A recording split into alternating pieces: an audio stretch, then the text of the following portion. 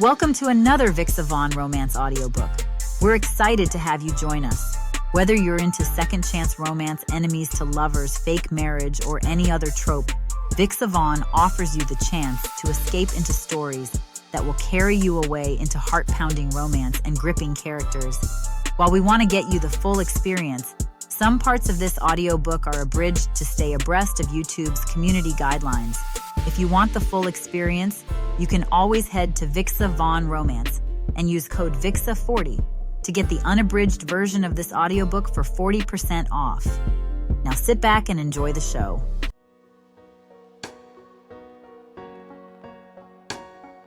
Chapter 1. Cella. It's the kind of cold that bites through wool. I step out of the car, boots sinking into the soft gravel like it's trying to swallow me whole.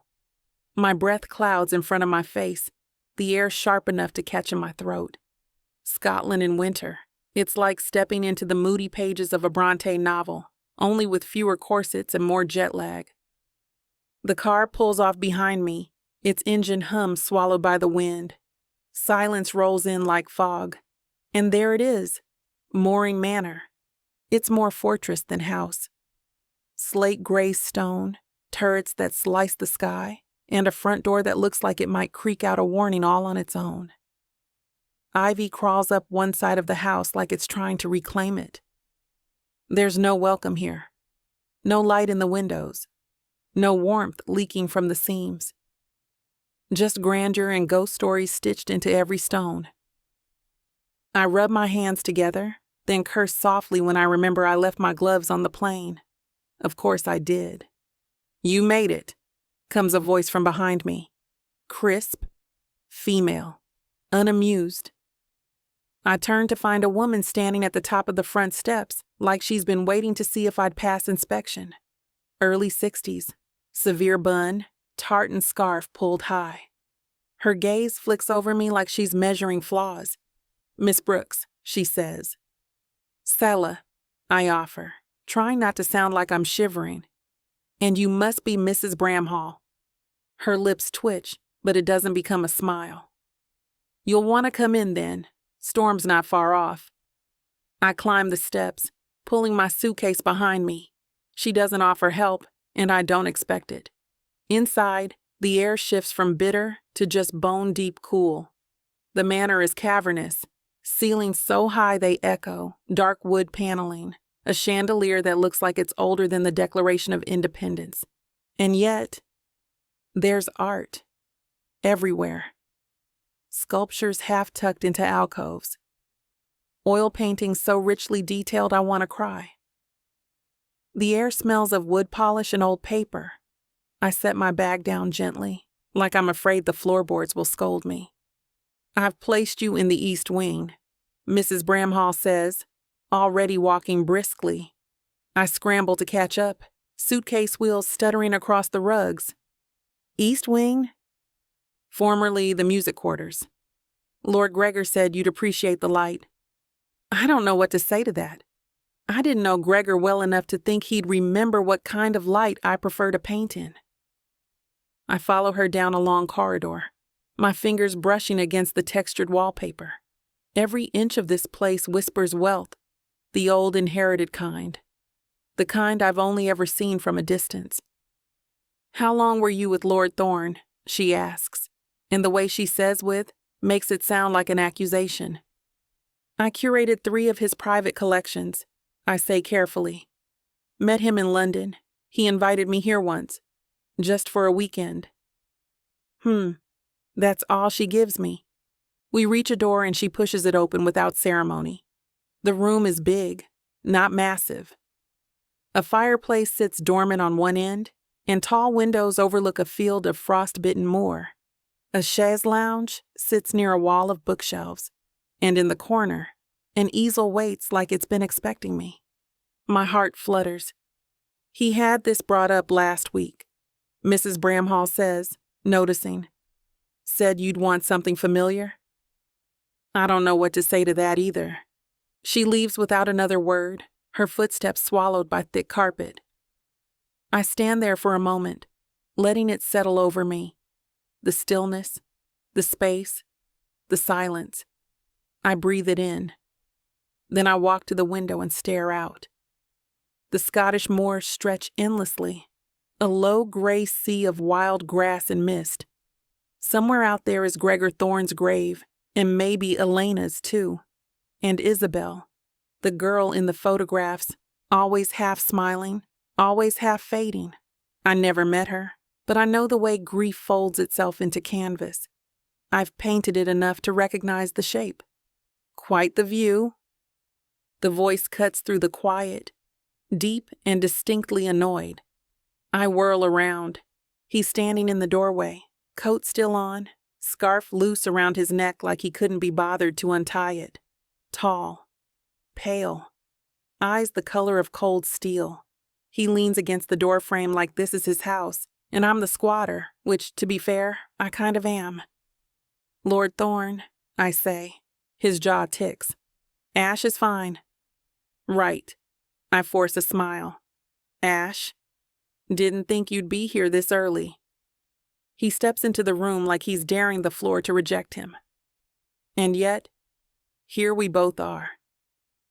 His accent is clean and clipped, expensive, the kind that makes my southern vowels feel like they showed up without an invitation. He walks to the fireplace and leans on the mantel, facing me without really looking at me. So, he says, you've arrived to claim your peace. I blink. Excuse me? This manor, the collection, the inheritance. His eyes flick up, finally meeting mine. Or were you under some delusion that you were here because of sentiment? Heat flares in my chest. Gregor invited me here, yes, but I didn't ask to be in his will. No, he says slowly, but you didn't decline either. There's a sharp silence. I take a step forward, folding my arms. You think I came here for money?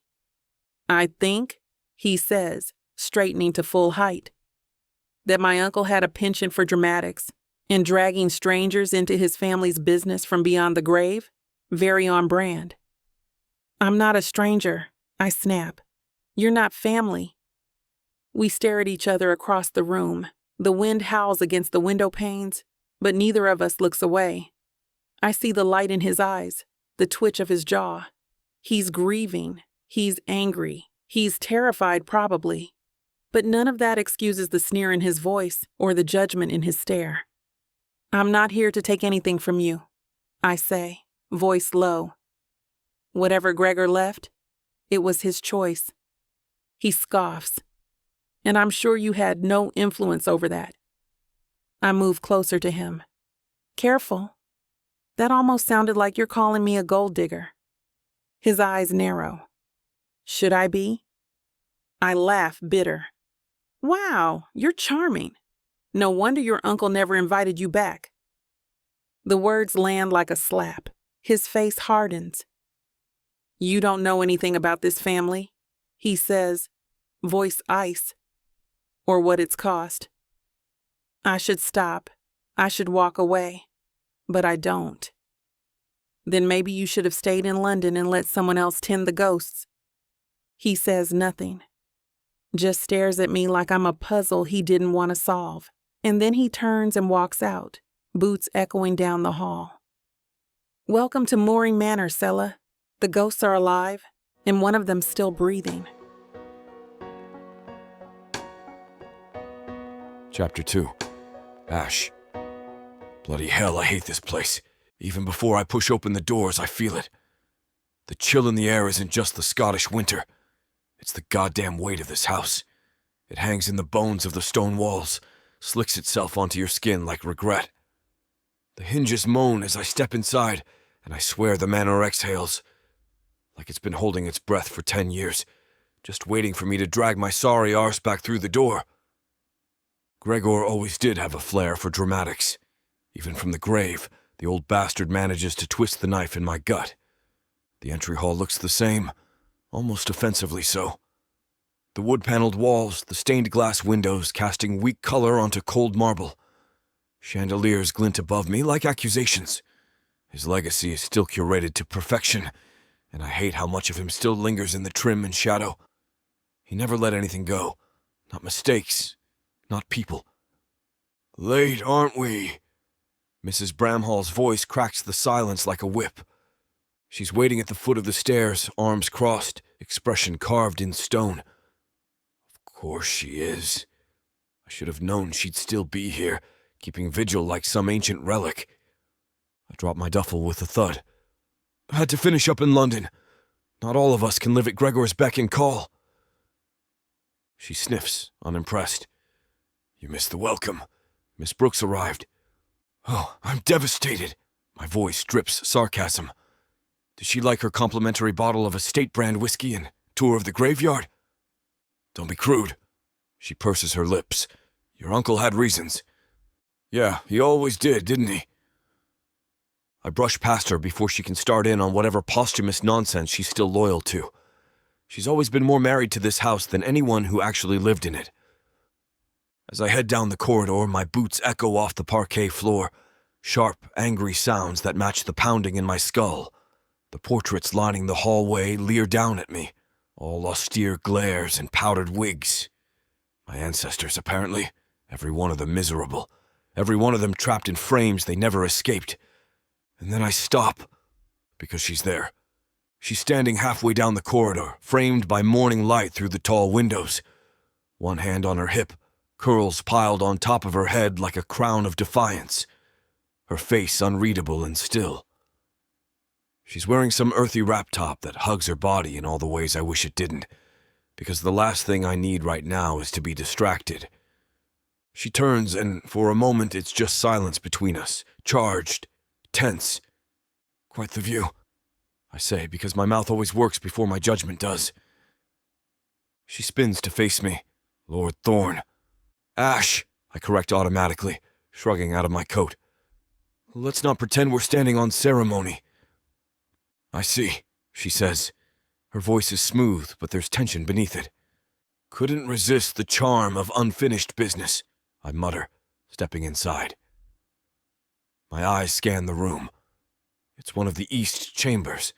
Sunlight, high ceilings, an easel by the window.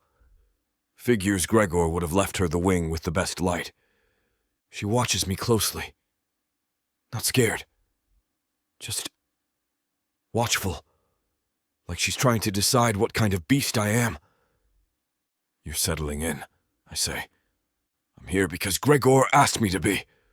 Gregor asked a lot of people to do things they never wanted to." Her face tightens.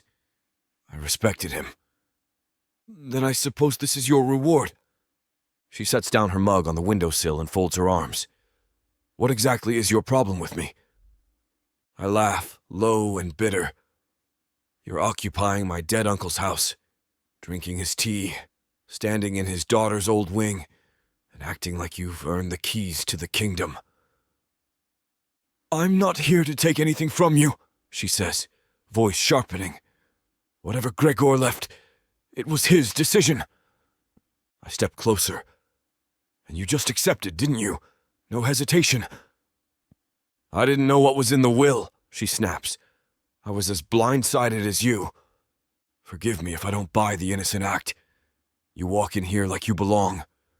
"I do belong," she says, defiant. That sets something off in me, the sheer audacity.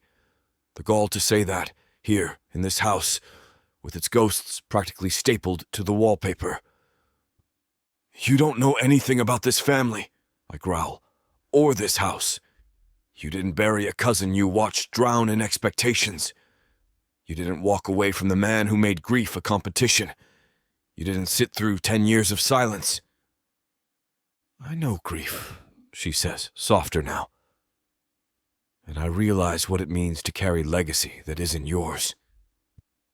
"Nonsense." She takes a step forward. Her chin lifts. "You think I wanted this? I came here to do what I was asked, to respect Gregor's wishes. And you're treating me like I broke into your inheritance with a crowbar." "Because you did." I say it before I can stop myself. Her face stills, not hurt, not angry, just disappointed. "That's worse." "You want a villain?" she says. Fine, but don't pretend you're the hero of this house either. She moves past me, brushing my shoulder as she goes. Her scent follows, something like citrus and paint thinner, sharp and unpolished. I watch her go, tension crackling down my spine. Gregor knew what he was doing. The cruel bastard set this whole thing up, pitted us together like it was one last masterpiece. I clench my jaw, chest burning.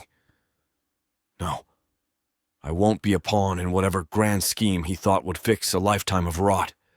She may be beautiful, but she's still an intruder. This house is mine, and if she thinks I'm going to let her paint herself into the story without a fight, she's in for one hell of a month. Chapter 3. Selah. I can't sleep.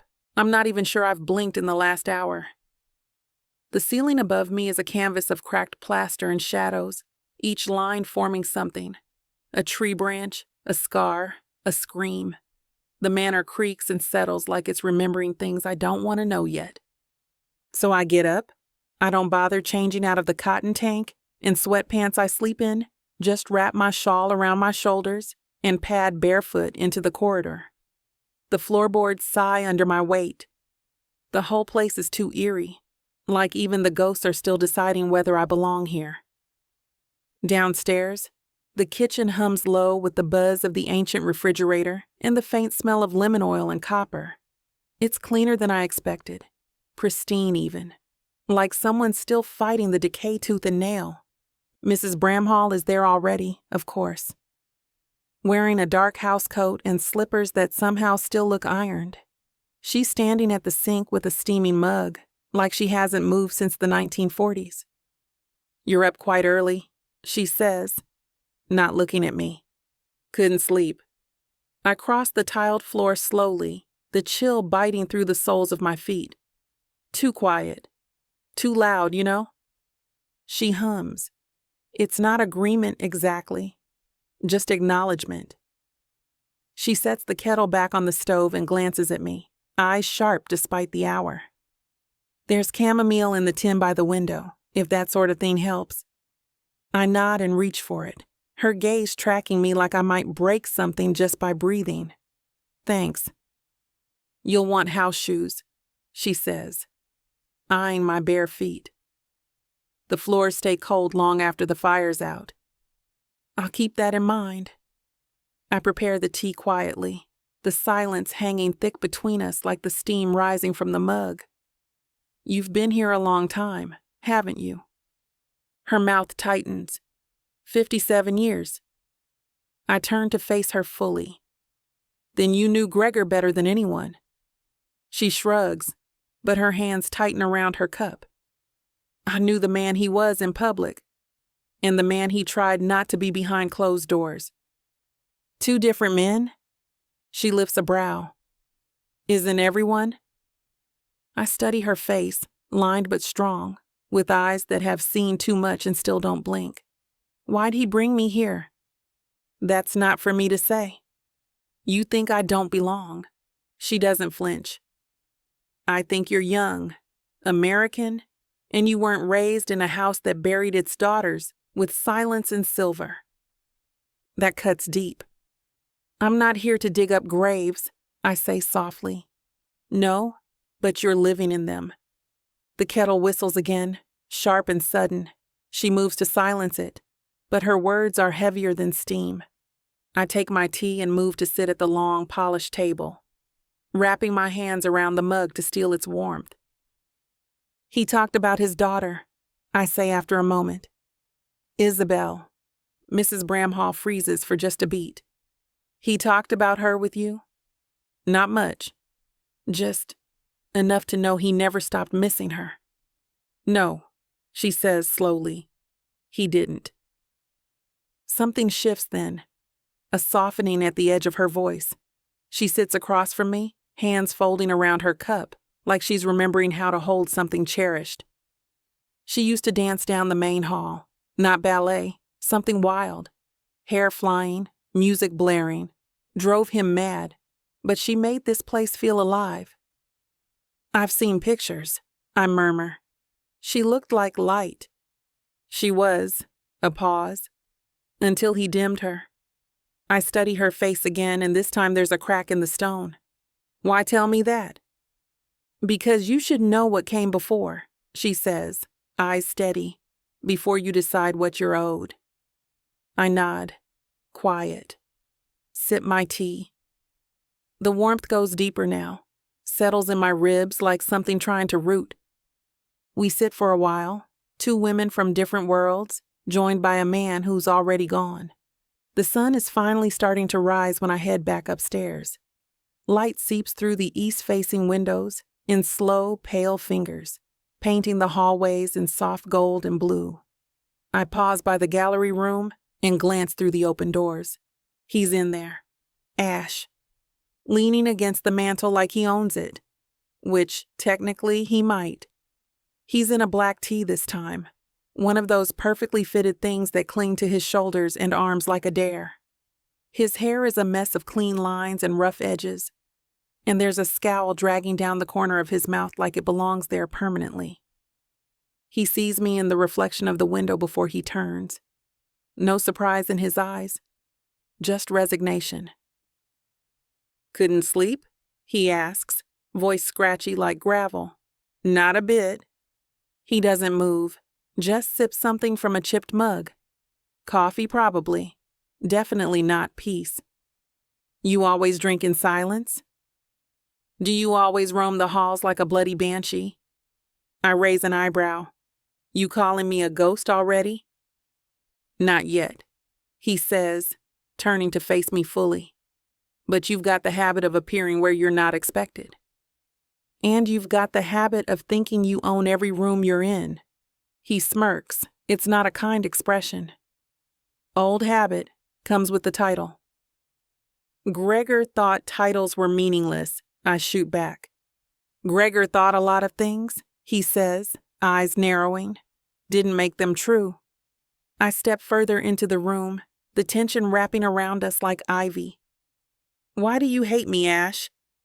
The question hangs there, bold and bare. He looks at me like he's calculating the angles of his own damn jaw. I don't hate you, he says, too calm. I hate what you represent, which is a reminder that he gave more of himself to a stranger than he ever did to his own blood. I exhale slowly. I'm not here to replace anyone. No, he agrees. You're just here to inherit what's left. He walks past me then, coffee in hand, brushing so close I feel the static crackle of his heat. Morning, Miss Brooks, he says, all clipped politeness and poison. Morning, Lord Thorne, I reply, voice like syrup and sting. The cold settles in again. Chapter 4. Ash, the dining room stinks of old ceremony. It's a room meant for spectacle, not sustenance. Every goddamn inch of it screams control, Gregor's favorite language. Polished oak table long enough to seat 20 upholstered chairs older than most countries, and that bloody portrait of great Uncle Malcolm glaring down with powdered arrogance like he invented the concept of judgment. The light through the floor-length windows is all silver and no warmth, slicing across the polished floor in long, cold streaks. Dust motes float in and out of the sunlight like they're choosing their sides. I drag a hand across my face and take my seat at the right end of the table, halfway between the head and oblivion. I won't sit where Gregor used to. That spot's cursed, still warm from his ghost.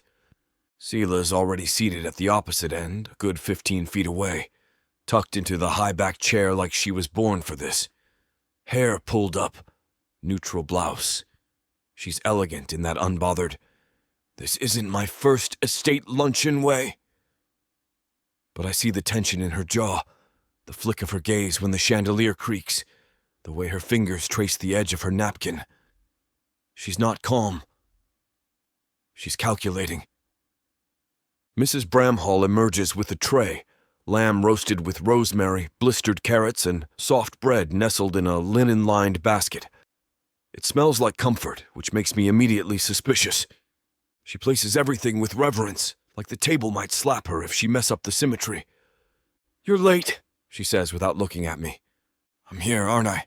I mutter, not bothering to stand on formality. "You were expected an hour ago." Evidently, time ticked on just fine without me. She doesn't respond. Doesn't have to. Her silence is louder than my entire goddamn childhood. Selah reaches for the bread. "Looks good," she says, trying for civility. "Thank you, Mrs. Bramhall." The old woman nods, barely. She respects Selah's presence like one might respect a loaded pistol, acknowledging its power while hating the implications.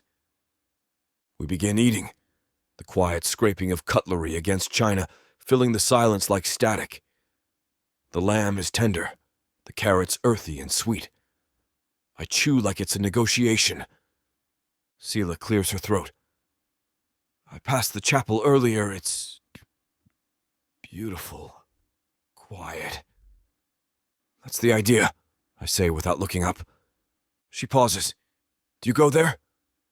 I jab my fork into the lamb. "No. I don't need stained glass to tell me who I've failed."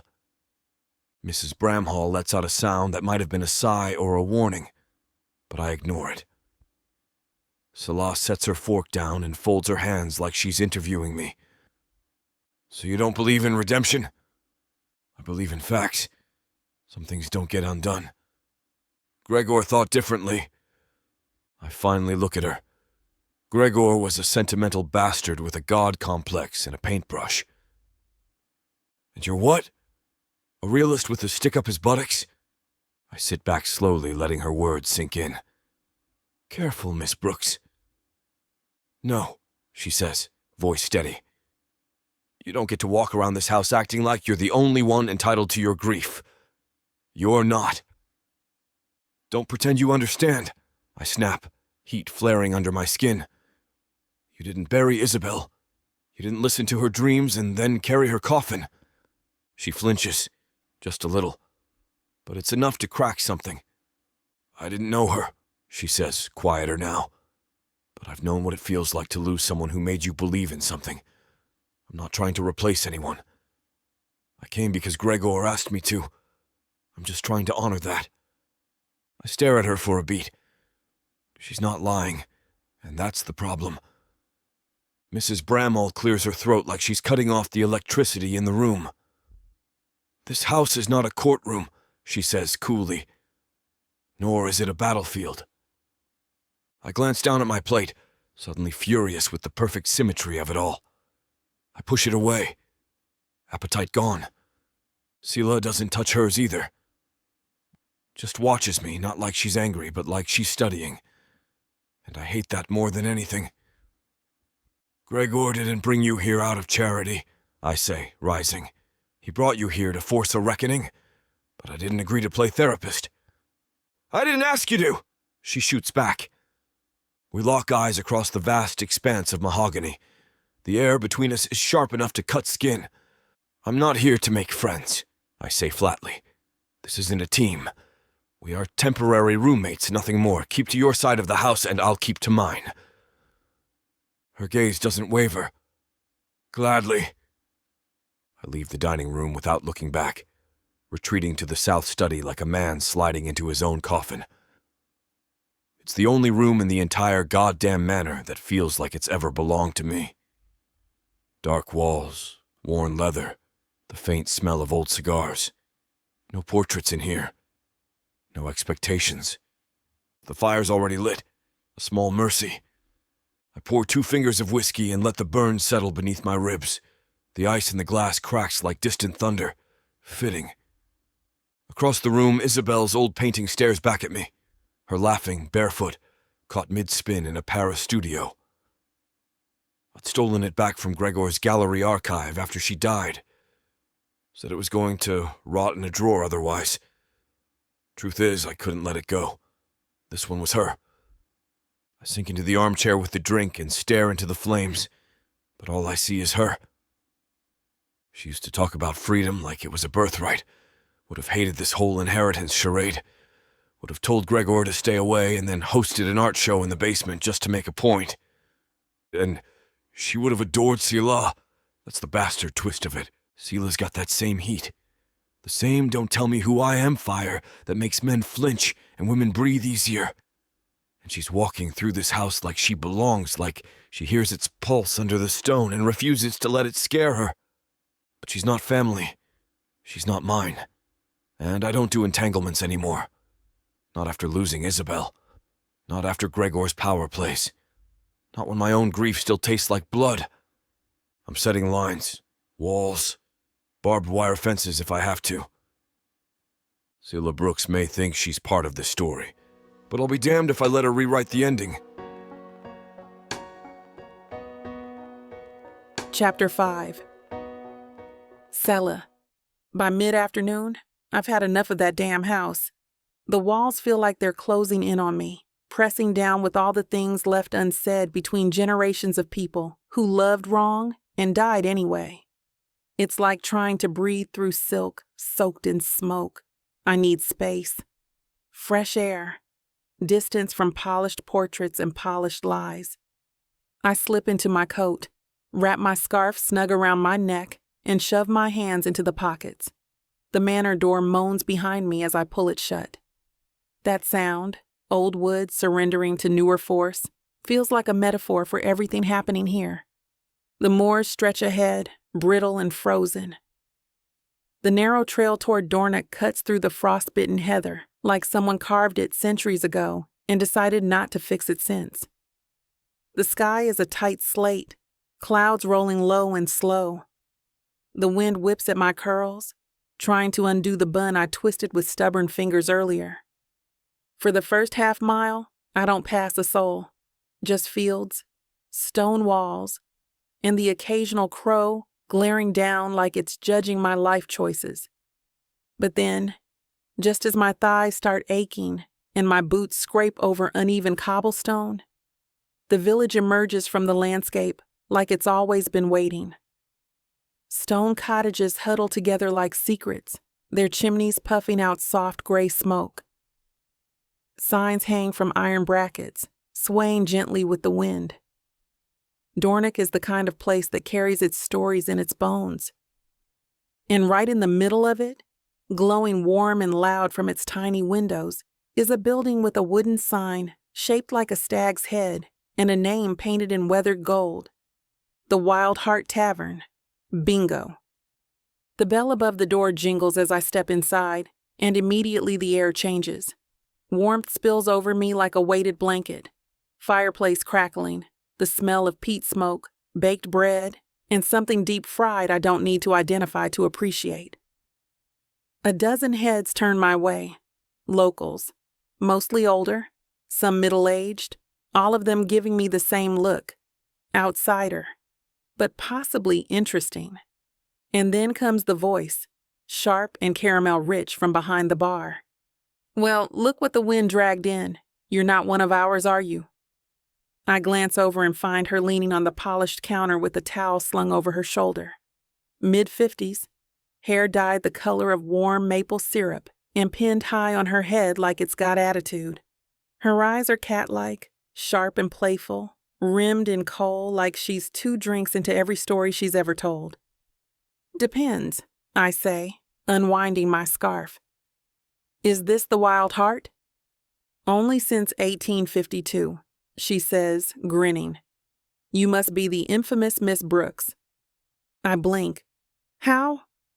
Honey, you're all anyone's talking about from here to the chapel? Come sit your fancy American self down and let's get acquainted. I laugh, surprised at how fast she puts me at ease. I take the stool closest to the fire and shrug off my coat. And you're Moira. She pours me something amber and steaming, slides it over. Guilty. Welcome to the belly of the beast. We settle into easy rhythm. Locals drift back into their conversations, and Moira props her elbows on the bar like we're 2 old friends picking up where we left off. So, she says, what's it like living up in that big haunted dollhouse with Lord Grumble? Ash? I laugh into my mug. He's intense. Oh, he's a prick, she says cheerfully. Fancy and broody like a discount Mr. Darcy, but once long ago, He was a boy with too many feelings and not enough people willing to listen. I sip. That sounds almost kind.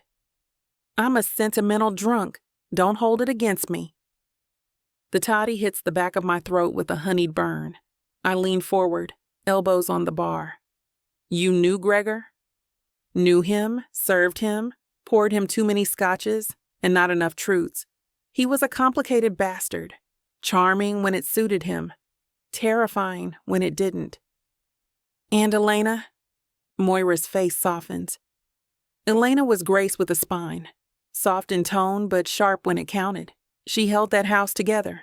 Without her, well, she doesn't finish the thought, doesn't need to. I've heard stories, I say carefully, about the crash, about the storm. Moira sets down her glass a little too firmly. He sent them out in it. Insisted it was vital for some goddamn art deal. Isabel didn't want to go, neither did Elena. But Gregor didn't know how to take no for an answer. And now he's dead too, which means it's just us left to tell the stories. And Ash? Her mouth twists. That boy vanished, shut down like a well-sealed vault. Wouldn't come home, wouldn't answer calls. When Gregor locked himself inside the manor and stopped taking visitors, Ash matched him beat for bloody beat. I swirl my drink. Why leave me anything? Because you're not cursed like them, she says bluntly. Because you walked in clean. You see things, people. You're not trying to own legacy. You're trying to understand it. And that terrifies them more than ghosts ever could. A beat of silence. Then softly I ask, is the manor cursed? She chuckles. Cursed? Nah.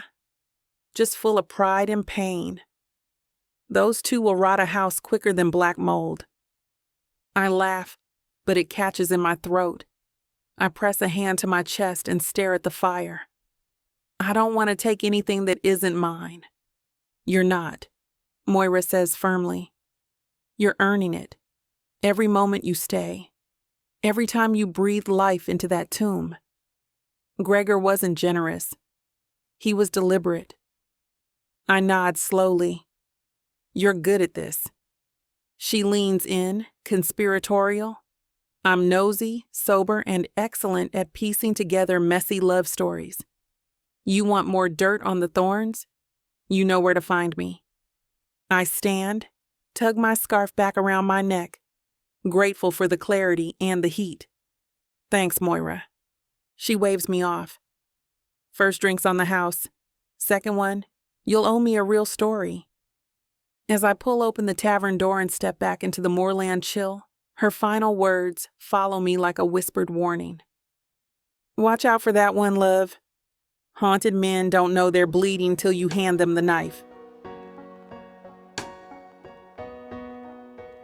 Chapter 6. Ash. The rain starts before dawn and doesn't let up. It comes down in sheets, smearing the windows in long, angry streaks that make the manor look like it's crying from the inside. Fitting. This house has always been better at grieving than living. I pace the upstairs corridor with my coffee, watching the gray light shift across the hall. Thunder rolls in low and far, like the sky's clearing its throat before it says something it can't take back. I haven't slept. Again. Too many ghosts in these walls and not enough whiskey left to silence them. I pause outside the gallery. She's in there. Again. Barefoot, goddammit. Doesn't she have any decorum? Selah walks slowly, trailing her fingers over the edges of the frames like she's touching something holy. She's wrapped in some oversized cream sweater, her curls pulled up in a way that makes her neck look absurdly long.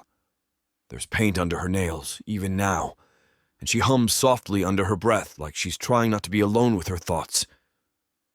I hate how quiet she is, hate how loud she is being quiet. She leans in to inspect a canvas, one of Isabel's abstracts, the blue and gold mess Gregor hated, but never had the balls to remove. Selah tilts her head like she's hearing something inside the color, not analyzing it. Listening. What the hell is she hearing? I lean against the doorframe and sip my coffee, scowling into the steam. She doesn't notice me until she moves toward the bay windows. Then her head turns slightly, like she can feel my eyes on her spine. "You always watch people like that?" she asks without turning. "Only the ones poking through my family's skeleton closet." She smirks, just a twitch of her lips. "You think these paintings are skeletons?" "I think everything in this house is a ghost story." She turns then, slowly, and meets my gaze with those eyes that always look like they're full of secrets I won't like. "You ever try looking at them like memories instead of curses?" I don't waste time romanticizing corpses. She walks toward me, bare feet whispering over the rug. "That why you keep circling the same corridors like a pissed-off panther?" "I like knowing what's mine." "And what's mine?" she asks, raising a brow. I blink, once, hard.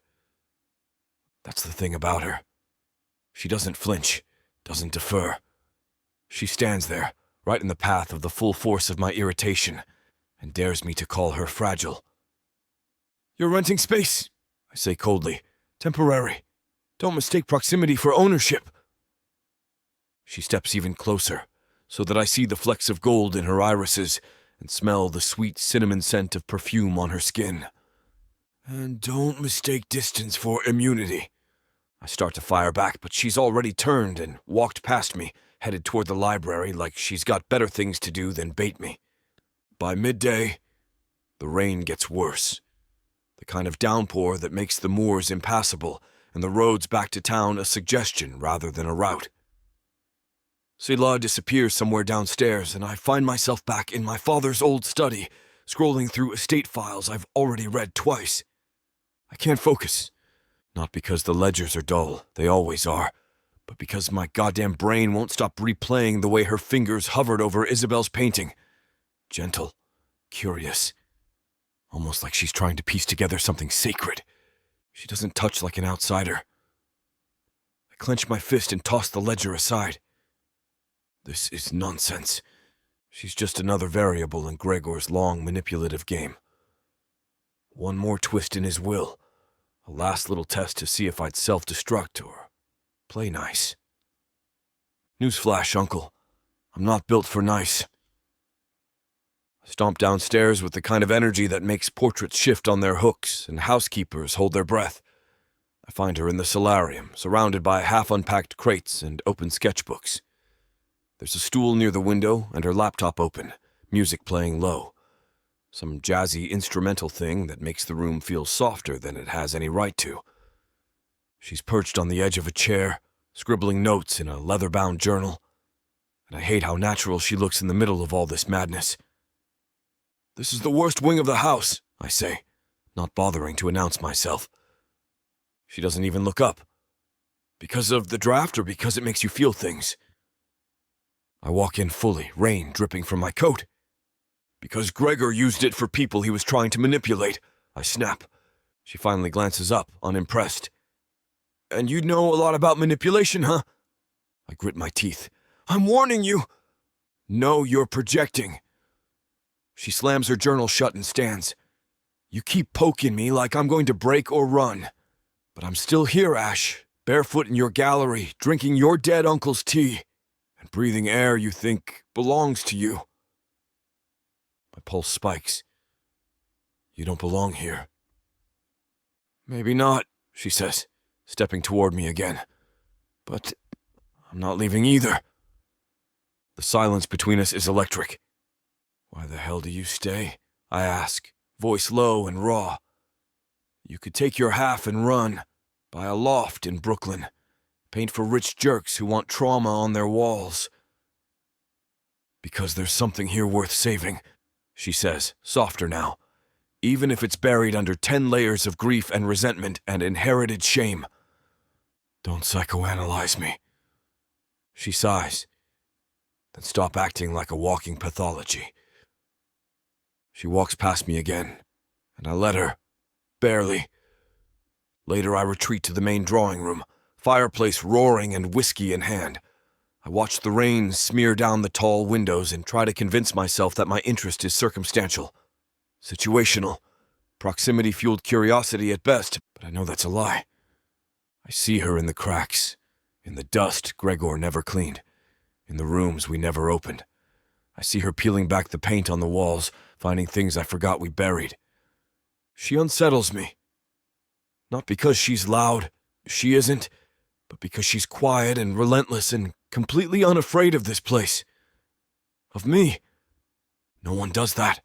Not anymore. She sees what's broken here and doesn't look away. And worse, she doesn't try to fix it. She just stays. I tip back the glass and let the burn carry my thoughts down. Gregor knew.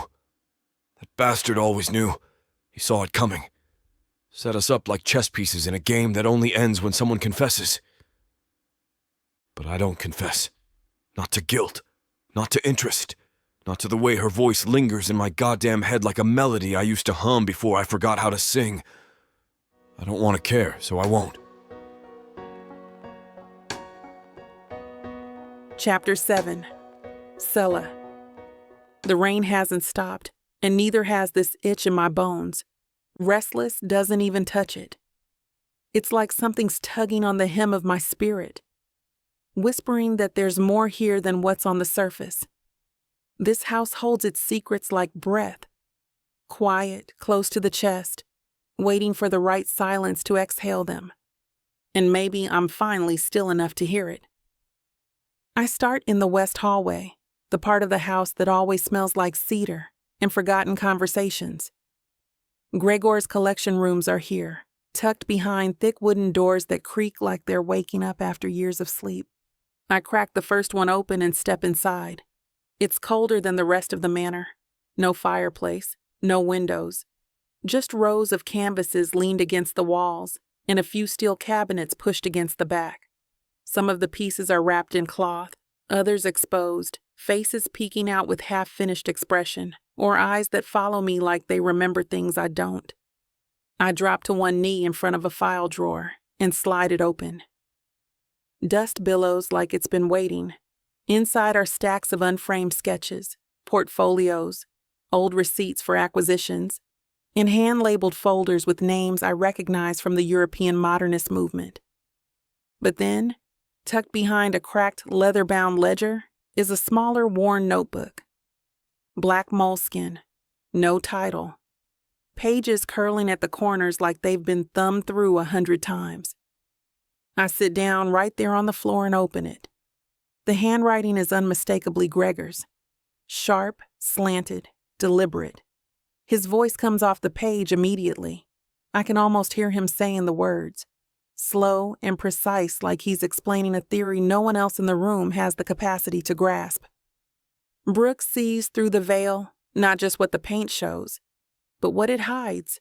She doesn't flinch at rawness. She asks questions without speaking. My breath catches. He dated it 2 years ago, long before I came to the manor, long before any of this inheritance drama unfolded.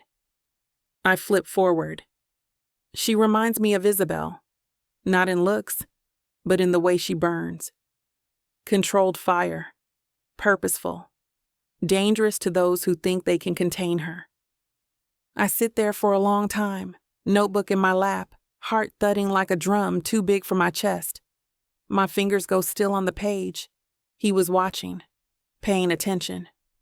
I thought I was just a name he pulled from a symposium catalog, someone whose work caught his eye at the right moment.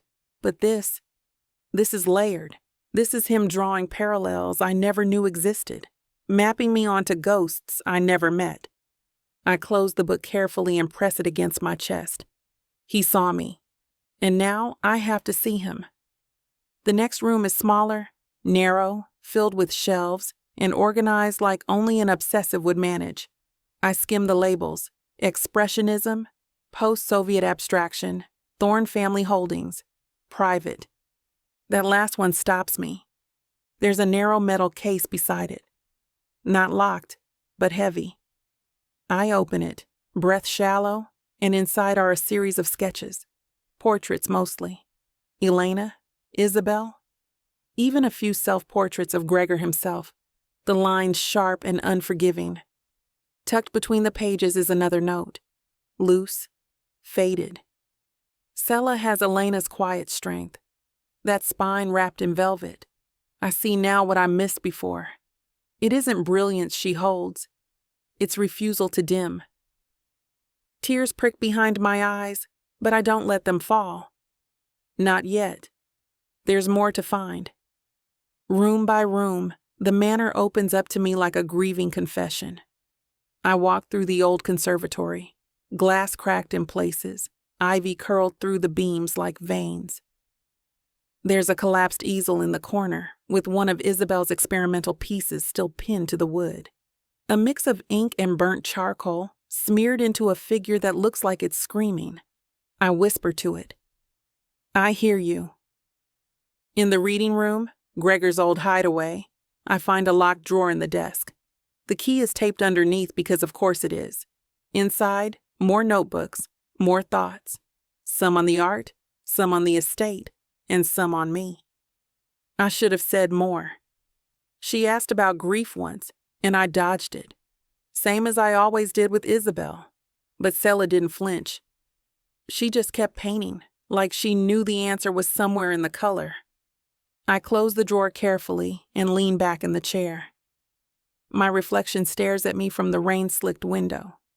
I don't recognize myself right now. My cheeks are flushed, my eyes wild, like I'm seeing something I wasn't supposed to. But I needed to all the same. Gregor didn't just admire my work, he trusted it.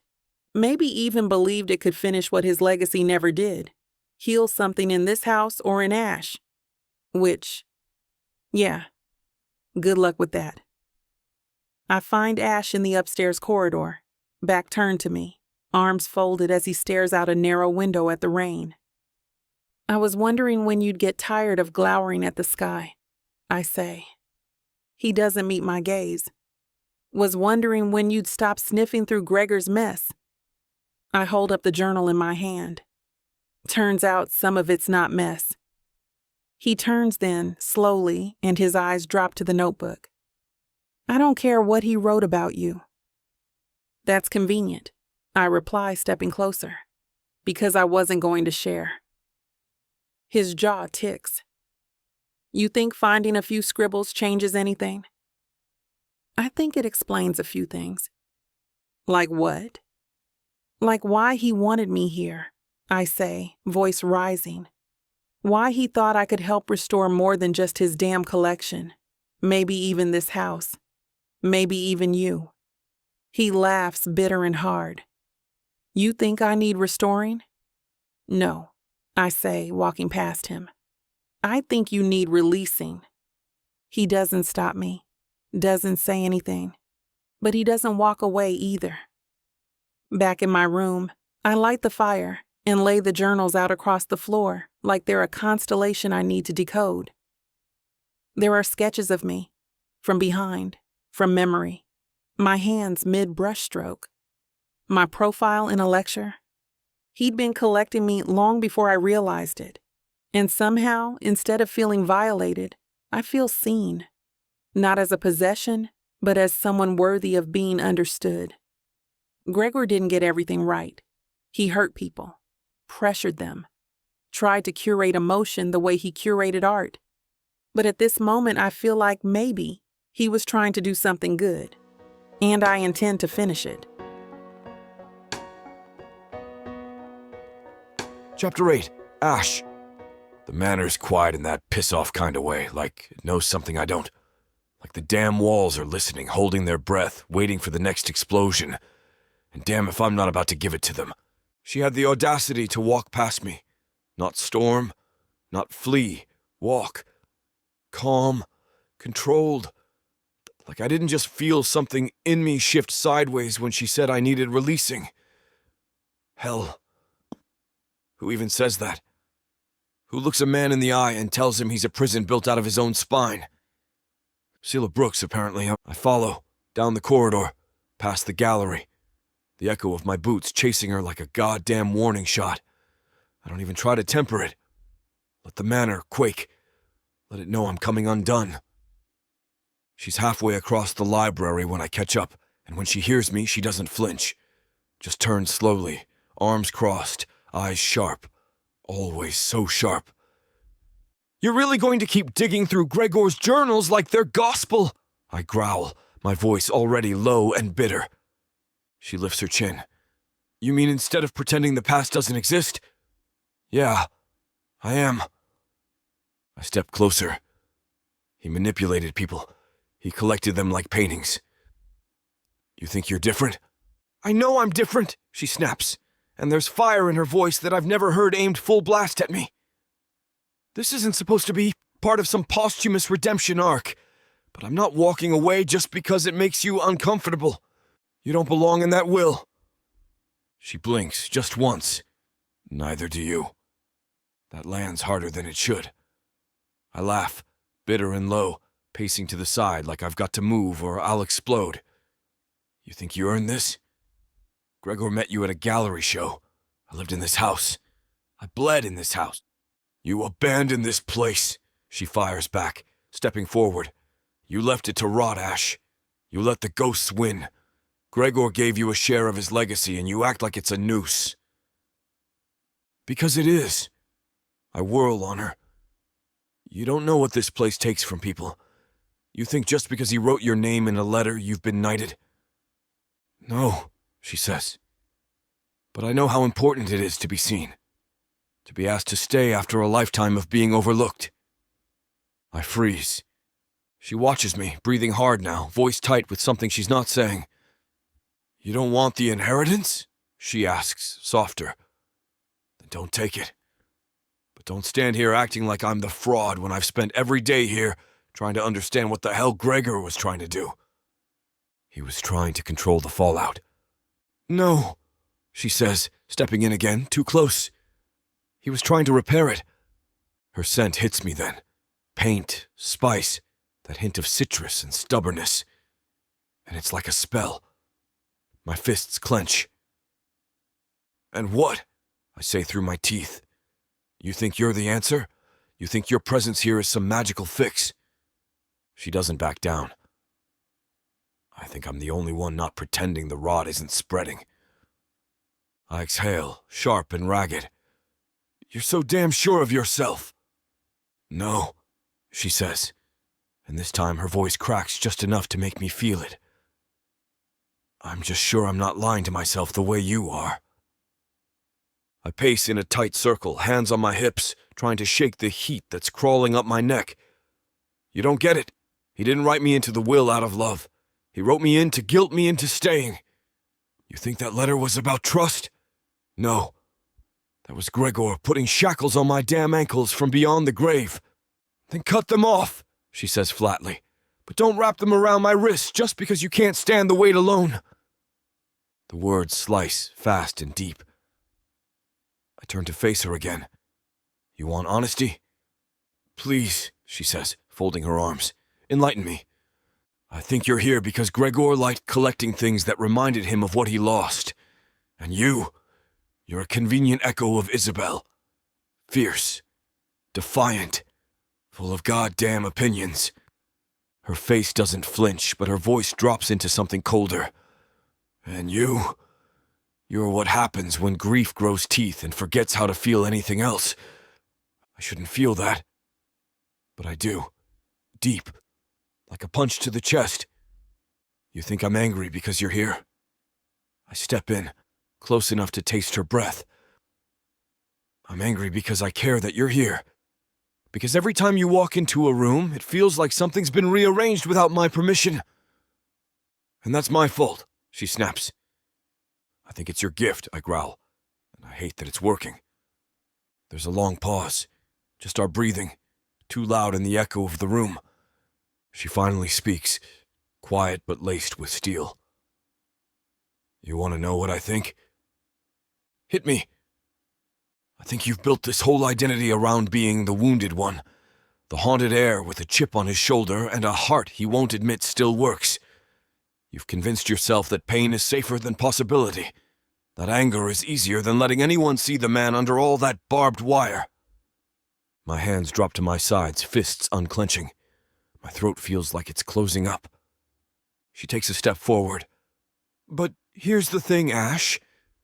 If you really didn't care, you wouldn't be standing here, clenching your jaw like it's the only thing holding your world together.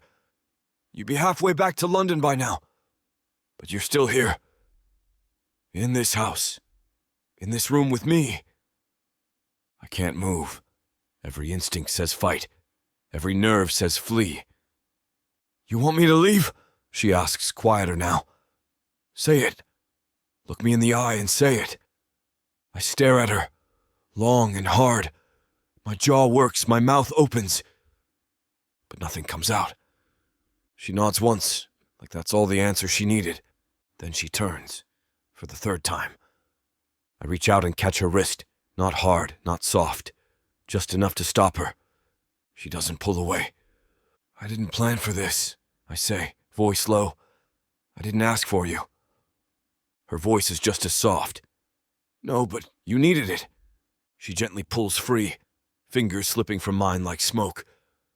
And then she walks out, spine straight, chin high, like she's already halfway through rewriting this entire damn story without me. The manor doesn't sigh. It smirks. Of course it does. The bastard always did love a good drama. Chapter 9. Cella.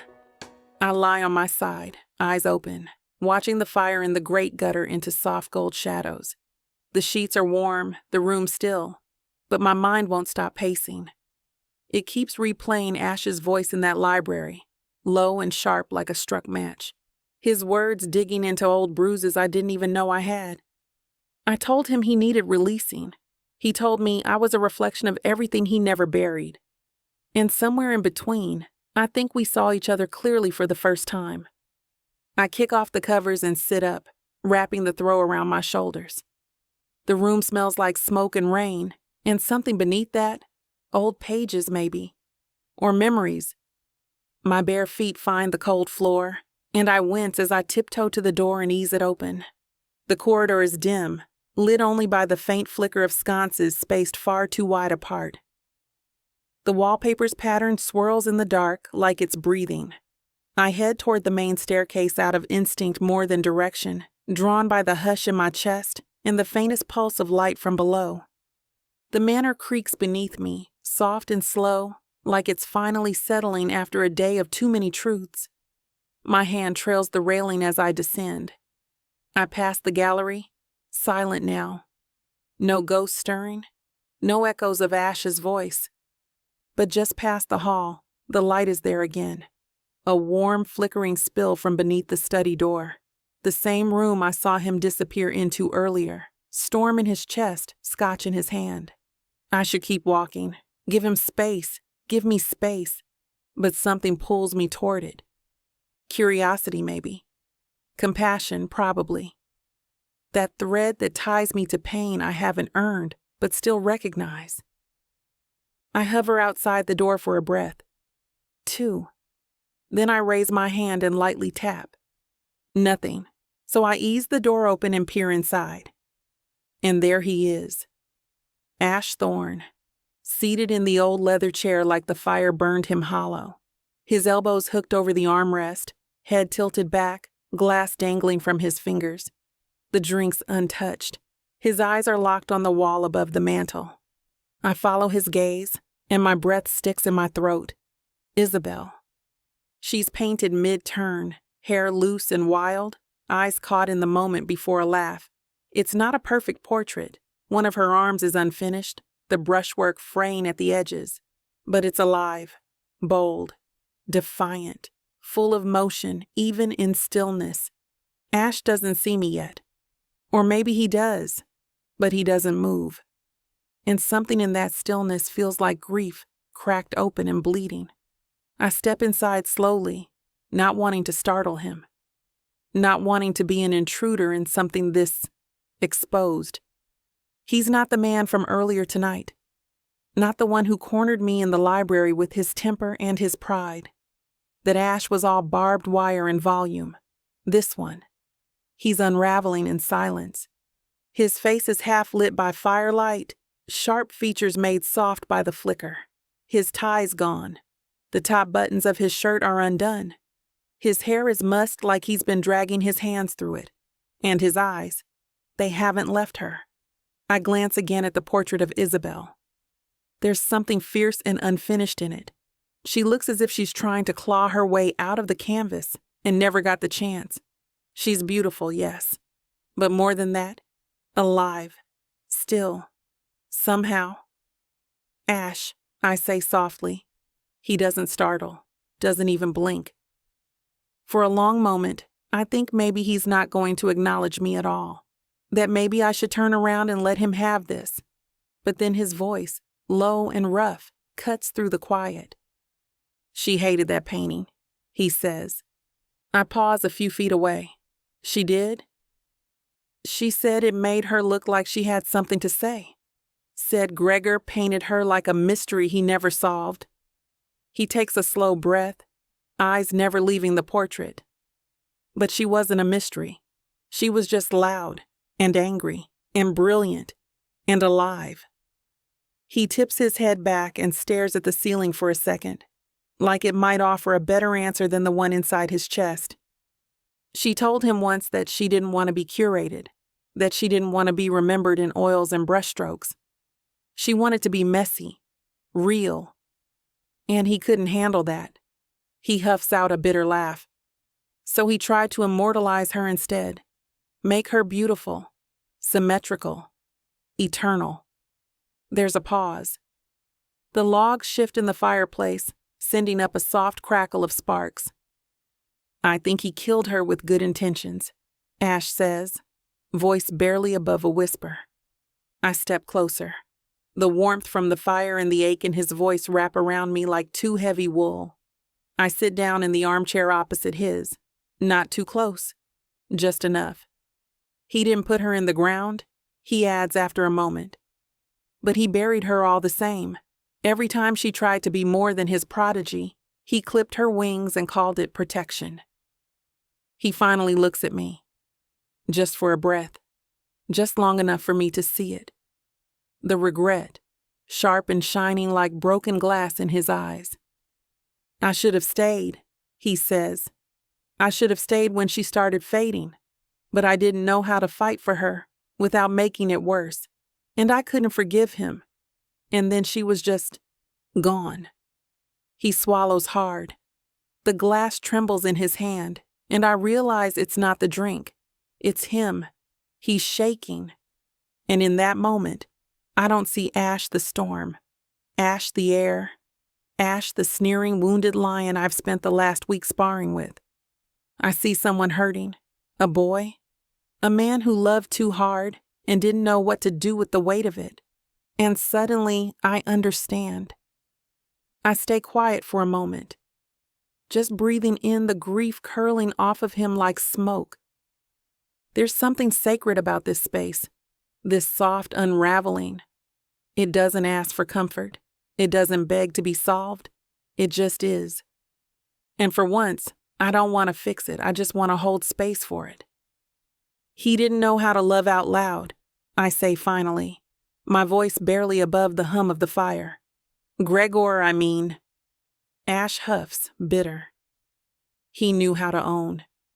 That was his version of love. Maybe, I say. But maybe he thought permanence was love.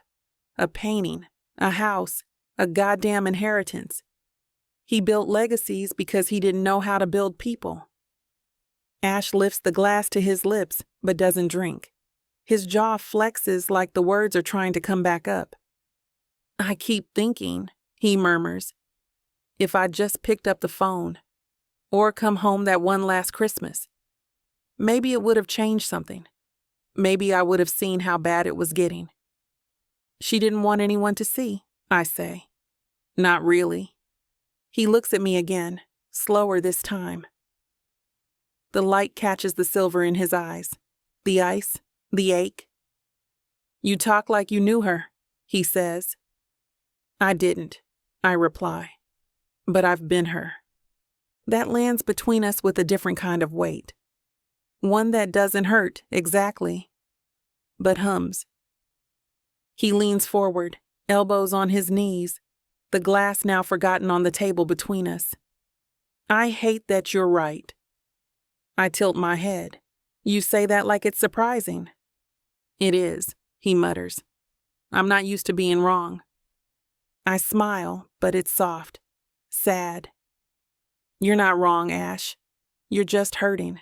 And you've been living in a mansion full of mirrors, trying not to look at any of them too closely. He doesn't answer, but he doesn't look away either. We sit like that for a while, quiet, not tense, just open. The fire shifts. The portrait looms above us, still unfinished, still watching. Ash's voice drops into something lower than before. She'd have liked you. I hope so, I say. No, he says, and there's something in it, certainty. She would have liked how you don't flinch, how you walk into rooms like they're already yours, how you tell the truth even when it hurts. I don't do it to hurt, I say. I know. He pauses. That's what makes it worse. I let that hang between us for a breath. 2. I should go, I say, standing slowly. You probably want to be alone. He leans back in the chair, eyes on the flames now. Probably. But he doesn't thank me for the company, doesn't dismiss me either. He just watches the fire, like it might decide something for him. I hesitate in the doorway, fingers resting lightly on the frame.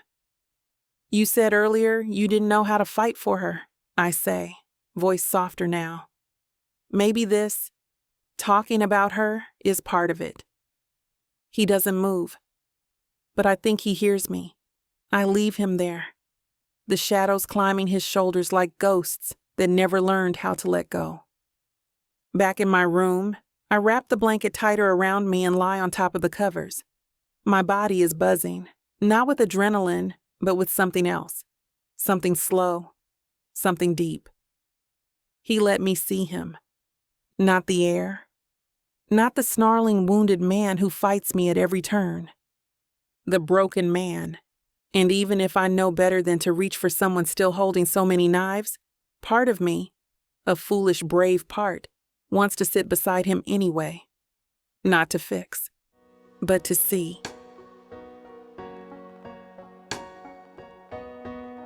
Chapter 10. Ash. I wake up in the damn chair. My back's a battlefield. My neck's locked up tighter than Gregor's wine cellar, and my mouth tastes like pure regret. The fire's out, but the room still holds the warmth of something I'd rather forget. Her voice, soft and unflinching. Her gaze, piercing me like I was salvageable. I scrub a hand down my chin.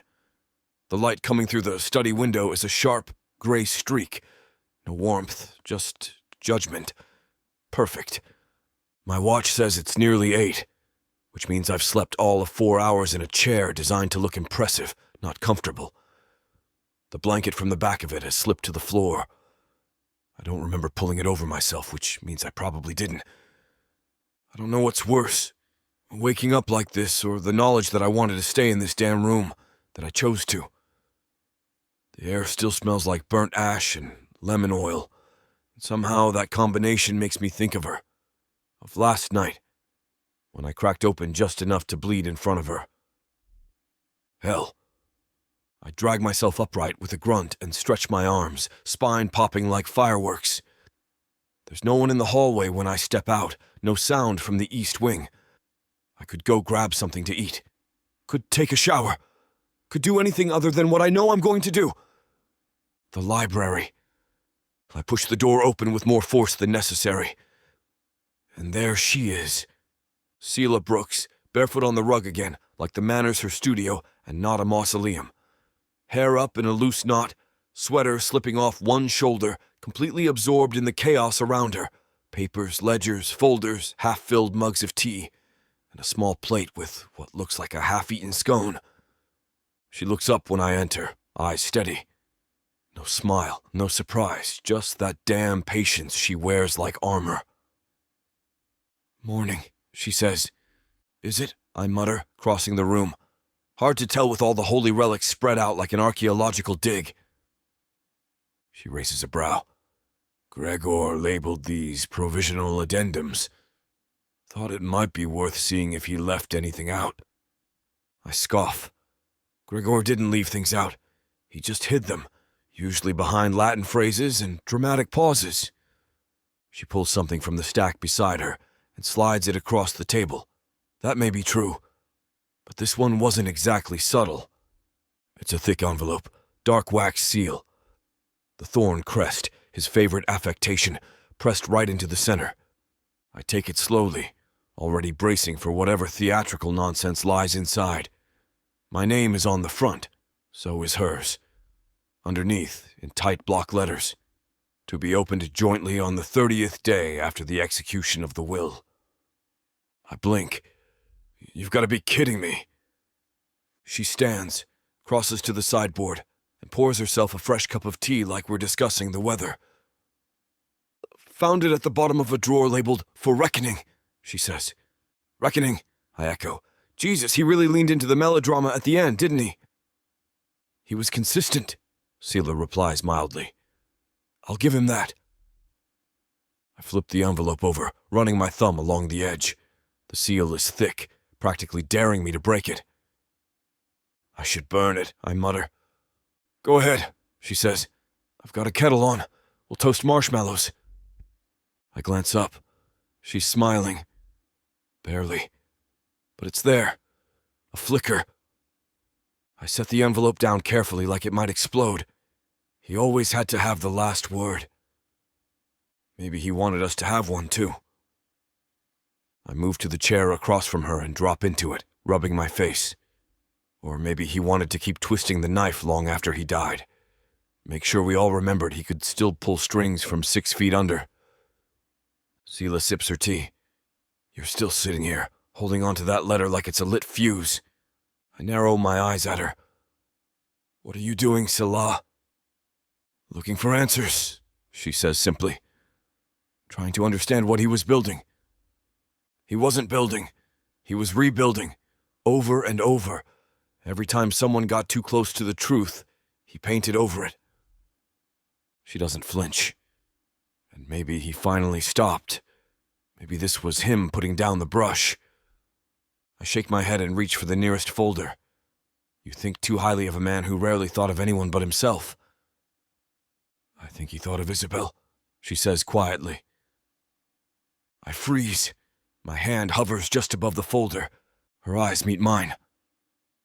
And I think he thought of you, even if he got it wrong. I pull the folder toward me, flip it open like I need the distraction. Inside, nothing revelatory. Just more estate documentation, a few faded receipts, and a penciled-in inventory list that mentions something called the Marigold Collection, a phrase I haven't heard in years. We both reach for it at the same time. Her fingers graze mine. It's barely a touch. A brush of skin. But it hits like a live wire. I don't move for a second. Neither does she. Her hand is warm. Soft. I can feel the calluses on the tips of her fingers, artist's hands full of purpose. For a split second, I want to let my hand stay there. And then I pull back like I've been burned. The folder drops between us. She doesn't say anything, which is worse. I didn't want this, I mutter, rising to my feet and backing away like she might lunge. No, she says, but here we are. My jaw works. I glance at the envelope again. You think we're going to read that together? Like some fairy tale ending? I think we'll read it when we're ready, she says. Gregor knew we'd fight it. That's why he gave it a deadline. I snort. He didn't trust us not to open it early. He didn't trust himself to say it right the first time. I stare at her, mouth dry. The library is too quiet. The walls too close. The scent of old books and her perfume is inescapable. I can't breathe in this room without thinking about last night. About her eyes when she said she'd been Isabel. About her belief that I wasn't already ruined. I shove the chair back and head for the door. I'm going to the chapel, I say. She blinks. You? Apparently ghosts respond better to stained glass. Do you expect to find forgiveness there? I pause in the doorway. No, just silence. She doesn't stop me. which is the only reason I keep walking. Because if she had called after me, if she'd said my name in that voice she used last night, I might have stayed. And I don't know what I would have done if I had. Chapter 11. Selah. The wind hits the conservatory like a threat. I jump at the first gust, then curse myself for it. The old glass panels groan overhead, reacting to the pressure drop like they're bracing for a fight. I set my sketch pad down, unfinished lines still bleeding across the page. Something abstract, jagged, too much like this house, too much like him. The lights flicker once. I freeze. A second flicker, followed by complete darkness. Damn. I stand slowly, the air around me thick and electric. The house makes a strange sound in the dark. Wind howls through the cracks in the window frames, and for a second I swear I hear footsteps that aren't mine. I reach for the candle I lit earlier and fumble for a match with a shaky hand. The tiny flame flares to life, casting long shadows over the piles of canvas and open crates still waiting to be cataloged.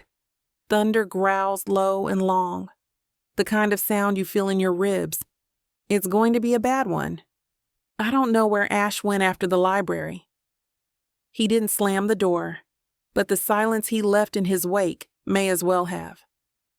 I told myself I didn't care, that he could storm off to whatever haunted corner he broods in, and I'd be fine without his company.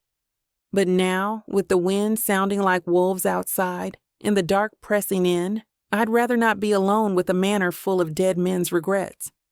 I make my way through the corridor, candle cupped in my hand.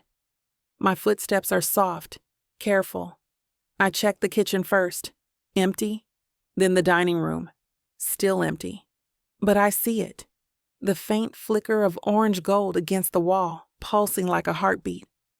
The drawing room. Of course. I push the door open slowly and find him there, crouched in front of the hearth, feeding logs into the fire like it owes him something. His sleeves are rolled to the elbows, shirt damp near the collar, hair mussed like he's been outside. His whole body is tense, but not in the explosive, ready-to-shout way I'm used to. This is a different kind of tension, controlled, contained, until he notices me. I half expected you to hole up in the attic with the art ghosts, I say, stepping into the room. Ash doesn't look up. I went out to check the generator. It's shot. I raise an eyebrow. You went outside in that? Didn't realize you cared, he mutters, tossing another log onto the flames. I lie. I just figured you'd send the groundskeeper. Oh, wait. Right. He left after you told him he was a useless bastard. That gets me a look. A sharp sideways flick of the eye that could slice if I let it. I walk farther in and hold up my candle. So what now? Candles and ghost stories? Or should we sacrifice a rich air to appease the storm gods? He straightens and brushes his hands on his pants. I'd volunteer, but I'm the only one who knows how to make decent whiskey taste like absolution. He crosses to the bar cart, tucked into the corner, and grabs a bottle I haven't seen before. Something with a gold-embossed label and a neck that looks older than both of us. Without asking, he pours 2 glasses, offering me one. Is that a peace offering? I ask. No, it's survival. The fire crackles behind him, casting flickers of shadow across his jaw. His knuckles brush mine as I take the glass. I ignore the way that small contact lingers too long in my bloodstream. We don't say anything for a minute. The storm rages against the manor walls, wind screeching like it's trying to claw its way inside. Lightning flashes across the tall window panes, illuminating the spines of old books and the edges of gilt frames. The whole room feels suspended in some strange in-between. Modern world gone dark, ancient house wide awake. Ash takes the seat nearest the fire. I stay standing, watching the way his profile shifts in the flicker, sharp lines softening. He won't meet my eyes, just stares into the flames like they owe him answers. I take it back, I murmur. This house isn't haunted. You are. He lifts his glass without looking up. Takes one to no one. I take the other chair, the one angled toward the fire but still diagonal from him, close enough for warmth, far enough for safety. The flames crackle and dance, throwing gold onto the velvet curtains and into the hollow of his throat. He's already halfway through his drink. I sip mine slower. It burns on the way down, silky, smooth, expensive enough to have its own security detail. Ash doesn't talk, and I don't force it. We sit like that for a while, quiet but not empty, just full in a way that conversation would ruin. Outside, the wind howls. Lightning flashes again, closer this time. The manor groans, its old bones bracing for the weight of the storm. Somewhere upstairs, a shutter slams open and shut like a heartbeat. Ash finally shifts, leans forward, elbows on his knees, glass dangling between his fingers. "I've been through 100 storms in this house," he says, low. "Never saw this one coming." I glance at him over my glass. "You mean the weather or me?" He lets out a humorless huff. "Take your pick. Maybe both." I laugh, but it's soft. "I used to love storms," I say. "When I was little, we lived on the coast, North Carolina. Every summer, some hurricane or another would roll in. The power would go out. The whole world would go quiet. Just candlelight and board games and stories told in whispers." He looks over, skeptical. "Wholesome." "It was," I say, "until my dad bailed and my mom started using wine like it was therapy. After that, storms were just waiting for things to fall apart." There's a pause. "You're not what I expected," he says. "Let me guess," I reply. "You thought I'd be an opportunist with expensive heels and no soul?" He takes a slow drink. "No, I thought you'd be a sycophant. The type who says all the right things to the right people and paints trauma like it's a marketing angle." I snort.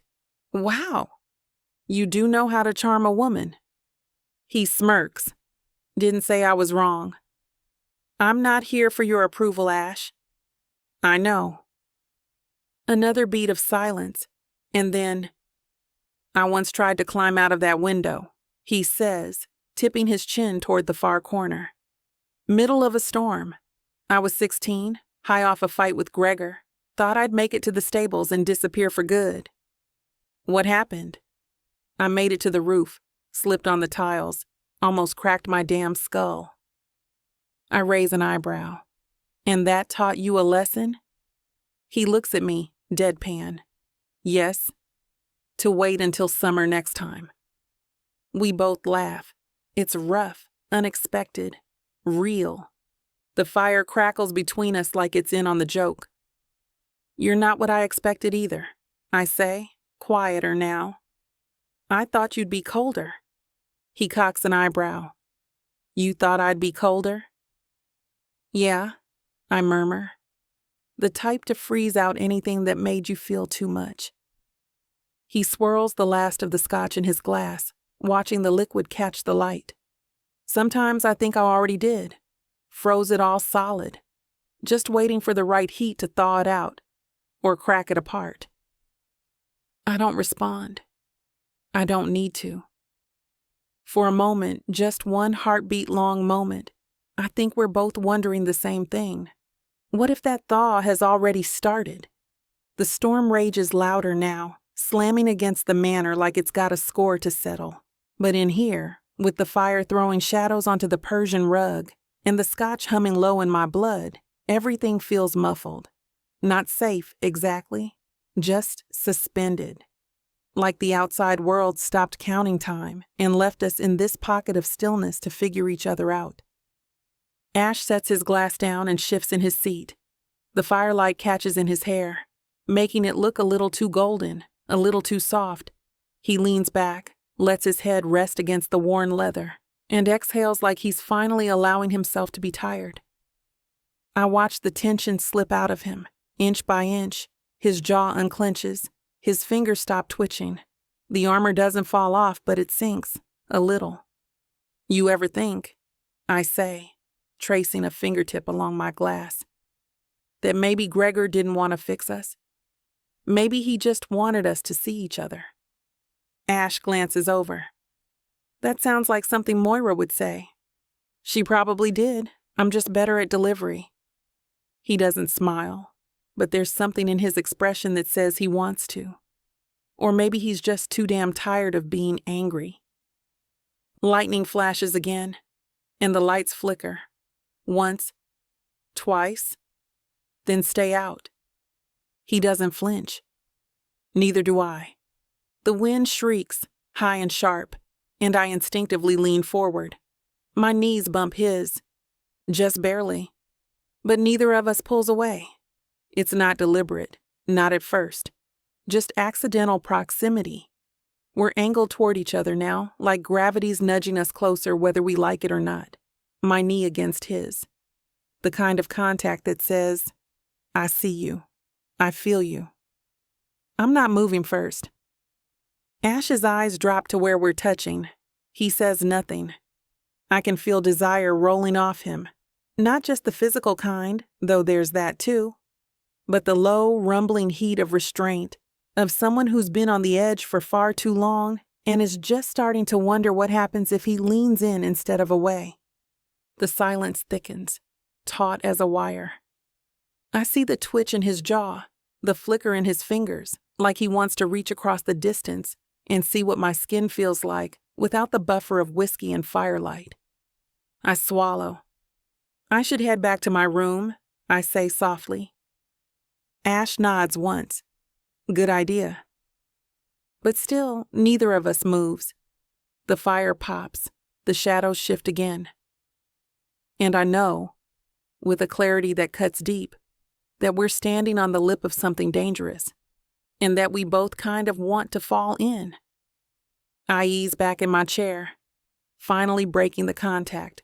The air between us cools by a fraction, but the burn beneath my skin doesn't go anywhere. Ash leans forward, picks up his glass, and drains the last of it like it might wash away whatever just happened. Chapter 12. Ash. She starts to go. One step toward the door, scarf half pulled from the back of the chair, her body already leaning toward goodbye. I should let her. It'd be easier. Cleaner. The storm would swallow the rest of the silence, and I could finish this drink in peace. Maybe even find another excuse to shove her back into the tidy little box I built for her the second she walked into this manor. But then I look up just one glance, and Isabel's eyes are staring down at me from the goddamn portrait. Smirking. Spinning. That red scarf flying out behind her like a ribbon of defiance. And all I can hear is her voice. Tell the truth for once, Ash. So I speak before I mean to. She hated that painting. Selah freezes. Doesn't turn around yet. Just stills like she's deciding whether the moment is real or just my latest attempt to ruin it. You said that. I shift on my feet, toss back the last of my drink, and set the glass down with a quiet thud. She said it made her look like a ballerina. I continue, voice rough. Said it didn't feel like her. Said it was what Gregor wanted to see. Selah turns slowly. Doesn't speak. Doesn't smile. Just watches me like I'm a fire she's not sure how close to stand next to. She hated how posed it was. How perfect, I murmur. Gregor had it commissioned after a gala she skipped. She painted a whole series the next week, all in black. Said she needed to scrub the image out of her skin. I don't know why I'm still talking. Maybe it's the whiskey. Maybe it's the way she's standing there. Quiet, steady, not pitying. Just there. She never fit into his world, not really, I mutter. Didn't matter how much money he threw at tutors or showings or fancy Paris internships.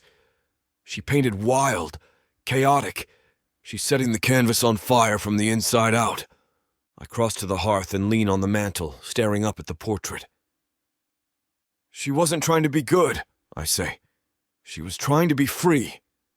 My voice cracks. Barely. but I swallow it down. Selah steps closer, but not too close. Just enough that I feel her there, anchoring the silence. "She ever tell you that?"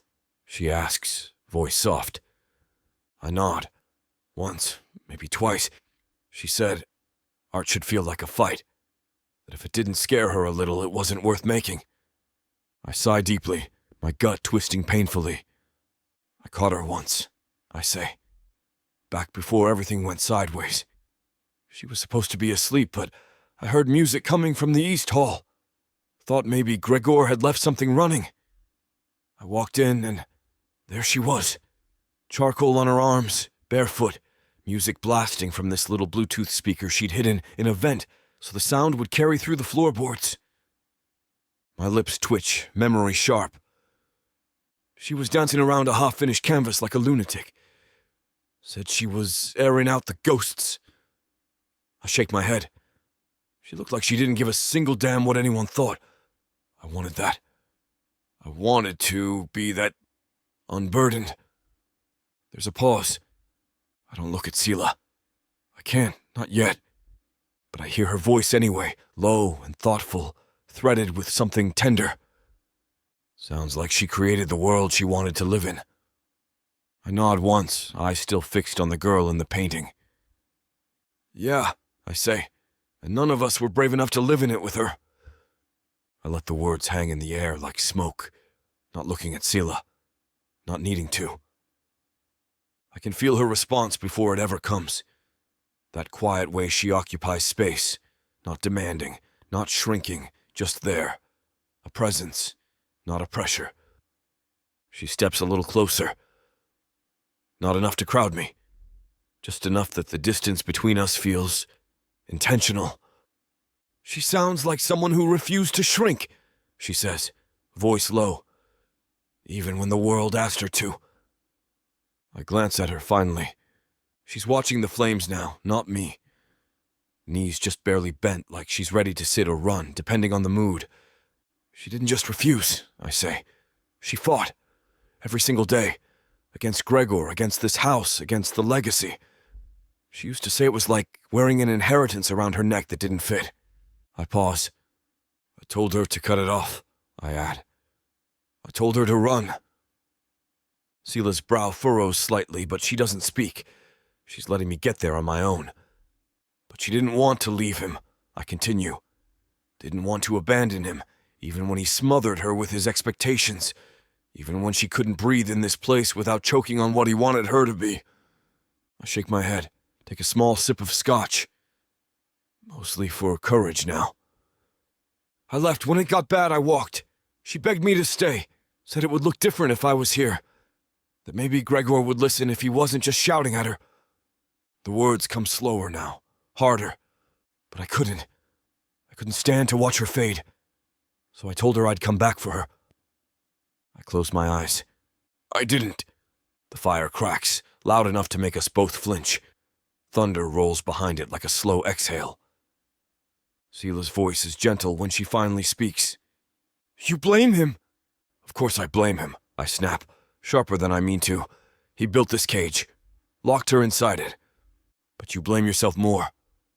That lands like a punch I don't dodge. My eyes flick to her. She doesn't say it accusingly, doesn't weaponize it. It's just true. I was supposed to be her ally, I say, and I left her alone with a man who thought love was control, who thought if he wrapped her tight enough in legacy, she'd turn into something palatable. Selah walks to the fire now and kneels beside it, adjusting one of the logs with the iron poker. Her movements are precise, deliberate. She ever paint you? She asks. The question catches me off guard. Once, I say after a beat, right before I left. She gave it to me wrapped in butcher paper, said I shouldn't look at it until I was far enough away to be honest about what I saw. Did you? I nod slowly. It was raw. Me. But not the version I saw in the mirror. It was like she scraped all the performance off, all the legacy. And what was left, I pause, scared me. Selah's eyes meet mine. There's no pity in them, just understanding. Maybe that's what she was trying to do, she says softly. Show you what you could be if you stopped pretending you were already finished. We go quiet again, but it's not heavy this time. It's full. She doesn't move away when she stands, just stays there beside me, facing the fire. Not touching, but near. Close enough that I feel the heat off her skin. Maybe Gregor didn't leave this house to the wrong people, she murmurs. Maybe he'd left it to the only two who understand what it cost. I look down at her, really look, and for once, I don't feel the need to fight it. Don't feel the instinct to pull back, to retreat behind the cold, bitter armor that's kept me breathing for the last decade. I just nod, once, tight, and she doesn't say anything else. She doesn't need to. For the first time since Isabel died, and now Gregor, I don't feel alone in this goddamn house. I feel seen. And maybe that's worse. Maybe it's the first real thing I felt in years. Chapter 13. Cella. By late afternoon, the storm has given up its tantrum. The wind's gone quiet, sulking somewhere over the hills, and the rain has eased into a slow, steady drizzle that coats the windows like breath on glass. Power returned an hour ago, with a low, reluctant hum, as if the house was annoyed to be reminded it lives in the 21st century. But even with the lights back on, I leave them off. There's something about the hush after a storm that feels sacred, like the manor is still unsure of whether it survived or simply endured. I need that stillness right now.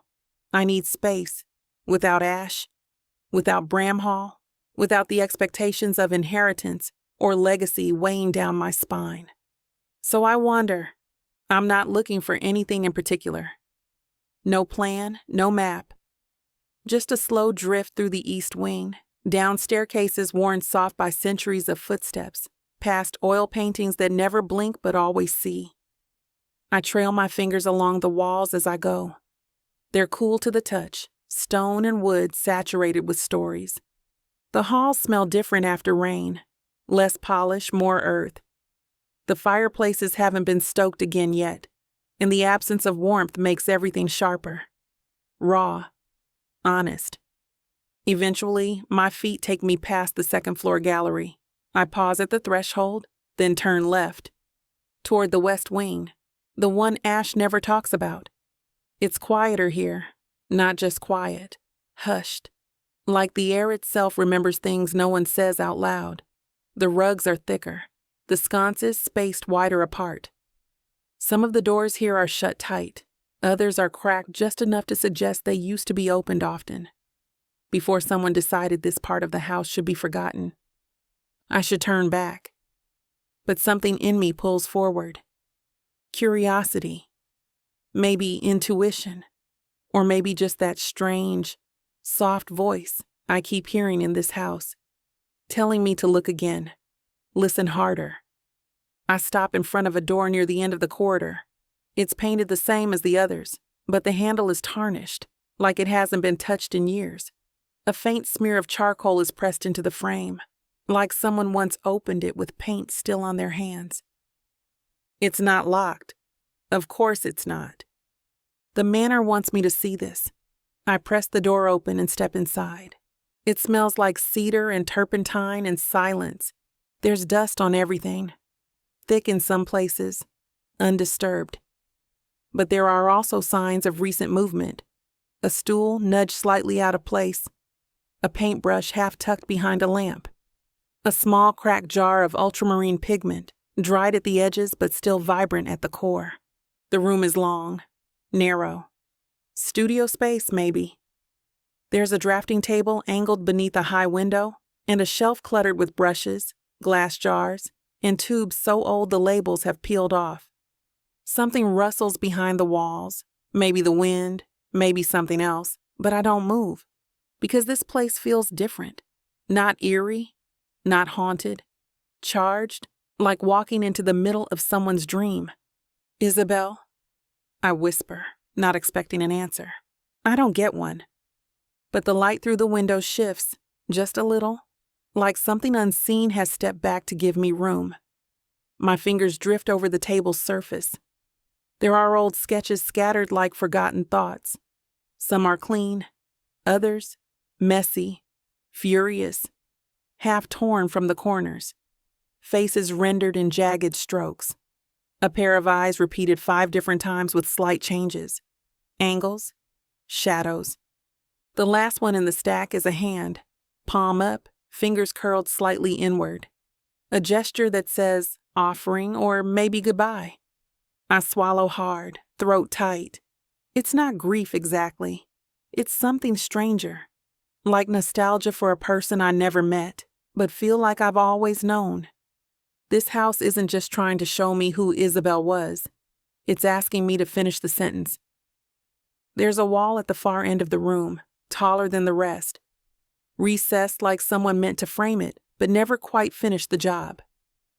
It's covered in canvas tarp, old drop cloth, pinned tight at the corners like someone wanted it hidden, not protected.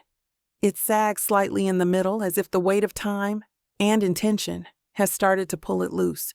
The edges curl inward, whispering, "Come on, just look." I step closer, heart ticking harder now. I don't know why I feel nervous. It's just a tarp. Just fabric and nails and silence. But every part of me knows what's behind it matters. With both hands, I grip the upper corner and tug gently. The pin creaks loose. I move to the next one, then the third. My breath slows. The last corner slips free with a sigh of dust, and the cloth falls to the floor with a sound like paper catching fire.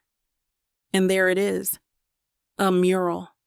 Sprawled across the plaster like a secret someone couldn't bear to carry anymore. It's massive. Floor to ceiling, edge to edge. Not neat, not signed, just alive. Layers of color slashed in long emotional arcs. Teal and burnt orange. Indigo so deep it looks like it might bleed. Bursts of white that catch the light and hold it hostage. Figures move through it. Half-formed, many-limbed, some faceless. It's abstract, but not meaningless. There's story here. Story and pain and defiance. My heart pounds against my ribs like it recognizes something before my mind does. I take a step closer, then another. Brushstrokes curl like smoke along the baseboards. A ribbon of red snakes upward into a chaos of shapes that might be wings or might be fire. Near the center is a swirl of light, so concentrated it looks like an open mouth or an eye. God, I whisper, breath fogging the air. This has to be hers. It's unfinished, that much is clear. There are bare patches, underpainting showing through. A set of pencil marks still visible at the bottom edge like she planned to add something. Never did. Some of the color fades abruptly in the top right corner, brushwork stopping mid-motion. And yet, it feels complete in a way nothing else in this house does. Like a confession finally said aloud. I walk slowly along the length of it, fingers skimming the air in front of the wall, but never touching. This doesn't feel like something I should touch. It feels sacred. A farewell letter in acrylic and rage. She left herself here, I murmur, for someone to find. It hits me like a knock in the chest. Maybe not just someone, me. I'm not Gregor. I'm not a curator with a vault key and an ego. I'm an artist, a vessel, a translator for things people don't know how to say until they see them painted in blood and light. I sit down slowly on the hardwood floor and pull my sketchbook from my bag. Start with shape, form, movement. My pencil doesn't hesitate. It knows. The silence around me shifts, not threatening, just aware. A breeze brushes through the space like breath. My skin prickles. The door's still open, but I didn't hear anyone come in. I pause, look toward the hall. Nothing there, not yet. But I feel it. Someone's watching the same way I watched Isabel's portrait the first night, spellbound, and slightly afraid of what it meant to feel something that big again. I turn back to the mural and press pencil to page once more, anchoring the color in memory before the moment vanishes. She left it unfinished, but I think she was waiting for someone who could see what she saw and finish it differently. Chapter 14. Ash. There's something wrong with the silence. Not the usual kind that clings to this place. Cold, self-important, old money quiet. No. This is disrupted silence. Still air that's been stirred. Like a whisper was dragged through it and left a ripple behind. I notice it when I pass the second landing on my way down to the study. A shift in the hum of the manor. Something off-kilter in the atmosphere, like a door that was left open somewhere it shouldn't be. I slow, listen, and there it is. A faint echo. A footfall, maybe, or a breath. West wing. I grind my teeth. That part of the house has been off-limits since the funeral. Since Gregor sealed it up like a mausoleum and pretended it didn't exist. I haven't stepped foot in that hallway in years. I sure as hell haven't invited anyone else to. Especially not her. I stalk down the corridor, boots landing harder than I mean them to. The air shifts again, cooler, tighter. The house knows where I'm going and doesn't approve. Doesn't care. The studio door is ajar. What the hell? Wide enough for the light to spill out. Warm gold and rust red from the west-facing windows. Soft shadows curling across the floor like fingers. And she's in there. Selah, kneeling in front of the mural. Sketchbook open on her lap. Pencil moving furiously. Hair falling from the knot at her nape like she's been at it for hours. She doesn't even see me. Her lips are moving. Whispering something to herself. Maybe labeling colors. Maybe trying to make sense of what Isabel left behind. Either way. She's too close. Too comfortable. Too goddamn welcome in a space that used to belong to someone who mattered. My gut twists as I step through the doorway. What the hell do you think you're doing? She jumps. Her head snaps toward me, eyes wide, breath caught in her throat like I slapped it out of her. I'm already across the room before I register how fast I moved. You don't belong in here, I growl, voice louder than I want it to be. But I can't seem to reel it in. This wing isn't part of your goddamn scavenger hunt, Selah. She sets her sketchbook down gently, but I can see the flicker of tension in her jaw. I wasn't trespassing. The hell you weren't. I found the door open. It's not about the door. I pace in front of the mural, hand running through my hair. This space, it's hers. It was sealed for a reason. You mean so no one would ever look again? Her voice rises, finally meeting mine. So you could pretend it didn't exist? That she didn't exist? Don't twist this. Then don't yell at me for seeing something you've been too afraid to face. That hits harder than it should. I point to the mural, furious now. Not at her. At the way she's unraveling something I kept so tightly wound, I forgot what it was even wrapped around. You think you understand this? I bark. You think you can just walk in here, flip through a sketchpad and get it? No, she says, standing now. But I'm trying, which is more than I can say for you. My hands curl into fists at my sides. You had no right. And you have no monopoly on grief. We stare each other down, fire burning between us. Not behind our backs, but in the room now, licking the edges of this argument and threatening to burn the rest of our civility to the ground. She doesn't back down. Not an inch. Not even when I close the space between us. Not even when I lean in close enough to see the flecks of graphite on her cheekbone, her throat tightening as she breathes through the palpable tension between us. You're playing with something you don't understand, I say, lower now. Dangerous. You think this house is whispering to you. You think that mural's some kind of message meant for you. Her gaze doesn't waver. I think you're scared of what it says. I hate how true that feels. I'm not scared, I snap, too fast, too defensive. Selah raises one brow just slightly. You came in here like the place was burning. If you're not scared, you're doing a damn good impression. My mouth opens, closes. She's not wrong. And that pisses me off more than anything else. I run a hand through my hair, pacing once across the room. My boots echo on the old hardwood. I stop in front of the mural again. Can't look at her. So I look at it. This was the last thing she touched, I say. The words come low, rough. I haven't looked at it in years. Not really. Not since. I swallow the rest. It sticks. I couldn't.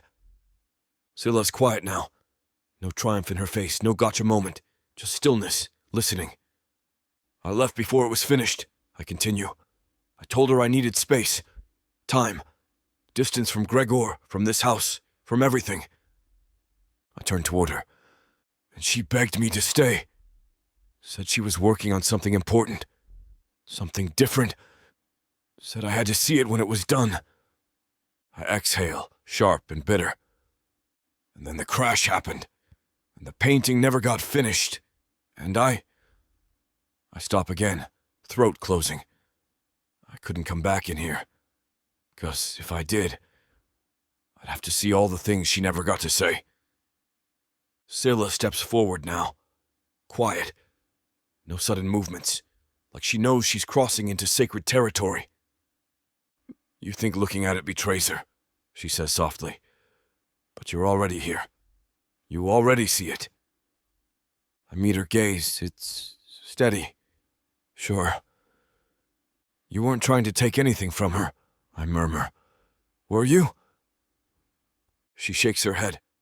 No, I was trying to hear her. And somehow, that undoes me more than anything. I don't realize I've sat down until the back of my thighs hit the edge of the old studio stool, and I drop onto it like someone cut my strings. My elbows rest on my knees. My hands dangle between them. She wasn't easy, I say. Not to love, not to protect, but she was brilliant. And this room, it felt like the last part of her that didn't belong to Gregor or the press or anyone. I look up at Cella. Really look. You weren't supposed to be part of this story, I say. And now I can't tell where it ends without you. For the first time, she softens, not in a weak way, in the way a fire softens when it's steady, controlled, capable of warmth instead of just destruction. She steps to my side, doesn't touch me, doesn't need to, and then I do the thing I never thought I'd do. I ask, what do you see in it? Selah kneels beside me, turning back to the mural like it's a question she's been waiting her whole life to answer. I see rage, she says first, but not wild, focused, like she wanted it to be beautiful even when it hurt. Her eyes track the lines of color, the unfinished edges, the silence where words could have gone. I see a girl who was burning, she continues, but didn't want to disappear. She wanted to leave a mark. I nod slowly. Looks like she did, I murmur. Selah glances at me then. Her voice is low, certain. She's not done yet. Something in my chest flinches, but it doesn't run. Not this time. And in the stillness that follows, with the late light slanting through the dusty glass and the colors of the mural coming to life again under fresh eyes, I let myself believe for 1 second that maybe this doesn't have to end in ruin. Maybe what's unfinished can still be saved. Chapter 15, Selah. The library smells like cedar and something akin to potential. I can sense something here. Not the fake kind, not the kind they bottle and stick in candles with names like Antique Books or Whiskey and Oak. No, this is the real thing. Old wood, older paper, and something beneath that smells almost like ash and winter air, like someone tried to burn the past, but the smoke clung anyway. Palpable tenacity. I don't expect him to be here. There he is, already at the table. Ash. Sitting at the far end, leaning over a thick leather-bound ledger, sleeves pushed to his elbows, one hand resting flat on the page like it might bolt if he lets go. His hair is still damp from a shower, curling slightly at the ends. There's a faint crease between his brows, like whatever he's reading is trying to insult him personally. There are 2 mugs on the table. He doesn't look up when he says, "Yours is the one on the left. I didn't sweeten it." I blink. "You made coffee?" He shrugs, eyes still on the page. Felt like being civil. Don't make a thing out of it. Too late. I cross the room slowly and set my sketchbook beside the box marked Thorn Collection. Private, uncatalogued. When I sit down, the chair groans slightly under me. The Manor's way of announcing every move, like it's keeping score. I take the mug, still warm. "I didn't expect you to be here already," I say, voice low. He flips a page, jaw ticking once. "Didn't sleep." The air between us is different today. Not soft exactly, but less sharp. Like whatever fire roared through that studio yesterday burned something down between us. And now we're just standing in the smoke, figuring out what's left. We fall into work without ceremony. It's easier than I thought it would be. Comfortable in a way that feels dangerous, like falling into old rhythm with someone you're not sure you're supposed to trust yet. I sort the crates, gently unpacking canvases and portfolios while Ash updates handwritten logs. Occasionally, I read out notes from Gregor's scribbled archive sheets, and he jots quick corrections, efficient and neat.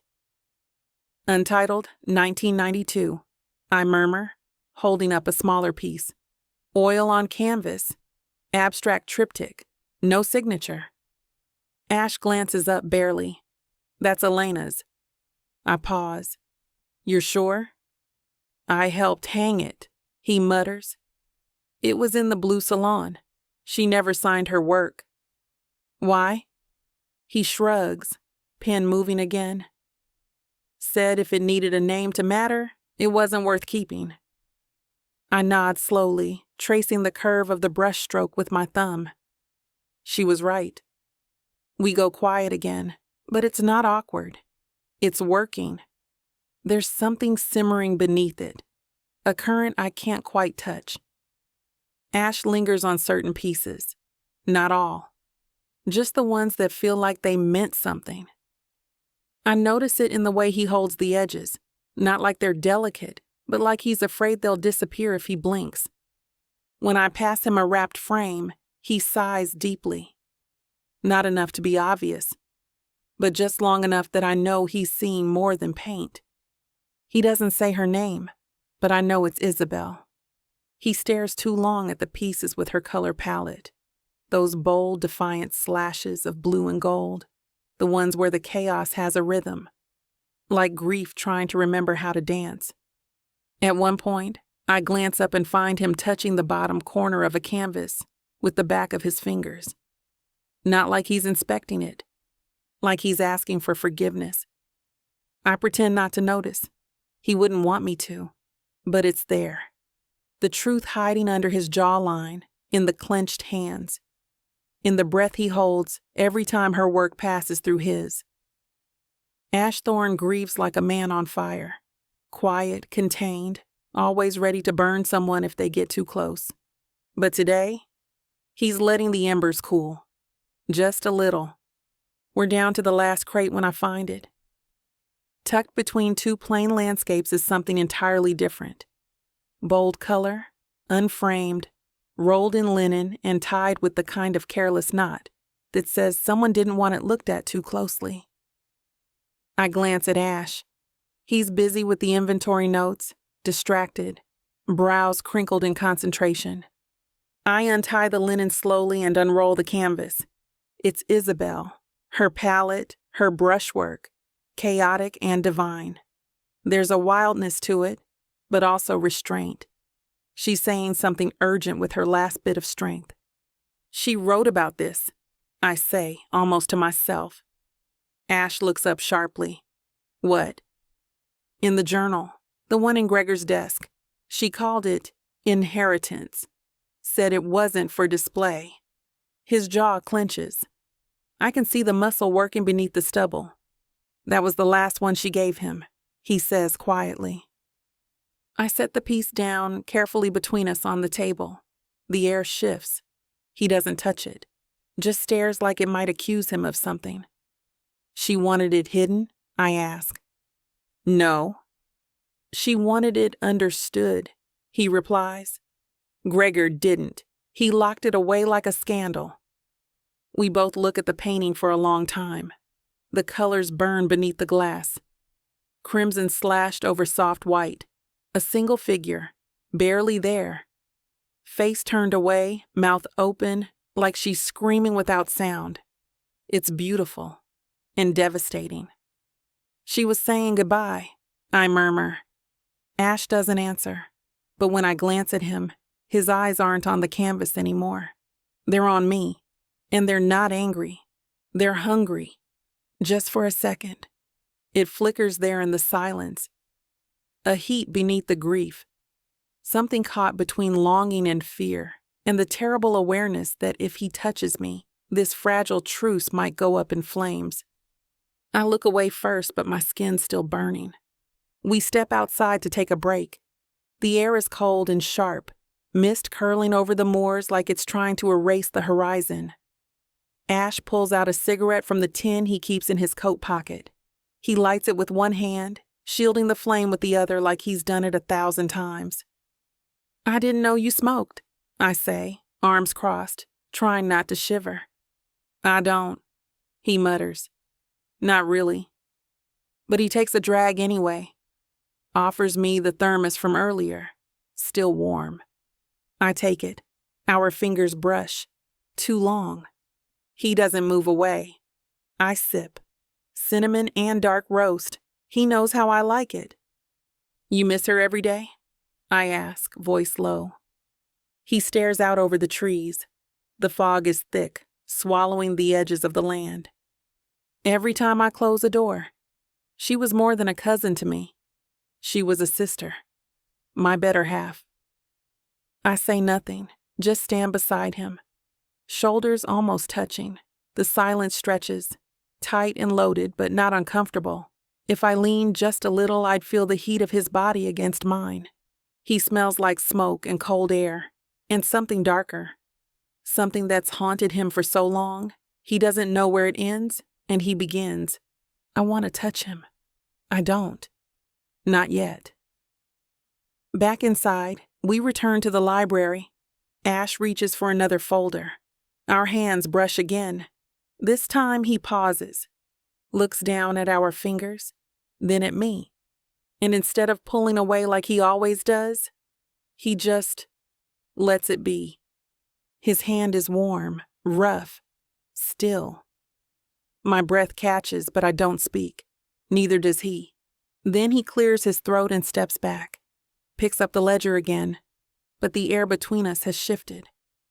I feel it in the way he walks closer to the table now, in how his eyes flick to me more often, in the way my pulse kicks every time he does. Something's changed. You were right, he says, voice rough, about the catalog, about all of it. I blink. Did you just admit I was right? He looks at me. And then quietly, like it costs him something, he says, thank you. It's not just about the work. It's about seeing him. And the way his voice catches on the word tells me he knows it too. We go back to sorting after that, but nothing's the same. Now we're not just handling Gregor's legacy. We're handling each other. And that's infinitely more dangerous. Chapter 16. Ash, I start getting there before she does. It's not on purpose, not really. At least that's what I tell myself the first 2 days, and I say I want to get a jump on the catalog. I say I want control of the workspace before she spreads her papers like a goddamn hurricane of talent and chaos and chipped nail polish. But the truth? I like hearing her footsteps echo down the corridor.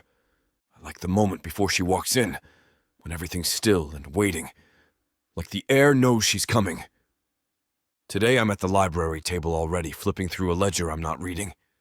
I hear her before I see her, the rustle of fabric, the squeak of the east wing door, the soft click of her boots on stone. I don't look up. Not right away. But when I do, damn me if she isn't wearing that green sweater again, the one that dips low at the collar and makes her skin look like satin under moonlight. "Morning," she says, like we do this every day now. Like we're normal. I grunt something in return. Try not to look too long. Try and fail. She shrugs out of her coat and pulls her curls up into that messy knot she always does when she's getting serious. One tendril falls over her cheek anyway. I want to push it back with my mouth. "Jesus, did you start the notes on the Turner sketches?" she asks, already reaching for the folders. I nod, pushing them toward her. "You'll want the second sheet. Gregor's handwriting was trash." She grins. "Oh, I'm getting used to decoding the mad scribblings of a haunted art collector." "You mean my uncle?" "Same difference." I don't smile, but the corner of my mouth twitches. She works like she paints, focused, intense, a little chaotic. There's ink on her wrist, a faint smudge on her collarbone I shouldn't be staring at, but can't seem to stop. Her lips part when she concentrates, just slightly. And when she chews the cap of her pen, I have to look away before I start imagining things I shouldn't. She hums sometimes, some low jazz tune that doesn't quite resolve, like she's scoring the silence with whatever's rolling around in that brilliant head of hers. I catch myself watching her more than I'm working, watching the way she leans over a canvas, the way her lashes cast shadows on her cheekbones. She scribbles notes in the margins of Gregor's catalog like she's arguing with a ghost. It's unfair how easily she moves in this space now, like the manor has decided she belongs here. Like I have. I shift in my chair, try to focus. She mutters something under her breath, half annoyed, half amused, and flicks her pen against the ledger. "Problem?" I ask, trying to keep my voice dry. She glances up. Her eyes are warm and tired, and something else I don't want to name. "This description's all wrong," she says, holding up a note. He catalogued this piece as Elena's, but it's clearly Isabel's style. "See the layering here?" She scoots closer to show me. Our shoulders nearly brush. She smells like cinnamon and lemon soap and turpentine, like pure sin. I lean in, just slightly, just enough to see the details she's pointing to, just enough to feel the heat off her skin. And for a second, the world narrows to that space between us. The curve of her neck, the way her pulse flutters just below her jaw. How close my hand would have to move to touch it. But I don't. I stay still, barely. She touches the canvas with her fingertips like it might whisper something back. Her voice lowers when she talks to it, like it's a person, a memory, a secret. She feels the art, not just studies it, not just restores it. She communicates with it. And I think for one terrifying moment that maybe she's doing the same thing to me. "Stop staring," she murmurs, without looking up. I blink. "Wasn't." She smirks. "You were." I look back at my notes, jaw clenched, heart beating harder than it should. She's right. I was. And I'm going to do it again. We reach for the same folder. Cliché. My hand brushes the curve of her back as I step behind her, and it's like touching fire. Warm, soft, completely uninvited. She freezes, just slightly. A small gasp escapes her lovely throat. And me? I go still too. Her shirt rides up just enough to reveal the small dip at the base of her spine. I shouldn't notice it. I shouldn't want to trace it. But I do. She turns her head, slow and deliberate, eyes finding mine over her shoulder. Her lips part, not in protest, not in warning. Just parted. Open. Ready. I step back like I've been shot.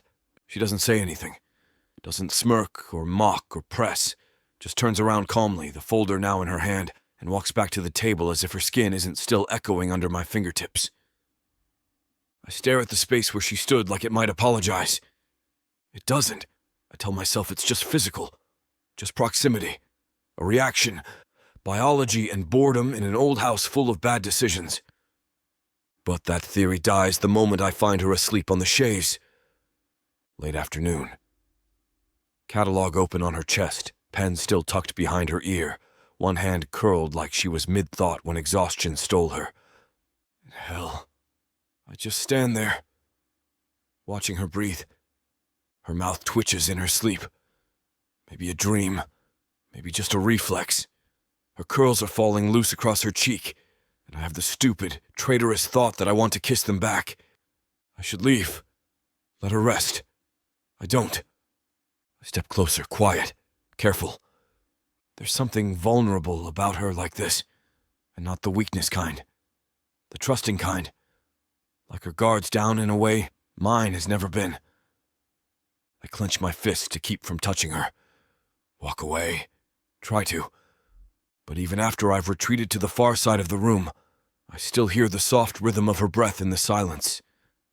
Still feel it like a pulse under my own skin. I still want her.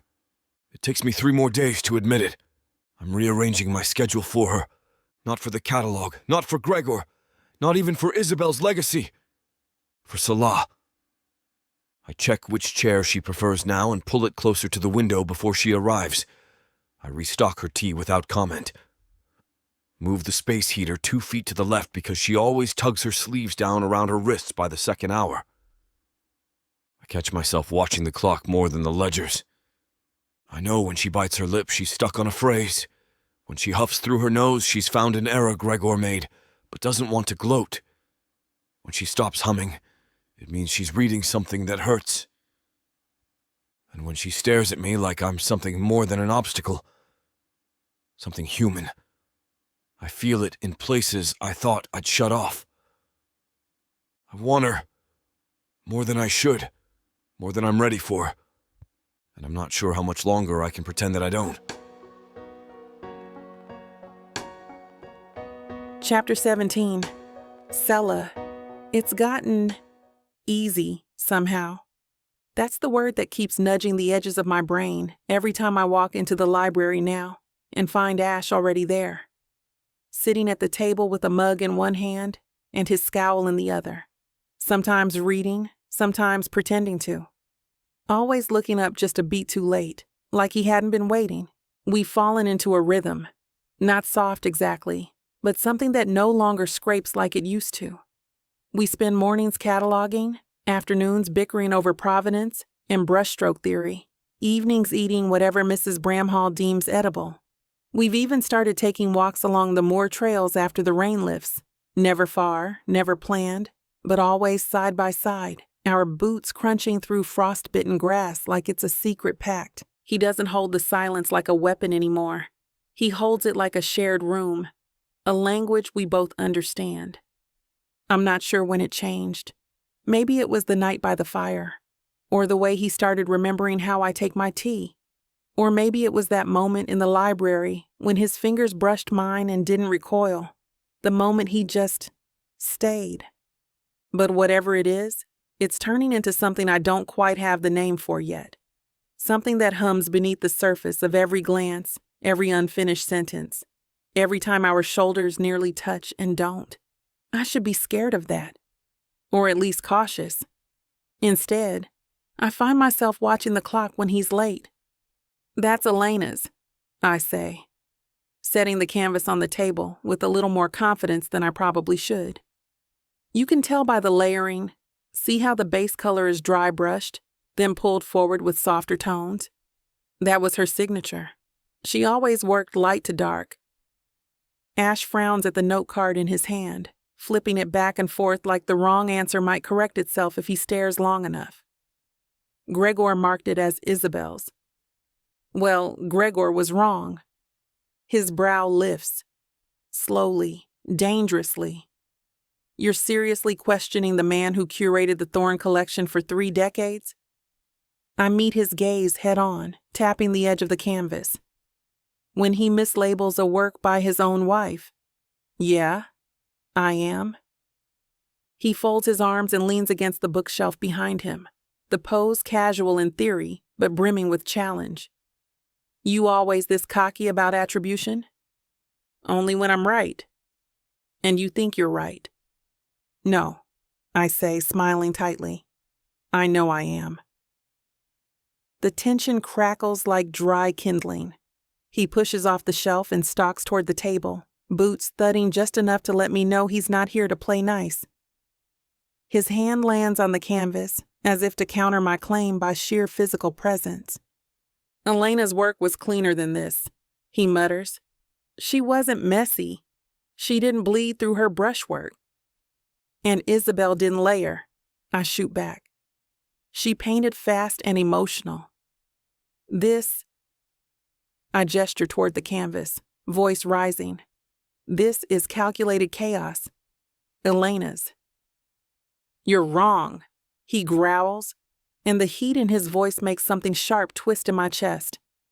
I step around the table to face him fully. You're so desperate to make this about Isabel, you're not even looking.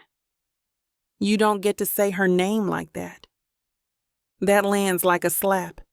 We stare at each other, the space between us drawn tight as a wire. Our breathing's gone uneven, loud. And there's a heat rising in the room that has nothing to do with the fireplace, and everything to do with the way he's looking at me like, I just peeled back a layer he wasn't ready to expose. He turns like he's about to walk off. I don't let him. My hand shoots out and grabs his arm, tight, firm, unthinking. Ash. He stops. The contact freezes both of us in place. His skin is warm beneath the fabric, solid and tense, like he's holding himself together with sheer force of will. My hand is still on his bicep, and I can feel the muscle clench under my fingers, like he's deciding whether to flee or burn. I should let go. I don't. He turns slowly, eyes dropping to where I'm touching him before dragging up to meet mine. His stare is molten, unreadable, filled with something that makes my pulse hammer against my ribs like it's trying to escape. Cella, he says, and my name on his lips is a low, raw thing. Not a warning, not quite, not anymore. His gaze pins me, sharp and quiet and devastating. I don't drop my hand from his arm. Maybe I should. Maybe I meant to. But something in me is rooted now, anchored in the heat of him. We're toe to toe, caught in the wake of an argument that started about a mislabeled painting and veered straight into something uncharted. Ash doesn't move. His body is still, coiled, like he's afraid that if he so much as breathes wrong, he'll detonate. His jaw is set, but not in anger. It's restraint now. Barely. I see the heat in his eyes, the internal debate flashing behind storm gray irises. His hand twitches at his side, like it wants to reach for me, but doesn't trust what will happen if it does. My fingers tighten slightly around his arm, and I feel it.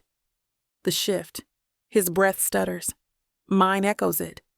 And that invisible line between us? Gone. He leans in.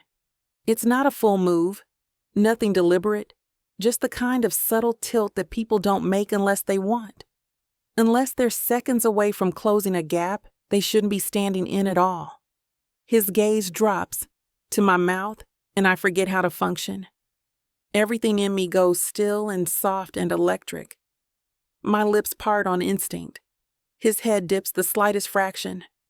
We're close enough now that I feel heat radiating off him, the soft hitch in his breath, the tremble at the edge of his control. We hover there, not touching, not kissing. But everything in my body is already responding like we did.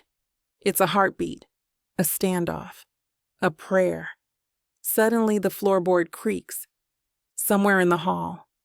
Sharp. Sudden. Too loud in the hush of the room.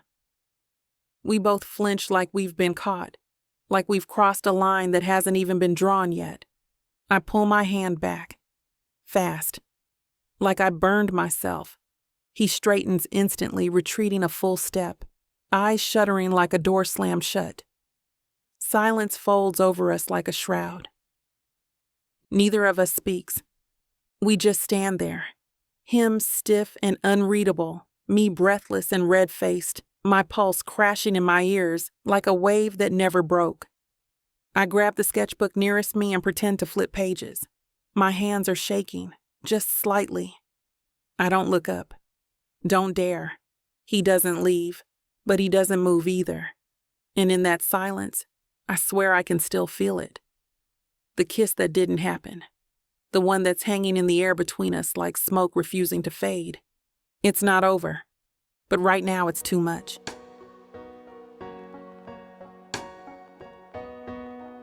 Chapter 18. Ash. What was that? I haven't stopped asking myself that question since last night, since she touched me, since I let her get that close, since I damn near kissed her like I hadn't spent the last 10 years turning to stone just to keep people out. It wasn't supposed to happen.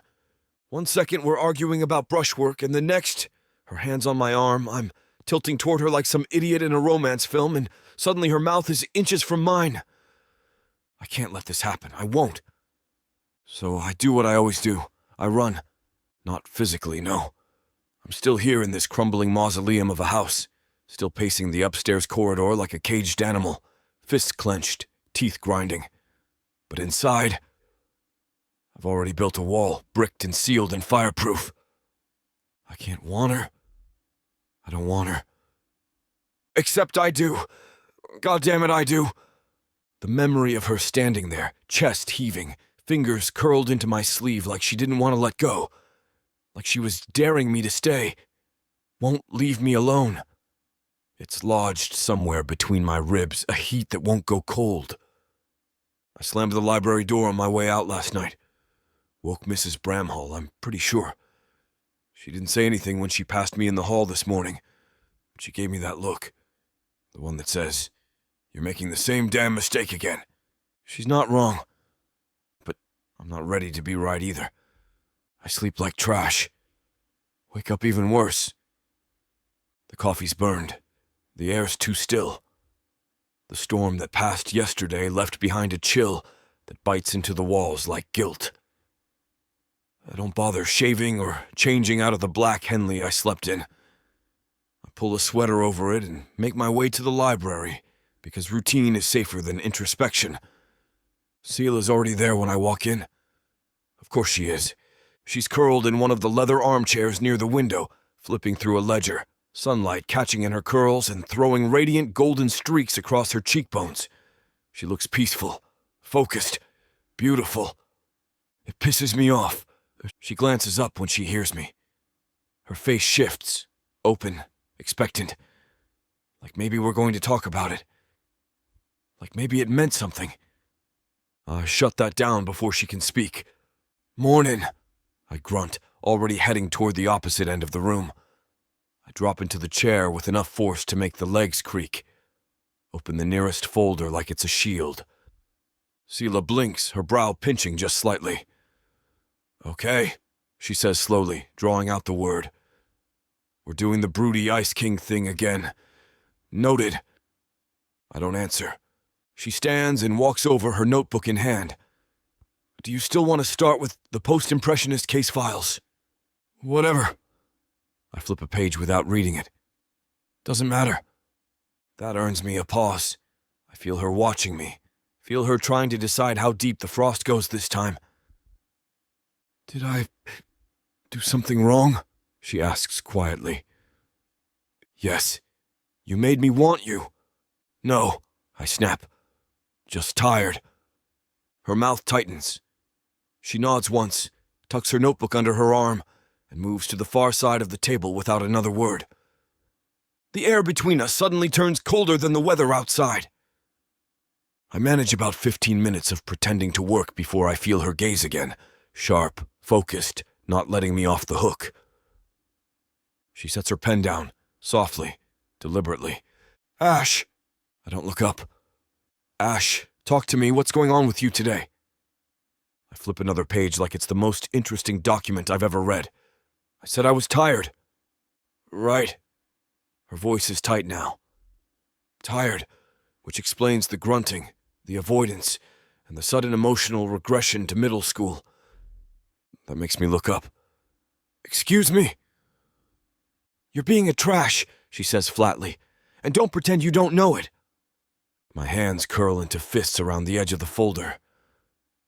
Maybe I'm just sick of walking on eggshells around someone who thinks she knows everything. Selah's eyes flare. What the hell did I do to deserve that? I stand. Too fast. The chair screeches back, and suddenly we're face to face again, just like yesterday. But the heat between us now is sharp, brittle, dangerous. You showed up in my house, took over my family's legacy, made it your damn playground. I was invited here, Ash. Well, you stayed.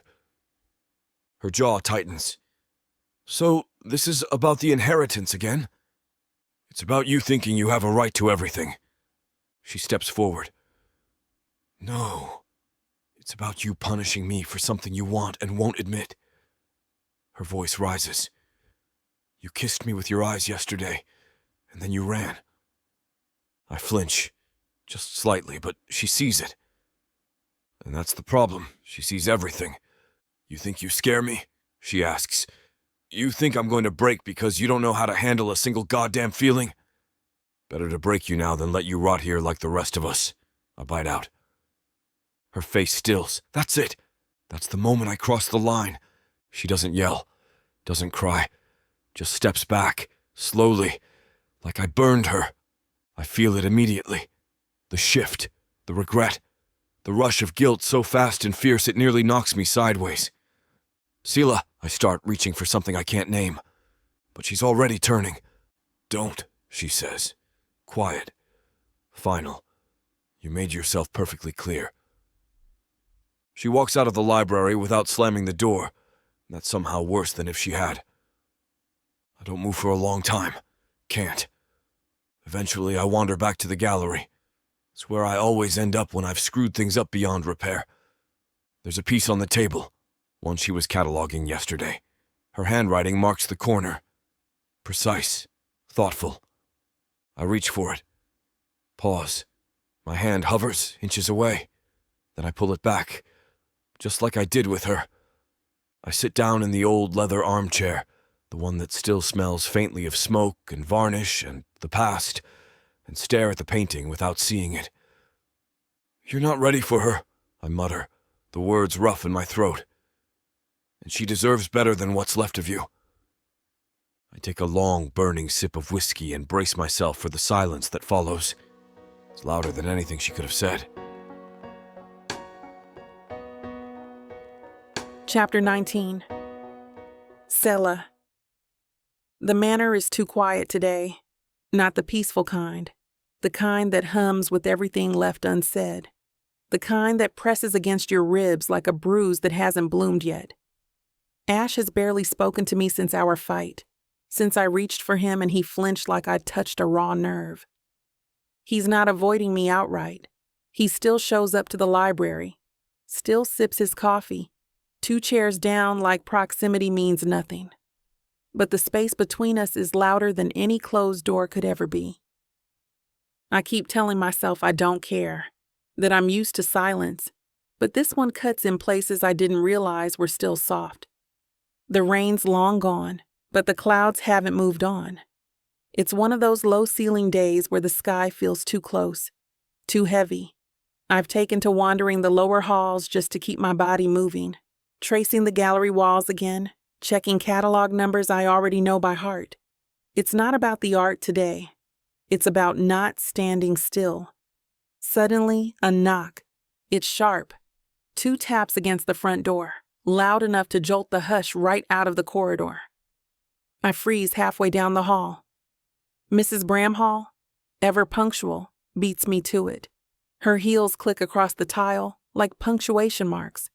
I expect a delivery, maybe a courier.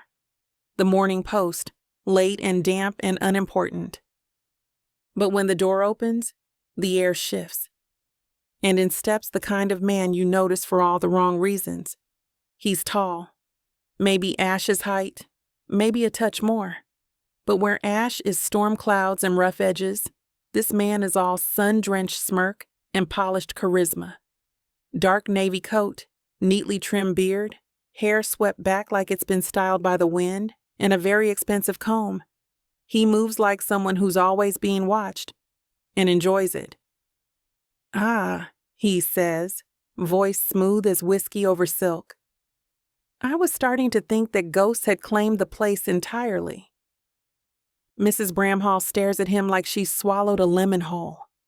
"Mr. LeClaire," she says, tight-lipped, "you weren't expected." "Gregor and I had an open-door agreement," he replies, smile unbothered. I like to think that extends posthumously.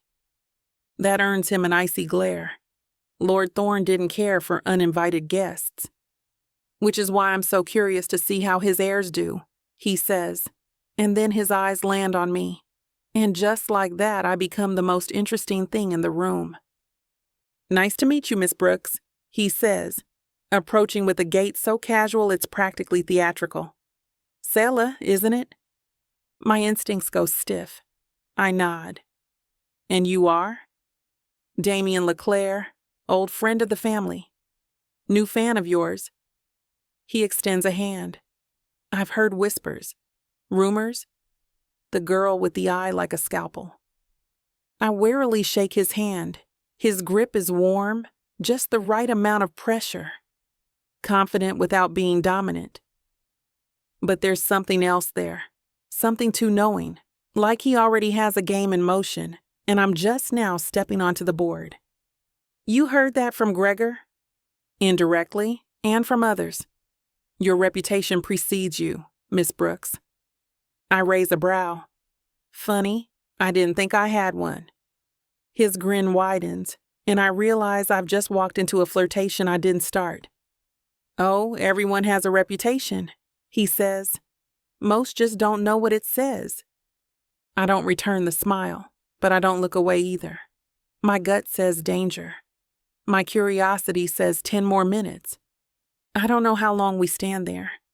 Me and Damien, and the faint taste of something theatrical lingering between us, before the other presence in this house makes itself known. Ash's footsteps land hard against the floorboards, fast and direct. He rounds the corner with the kind of purposeful stride that says he expected trouble and walked faster to meet it. When his eyes land on Damien, the temperature drops 10 degrees. "Ash," Damien says, like they're old mates meeting over drinks instead of tension, "you're looking monastic." Ash doesn't answer at first. His gaze moves to me, sharp, unreadable, and then slides back to Damien like he's deciding where to aim the blade. "What are you doing here?" Ash asks, voice low and tight. Damien chuckles, utterly unbothered. "Is that any way to greet a guest?" "You're not a guest," Ash bites back. "You're a parasite." "Well," Damien says lightly, "Gregor used to call me a necessary evil. I prefer charming rogue, but I don't quibble over details." I blink, glancing between them. The tension crackling between the two men is more than history. It's personal. Whatever past they share, it's jagged and sharp, and I've just been dropped right in the middle of it. Damien turns to me, all smiles again. "Have you ever heard the story of how Ash and I first met?" "No," I say slowly, but something tells me it doesn't end in a toast. "It ended in blood," Ash mutters. "Dramatic as ever," Damien says with a wink. "It was a fencing match, exhibition style. I won, of course." Ash's jaw ticks. "You cheated." "I improvised," Damien corrects. "You're just upset I have better footwork." I clear my throat. "Are you here on business?" Damien smiles wider, like I asked the question just to impress him. Gregor extended an informal invitation before he passed. Said if anything ever happened, I might have a stake in the collection, or at least a conversation about it. Ash scoffs. "You weren't mentioned anywhere in the will." "I'm sure," Damien replies easily. "But that doesn't mean I don't have questions, or that I won't find answers." That lands wrong. Something about the way he phrases his words. Too pointed, too casual, like there's a deeper play being made under all that polish. I fold my arms. "You knew Gregor well?"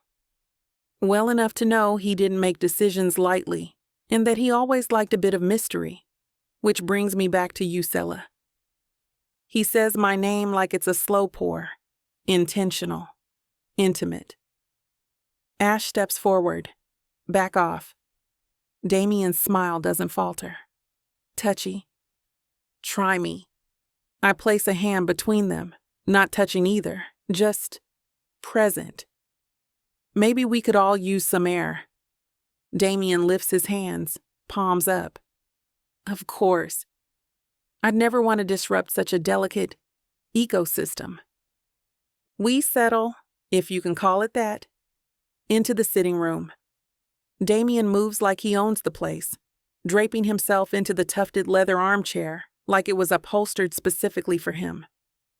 I make a point of staying across the room, perched on the sofa, cup of tea in hand. Ash stands. Of course he does, brooding against the fireplace like a warning. Tell me, Damien says, eyes sliding to me. How has it been, living in a hellish reality, full of ghosts and reluctant company? I'll offer a tight smile. Eventful? Ash snorts behind me. Damien lifts his cup. I imagine Lord Thorne's hospitality is as warm as ever. Ash doesn't reply, but I feel the scalding weight of his stare like a second fire to my left. Damien shifts forward, resting one elbow on his knee, lowering his voice a fraction. And the inheritance, Miss Brooks? A surprise, surely, but one you're adapting to beautifully. It's not admiration. It's assessment. Like he's testing my footing, prodding for weaknesses. I didn't ask for any of this, I say carefully. No one ever does, he replies. But those who keep it usually understand the art of leverage. Ash moves, one step forward, barely audible, but I catch it. I'd watch the implications, he says coolly, before your innuendo starts bleeding into accusations. Damien smiles lazily, like he's been expecting that. Relax. I'm just curious. Cella's reputation precedes her. Bold, brilliant, a little stubborn. Gregor had a thing for talent that reminded him of himself. I bristle. I'm not anyone's reflection. His eyes flick to me, sharp with interest. No, I can see that now. I feel the heat crawling up my spine, and I'm not sure if it's irritation or intrigue, maybe both. Then, just when I'm starting to think Damien might be ready to leave, he leans back and sips his tea, like he's got nowhere else in the world to be. He glances between us, amused. I'll be staying at the inn, he announces. Moira always did make a mean shepherd's pie. But don't worry, this isn't a hostile visit. I simply want to see what Lord Thorne left behind, and who he left it with. Ash's fingers curl tighter around the back of the armchair. Don't get too comfortable, he says flatly. Damien stands, brushing invisible dust from his coat. Oh, I rarely do. He gives me one last look, this time less flirtation and more calculation. Then he leaves. The door closes behind him, and the silence that follows is anything but still. Ash exhales, hard. Leclerc's a snake. I sip my tea. Then why do I get the sense he already knows where to strike? Ash doesn't answer. He just stalks out of the room, jaw clenched. I sit there, alone in the warmth of the fire, trying to decide which man is more dangerous, the one who keeps everything close to the vest, or the one who puts all his cards on the table and still keeps a dagger up his sleeve. Chapter 20. Ash, the library's insufferably quiet this morning. Not the kind of silence that suffocates, like it used to. This is different. Soft. Intentional. There's warmth in it now. It lingers in the way Selah mutters under her breath as she flips through a catalog ledger, the way her curls bounce a little when she leans over the table to make a note in the margins. She's wearing that deep green sweater again, the one that slips slightly off one shoulder when she's not paying attention. I shouldn't notice. I don't want to notice. And yet, I've memorized the way her fingers move across the spines of old books. How she tilts her head when she's trying to decipher a sketch's origin. She works with this blend of intensity and grace. Like art is a conversation she was born to finish.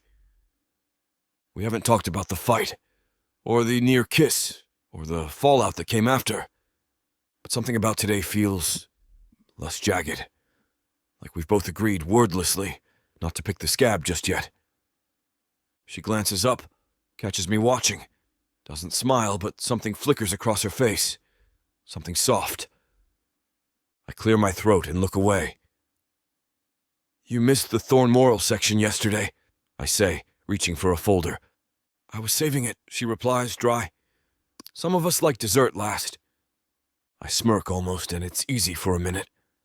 Until the goddamn door opens, unannounced, uninvited, unacceptable. Damien Leclerc strolls in like he owns the place. He's got a takeaway coffee in one hand and a smirk in the other. Charcoal coat, scarf slung just so, and that punchable smugness that's somehow worse in daylight. Good morning, he says, voice honeyed and British and just a little too casual. Hope I'm not interrupting the collaboration. My stomach tightens. Selah glances over, surprised. Damien? Couldn't resist, he says, striding in like the library's his personal runway. I was in the area. Thought I'd drop in. Say hello. See how the legacy's being handled. I step forward. Not enough to block him, but just enough to remind him whose house this is. Selah, of course, stands to greet him. We're making progress. Still sorting through the archival pieces. Damien's eyes flick to her hand, still dusted with charcoal from this morning's sketching, and then to her mouth. He smiles. Progress looks good on you, he says smoothly. My blood spikes. He turns his back to me completely, walking toward her like he's been invited to sit beside the fire and whisper secrets. Gregor always said the collection was about energy, about how a piece breathes. I'd love to hear your take on that. Cella crosses her arms. Would you? Oh, yes, he says, eyes twinkling. I'm fascinated by how you see things. It's what made your curation in London so unforgettable. That's it. I step in. She's busy, I say, voice low and sharp. We're working. Damien finally acknowledges me with a flick of his gaze. Ash, always a pleasure. It won't be, I snap. You can count on that. Selah shoots me a look. Not angry. Not amused either, just watching, measuring the weight of my reaction. Damien turns back to her, lowering his voice just enough to make my fists itch. I'd love to pick your brain sometime, Selah, he says. Privately, over something stronger than coffee. She hesitates for half a second. Not long. Just enough for my chest to clench. I'll think about it, she says lightly. But it's already too late, now I know. This isn't just an interruption, this is a threat. Privately, huh? I say, voice sharp enough to slice the air. Damien flashes me a grin over his shoulder. Don't worry, Ash. I'll be a gentleman. You've never been a gentleman a day in your life. Selah steps between us, arms crossed. Can we not turn this into a pissing contest? I bristle. I'm not, because it feels like one. She cuts in, looking between us. And it's exhausting. Damien chuckles, stepping back with theatrical palms raised surrender. Forgive me. I forget how territorial this place can be. I snap. Don't play the martyr. You're sniffing around like a dog and pretending it's manners. Selah stiffens beside me. Damien, of course, laughs. Still the poet. I'm serious, I grind out. This isn't your arena, Damien. You've had your share of Gregor's table scraps. Don't mistake that for ownership. And for a second, I see something flicker in Damien's eyes. Not amusement, not arrogance, something hard. Selah clears her throat. I think I need a minute. She moves to the window, arms tight around herself, and it hits me how far I've gone. How quickly I've pulled us all down into the muck of my own jealousy. I open my mouth, maybe to apologize, maybe to lash out again. I don't even know. But Damien's voice cuts in first. "You should be careful, Ash," he says, voice quiet now. Lower. "The more noise you make, the more you show your hand." I glare. "Get out of my house." He shrugs like I've just reminded him it's raining outside. Gladly. I've seen what I came to see. And then, just to twist the knife, he turns to Selah and says, "Don't let the ghosts keep you from choosing the living." I flinch. Selah doesn't look at either of us as Damien walks out, leaving the door open behind him like an exclamation point.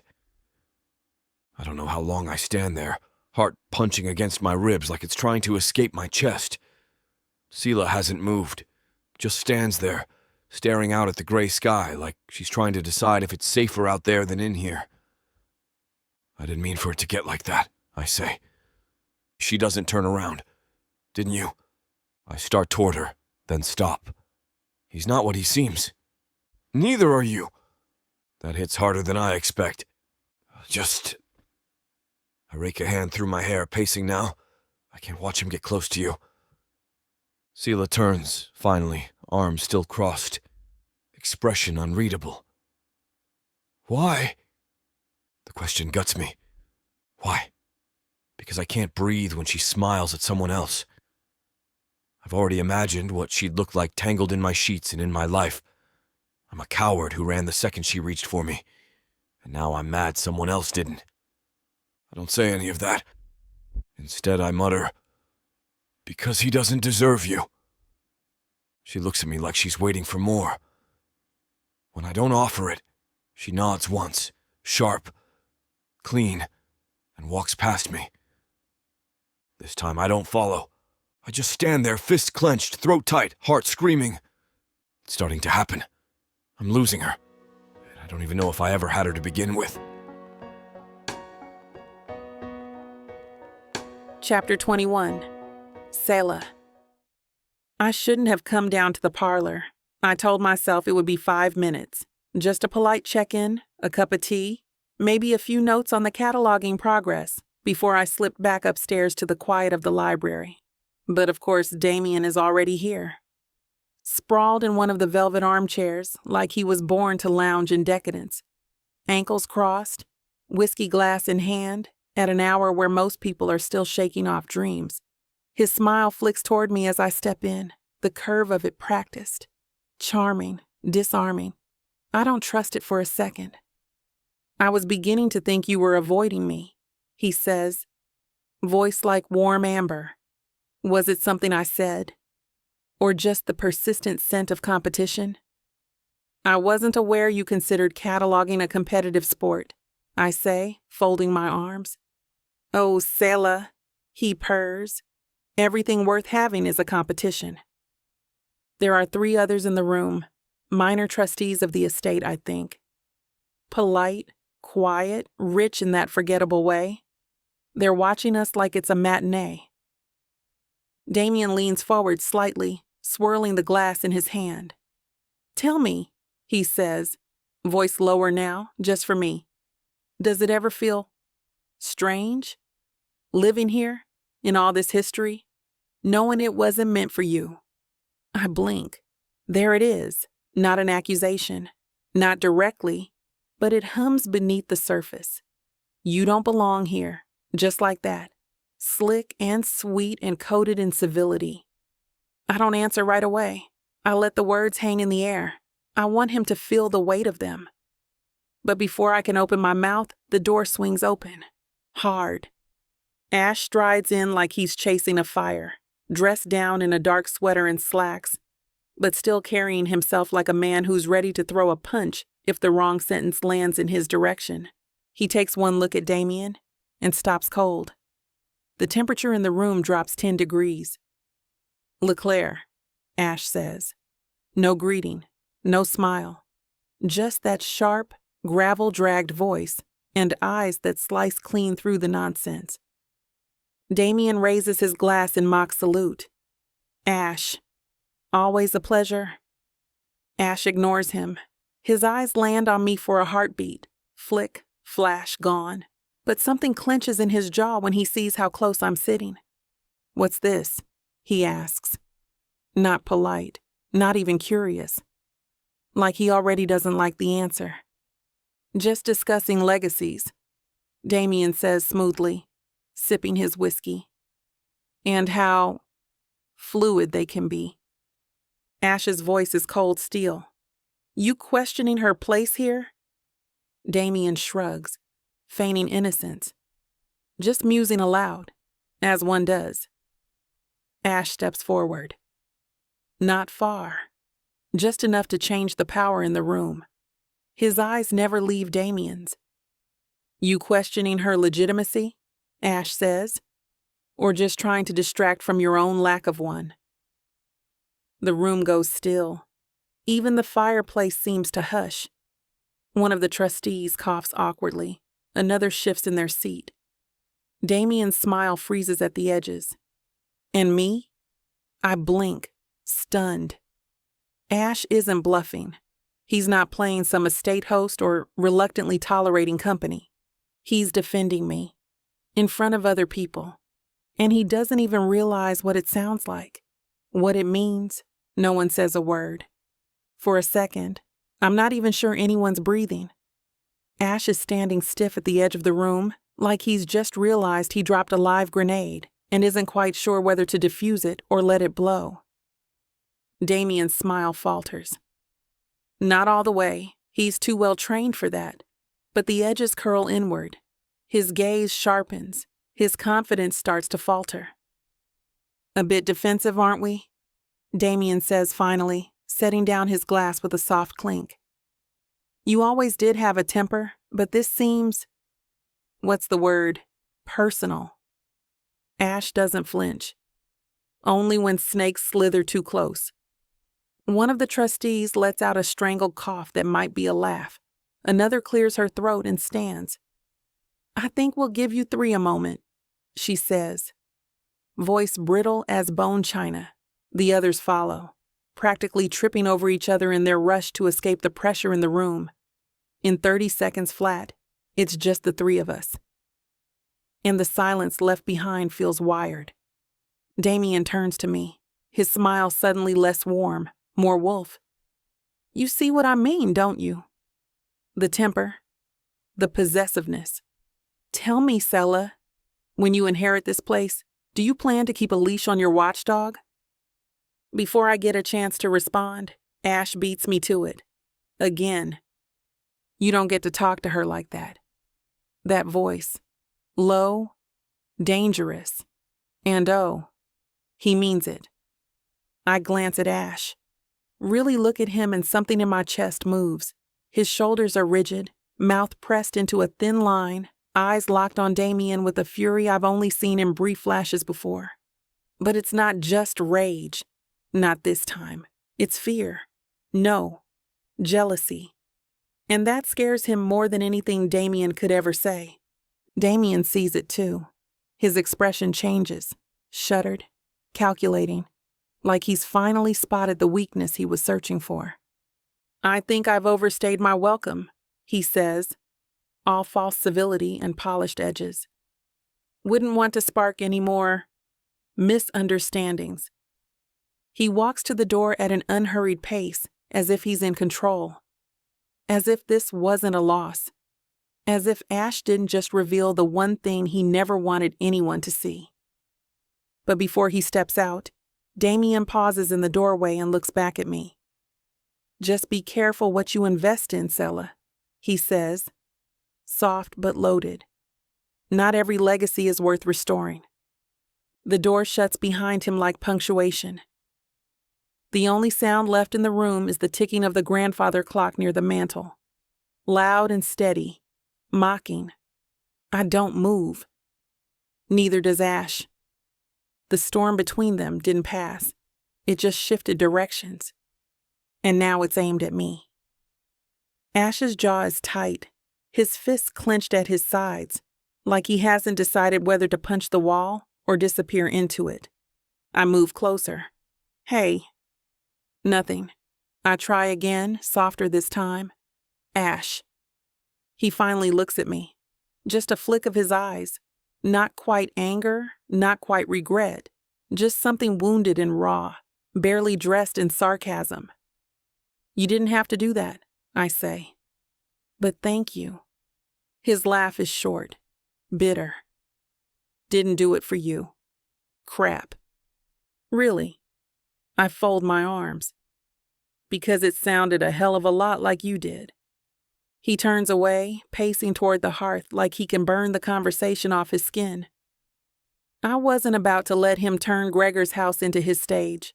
That's all. Gregor's house, not mine, not ours. Deflection. A clean, clinical swerve. You're lying, I say quietly. He freezes. It's not the word. It's the way I say it. Like I already know the answer, and I'm just waiting for him to stop hiding behind furniture and family names. You don't know what you're talking about, he mutters, facing the fireplace again. I move closer. Slowly, carefully, like he's a wounded animal, and I can't tell if he's going to run or lash out. I know you, Ash. You can pretend you're protecting Gregor's legacy or hell, even your pride, but I saw it in your face. He turns then, eyes dark, voice sharp. What exactly did you see? That you meant it, I say. That when he said I didn't belong, something in you snapped. He scoffs, looks away again. Don't flatter yourself. But it's too late. His voice is off. The edge too forced, and I know, deep in my bones, that it wasn't about Damien. Not really. It was about me. You're scared, I say, because I can't stop myself now. Of what happens if you let this become real. His eyes claim mine, and for just a second, I see it. The storm, the ache, the desperate, furious wanting. And then it's gone. He takes a step back. Don't do this. I'm not doing anything, I say. But you are. You're walking away from something that already belongs to you, and you're pretending it doesn't matter. Because it doesn't, he snaps, louder than he meant to. It can't. Silence crashes in like a wave. His chest rises and falls, his hands trembling just slightly. He swears under his breath and turns toward the door. Ash? I try, but he's already gone. And I'm left alone in the echo of his denial. Even as the room settles, I know something's changed. Ash Thorne just went to war on my behalf. Not because he had to, because he wanted to. And that kind of wanting, it's not going to go away quietly. Chapter 22. Ash, I hear the knock before I see him. 3 sharp raps, precise, smug, perfectly timed, the kind of knock that assumes a welcome is owed. I'm halfway down the stairs when Mrs. Bramhall's voice echoes from the kitchen. Someone's at the door, Lord Thorne. I already know who it is. Only one man knocks like that at a house he doesn't belong to. I swing the door open with more force than necessary, just in time to see Damien Leclerc standing on the front steps like he owns the bloody estate. Again. Second time today. Wool coat, scarf draped just so, hair artfully wind-tousled. He's practically glowing with self-satisfaction. Behind him, the moors stretch silver and mean beneath the sky, but Damien looks untouched, like the weather doesn't dare inconvenience him. Afternoon, he says with that easy smile, like we've been on good terms this entire time. Is Selah in? Every muscle in my jaw locks up at once. What do you want? I say. He holds up a small paper bag, the kind from the bakery in town, then nods toward the path behind him.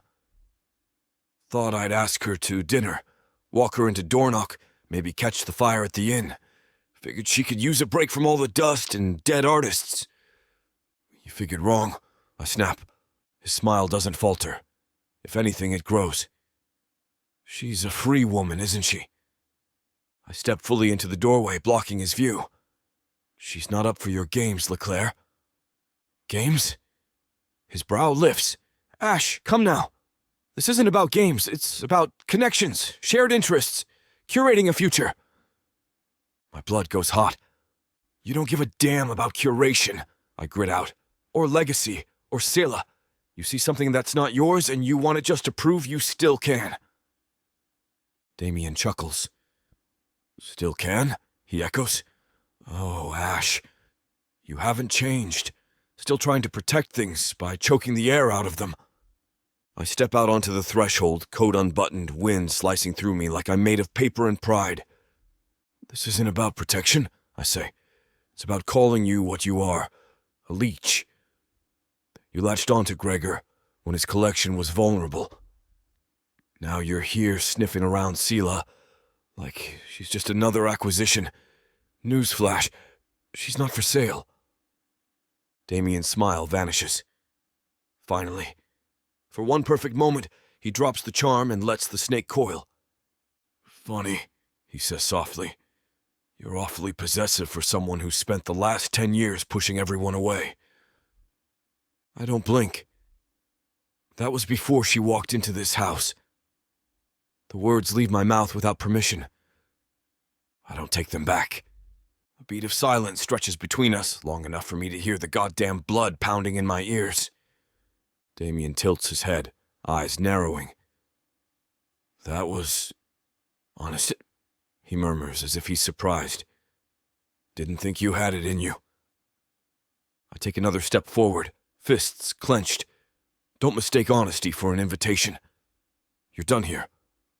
He raises his hands in mock surrender, the paper bag still dangling from one. Fine.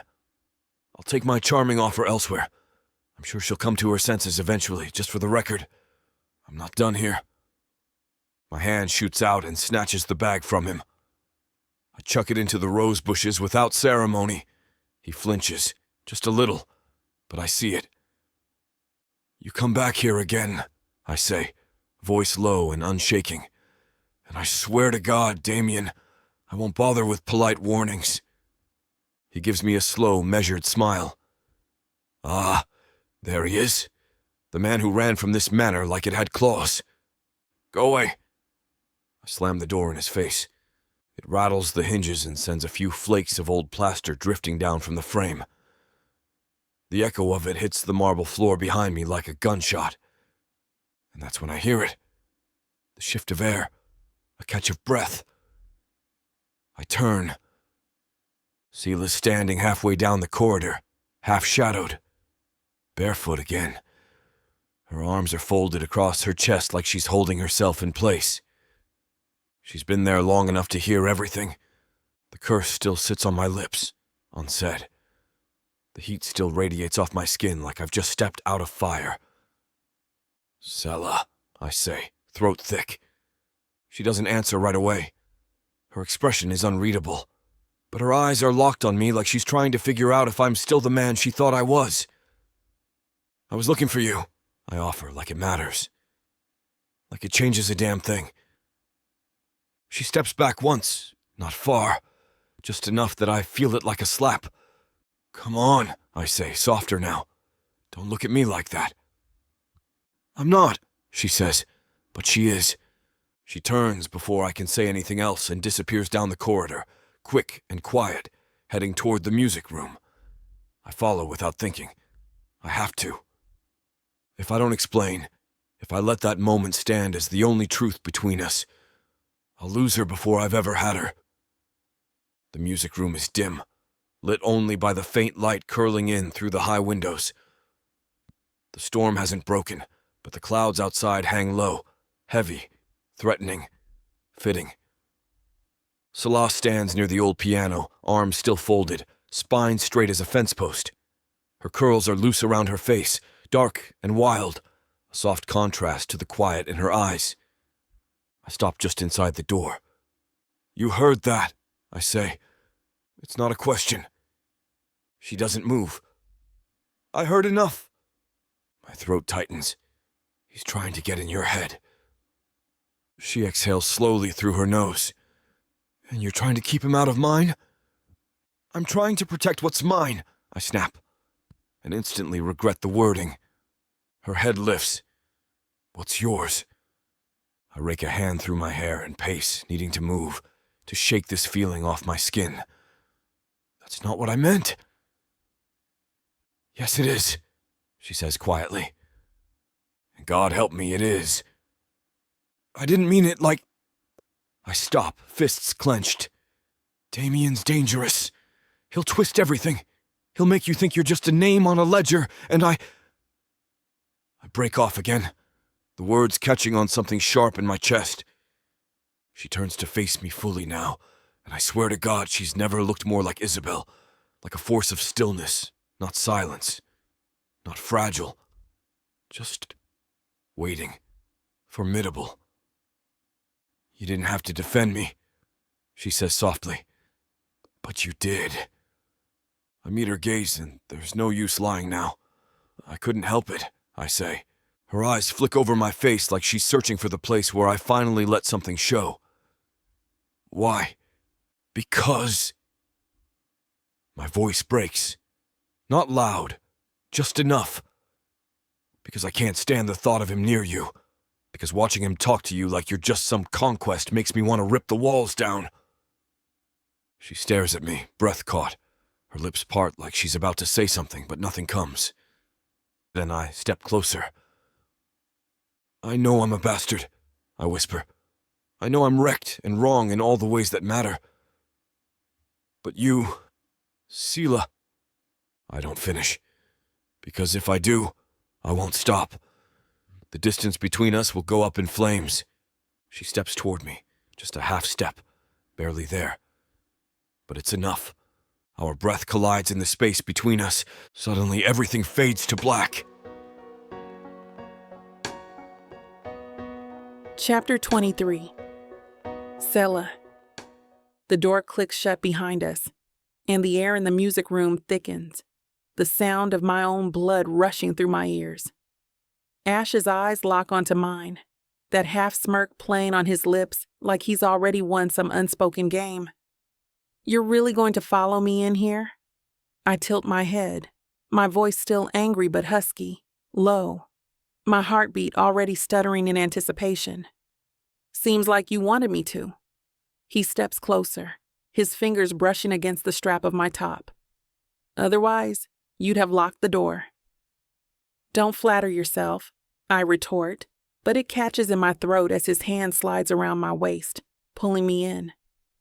The warmth of his chest against mine makes my breath hitch. Too late for that. His voice is a whisper now, his lips hovering just above mine. I don't argue. I can't. My hands find the collar of his shirt, tugging him down until his mouth crashes into mine. The kiss is hungry, electric, his tongue sliding against mine as I press into him. His hands roam my back, fingers tracing the curve of my spine, and I shiver. You're shaking, he murmurs against my lips, his breath warm and uneven. I'm not. You're just imagining things.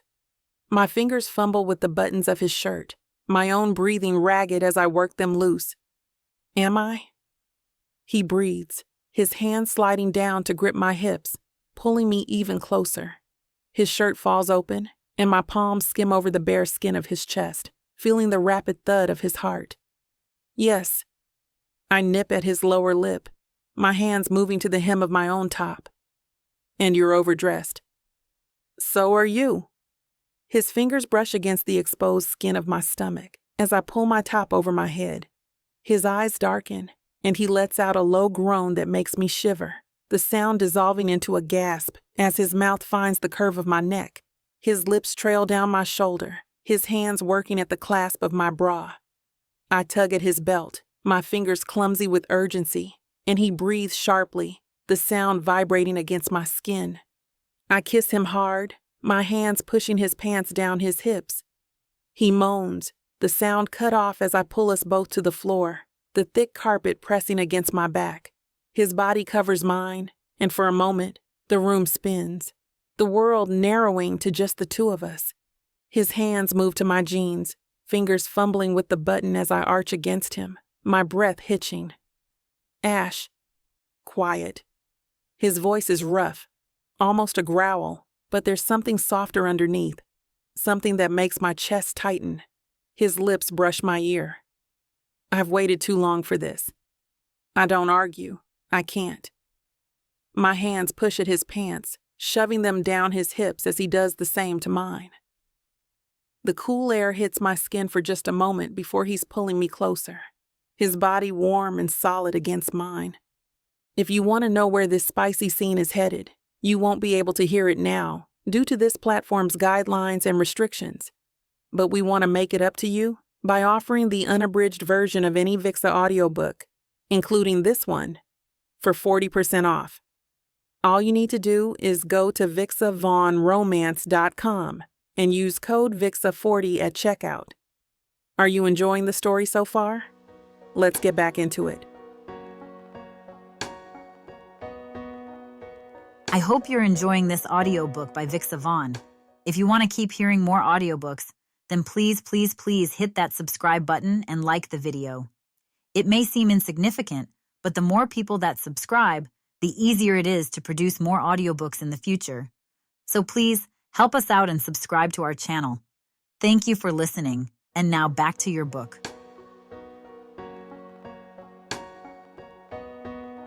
Chapter 24. Ash. The light is soft and gray when I wake. One of those quiet Scottish mornings where the sky forgets to rise all the way, like it's just as tired as the rest of us. She's still asleep beside me. Selah. Her hair spills across the blanket like spilled ink, curls twisted and wild and absolutely perfect. One hand rests lightly against her chest, the other draped across the sheet. My sheet, like she belongs here, like she's always belonged here. And for a moment, everything in me goes quiet. No ghosts, no Gregor dot, no blood-stained legacies or guilt-riddled portraits. Just this, her and breath and warmth. My heart stutters in my chest. I feel it in my throat, my ribs, my goddamn teeth. Last night, Jesus! The way she touched me like I wasn't broken. Her soft gaze telling me that I'm something more than inheritance and grief and rage, stitched together by duty. The way we fit, mouth to mouth, breath to breath, hands tracing fault lines like she didn't care if she fell through. I should feel peace. Instead, I feel panic. Because now she's seen too much, felt too much. I let her in. I let her have me. And what if she regrets it? What if she doesn't? I slip up off the floor before she stirs. Pull on yesterday's clothes in the quiet. My boots thud softly against the wood floor, and I wince at the sound like it's an accusation. The hallway feels colder than it should. By the time I make it downstairs, the dining room is already dressed for civility. Morning light filters through the tall windows in pale ribbons. Mrs. Bramhall has set the table in her usual compulsive symmetry. 2 places, as if she knew. Which she probably did. The woman's as sharp as ever. I drop into my usual chair at the long end of the table and stare at the teapot without pouring. My skin still smells like her. My hands still remember the shape of her size. And I'm already pulling back. Because that's what I do. The door creaks open behind me and I stiffen. "Morning," Selah says, voice low and still husky with sleep. I turn halfway. She's wearing a soft navy cardigan over yesterday's shirt, leggings tucked into thick socks, curls loosely pinned. Her eyes are clear, but there's a question there. Something like, "What version of you will I get today?" "Morning," I echo. She walks slowly to the table and sits across from me. Her fingers hover over the teapot, then withdraw like the heat might burn. A beat of silence stretches long between us. "Looks like the rain finally stopped," she offers gently. I nod, eyes on the toast. "For now." Another pause. She glances toward the window. "I think I'll walk the moor later. Try to sketch that old stone wall near the ridge." I nod again, still not looking at her. My chest is too tight to breathe properly. "Unless you need help in the gallery," she adds. "No," I say quickly, too quickly. "You should do whatever." I can feel the shift in her before I see it. like a slow pull of tide against a shore. She doesn't push, doesn't challenge, just folds her hands in her lap and offers me a small, sad smile I want to tear off her face and replace with something real. I sip my tea and pretend not to notice the space I'm creating. If I acknowledge it, I'll have to stay, and I'm not sure how to stay. The clink of her spoon against the porcelain is so delicate it sounds almost accidental. But I know better. Cella doesn't do anything by accident. Not when she's this quiet. She's watching me, I can feel it. Not with judgment, just with that painter's gaze of hers. Curious, patient, like she's trying to match colors to emotion, and I've come up black and unspeakable. So, she begins, tentative. Did you end up reading Gregor's ledger last night? The one we pulled from the west cabinet? I nod without looking at her. Yeah. And? I shrug. Same old nonsense. Scribbled titles, valuations, sketches of pieces he never acquired. I hear her swallow across the table. That sounds like him. I nod again, tense silence settles. She shifts in her chair, and I catch the movement from the corner of my eye, arms crossing gently over her stomach, a thumb tapping lightly against her sleeve. She hesitates. I'm not trying to make things weird. My head lifts at that. She's watching me carefully now, like every part of her is waiting to see how much I'll let her see. I know last night wasn't part of the plan, she says quietly, but I don't regret it. That sentence hits me square in the chest, and instead of warming, it tightens something brutal in my ribs. I try to say same. To say me neither. To say you undid me and I haven't stopped falling since. But all that comes out is, people say that until they do. Her face goes still, not hurt, not yet, just confused. What's that supposed to mean? I stand abruptly, grabbing my mug and pacing to the fireplace like it's a lifeboat. I stare into the cold ash, jaw clenched. It means you've been here, what, 2 weeks? And everything's moving too fast. So that's a bad thing? I don't answer. She rises slowly behind me, her voice steadier now. Ash, if you're trying to take it back, if this is your way of pretending last night didn't happen, just say it. I turn around. I'm not pretending. I'm just being realistic. She flinches like I've struck her, and that's when I know I've messed up. Realistic, she repeats. You think that's what I want to hear from you right now? I think it's the only thing I know how to offer. She stares at me for a long moment, eyes wide and quiet. Then, slowly, she pulls her cardigan tighter around herself like she's cold. You know what? She says, voice like velvet fraying at the edges. I think I'll take that walk after all. She walks past me without another word. Doesn't slam the door. Doesn't glance back. Just leaves me standing there like a fool in a room full of echoes. The front door shuts with a soft, final click. Not a slam. Not a shout. Just the kind of quiet that says you've said enough already. I stay rooted to the floor, mug still in hand, heart hammering like I've just sprinted 10 miles instead of emotionally sideswiped the only woman who's ever seen that I was worth the weight I carry. What the hell is wrong with me? I cross to the window without thinking, parting the curtain just enough to see her retreating figure. She walks with her arms wrapped around herself, head low, scarf tugged against the wind. The storm may have passed, but I've just delivered another one. I lean my forehead against the glass, eyes shut, breath fogging the pain. You bloody idiot. She gave you warmth, trust, herself. And you, what? Pushed her out the second it started to feel real? I drain the last of my tea in one bitter swallow and set the cup down harder than I need to. Mrs. Bramhall enters behind me, silent yet judgmental, as always, clearing the untouched breakfast from Selah's side of the table. I don't turn to look at her, but I can feel the disapproval simmering in her movements. She was smiling when she came down this morning, she says, voice calm but razor-edged. Haven't seen her do that in a while. I grit my teeth. It's complicated. Mrs. Bramhall lets out a soft tisk, barely audible over the clink of china. Not everything needs to be. You just make it that way. You're difficult. I turn toward the door before I can say something I'll regret. Again. Out in the hallway, the manor feels colder, lonelier. Like it's watching me dig the same pit Gregor did, and wondering if I'll bother climbing out or just decorate the damn thing. I reach the stairwell and stop, hand on the carved banister. The ledger room is down that hallway. My office. The entire gallery. 100 things I could throw myself into to keep from thinking too hard. But none of it distracts me from the empty chair across the table, or the scent of her skin still clinging to my shirt. I press my palm to the wall, like it might hold me up. One step forward, one confession, and maybe she'd still be sitting across from me. Still be smiling, still be mine.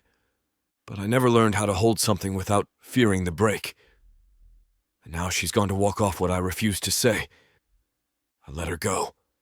Not because I wanted to, but because I was too scared to ask her to stay. Chapter 25. Cella. The house feels colder when I come back.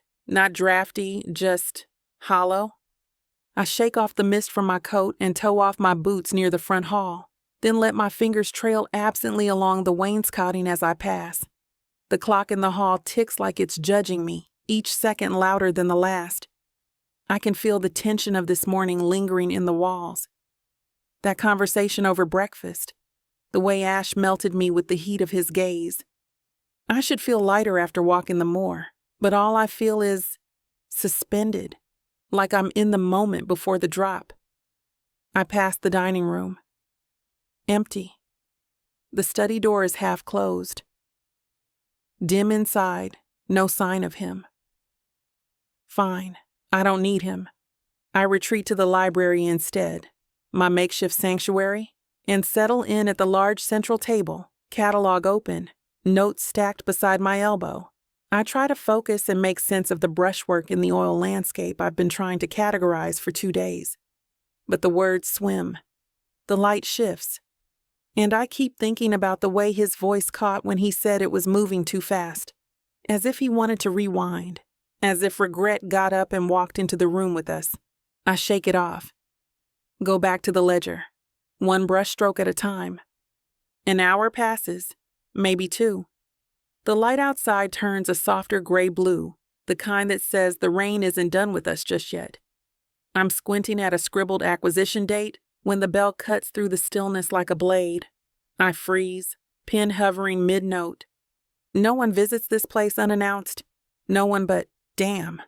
I rise, smoothing my sleeves as I cross the floor. I pass the sitting room, then the foyer. Mrs. Bramhall's nowhere in sight. Probably in the kitchen organizing the apocalypse, as usual. So I answer the door myself. And of course, it's Damien, perfectly styled, holding a thin leather briefcase like it contains the secrets of the Vatican, and he's just generous enough to share. Afternoon, Cella. He purrs, smiling like sin with a business degree. You're looking thoroughly windswept. I cross my arms. What do you want? Now. Is that any way to greet an old friend? You're not old, and you're not a friend. He laughs, low and polished, like he's at a goddamn dinner party. I was in the area, he says smoothly, stepping forward without waiting for an invitation. Thought I'd drop by with a little something I uncovered. Figured you and our favorite Lord Thorne might be interested. I don't stop him. I should, but I don't. Because the word uncovered sounds like a dare. Like a match being struck. And that briefcase? It's going to burn something. Damien breezes past me into the sitting room like he owns the lease. He unbuttons his coat, shakes off the rain with performative flair, and casually drops the briefcase on the nearest table. One of Gregor's carved monstrosities polished to a mirror sheen. I don't follow him at first. Just stand at the entry, arms crossed, waiting for him to explain himself. He does it with all the self-satisfaction of a cat dragging a dead bird onto the carpet. "You've done a lovely job making yourself comfortable here," he says, glancing around. "Very bohemian chic, all that artistic charm and haunted manor grit. No wonder Gregor took a liking to you." I grit my teeth. "Spit it out, Damien." He unlatches the case slowly, drawing it open with a flourish. And then I hear the footsteps, hard, measured, familiar. Ash. He strides into the room just as Damien begins to draw out a folder, cream-colored, thin but deliberate. His expression when he sees Damien is carved from flint. "What the hell is he doing here?" Ash's voice is low, already dangerous.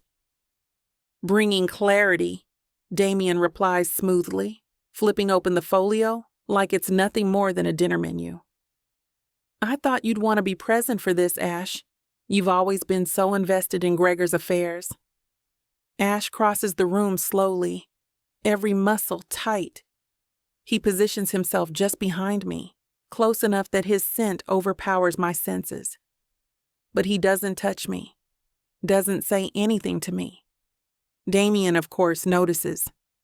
"What a curious distance," he says airily. "One would think the two of you would be closer after all this time under the same roof." Ash doesn't rise to the bait, but the tension in his jaw is seismic. Damien pulls out a set of neatly printed documents and fans them across the table like tarot cards. "I found these during a routine inquiry into the estate," he says. Imagine my surprise when I discovered alternate versions of Gregor's financial documentation and a rather conflicting statement of inheritance. My pulse spikes. "What are you talking about?" He taps one of the pages. "This one here is dated 6 months prior to the final will you were shown. It outlines Gregor's intentions for the manor and art collection to remain solely within the Thorne family line. No outside acquisitions. No protégés." My stomach twists painfully. "That document isn't legally binding," Ash says, stepping forward. "Gregor revised his will." "Did he?" Damien asks, almost sweetly. "Because there's no signature on the revised copy filed with the estate. Only a draft. Meanwhile, this," he taps the page again, "is notarized." I stare at the papers, the names, the language, Thorne, sole heir. Nothing about me, nothing about mentorship, nothing about Gregor's journals or his whispers about legacy. "Where did you get these?" I ask, voice tight. Damien shrugs. "They came to me. Things have a way of surfacing when people get sloppy." He meets my eyes as he says it. There's something behind his smile, something like a warning or a threat. I look to Ash. He's silent, just silent. His hands are clenched at his sides, but his mouth is a locked vault. His eyes flick over the documents once, then settle somewhere just past my shoulder. I want him to say something. Anything. This is the moment. Our moment. And all I hear is air. My throat goes dry. I gather the pages with shaking hands, stacking them neatly even though my insides are unraveling. "Gregor chose me," I say. "More to myself than them. He said this was mine, that I mattered." No one replies. Not even Ash. I set the papers down like they're poison. Damien leans back, watching me with something slick in his eyes. Victory? Smugness? Pity, maybe. But not the kind you offer out of empathy. The kind you weaponize. He crosses one leg over the other, rests his hand lightly on the folder. "I just thought," he says, voice like silk stretched too tight, "you had a right to know what you might be walking into. Wouldn't want anyone to get blindsided." I don't answer. My mouth is dry. My hands are colder than they should be. I turn to Ash again, and this time I really look at him. He's still rooted to the spot. Still hasn't said a goddamn word. His expression is unreadable, but it's the silence that screams. "Say something," I whisper, not loud, not desperate, just enough. He swallows once. I need to look into it. That's it. No reassurance, no support, no you belong here, no I've got you. Just a deflection. I don't even know how to breathe past the ache blooming in my chest. My chin lifts before my heart can catch up. Steel first, feelings later. I'll be in the East Wing, I say, voice calm, even though everything inside me is coming undone. If either of you decide to stop posturing long enough to remember I'm a person, you know where to find me. And then I walk out. Not because I'm retreating, but because if I stay, I'll bleed. I don't look back at either of them. Not even when I hear Damien's chuckle follow me into the hall. Right now, the worst thing isn't that Damien might be right. It's that Ash didn't try to prove him wrong. Chapter 26, Ash. The fire hisses in the grate behind me, but I'm colder than I've been all day. Damien lounges in Gregor's armchair like a goddamn houseguest, legs crossed, fingers steepled over that ridiculous briefcase like it contains state secrets. I want to punch the smirk off his face, but that's exactly what he wants. And I'm not giving him the satisfaction. Let me see them, I say, voice flat. He raises an eyebrow. Careful, you'll strain something trying to be civil. Damien. He exhales through his nose like I'm a child testing his patience. Then finally he reaches down and plucks the folder from where Selah left it. He opens it with a little flourish, showman to the end, and passes it across to me like it's the Rosetta Stone. I sit down hard on the couch, the weight of the pages heavier than they have any right to be.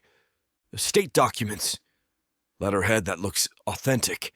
Signatures in Gregor's hand, or someone damn good at forging it. Notarized seals.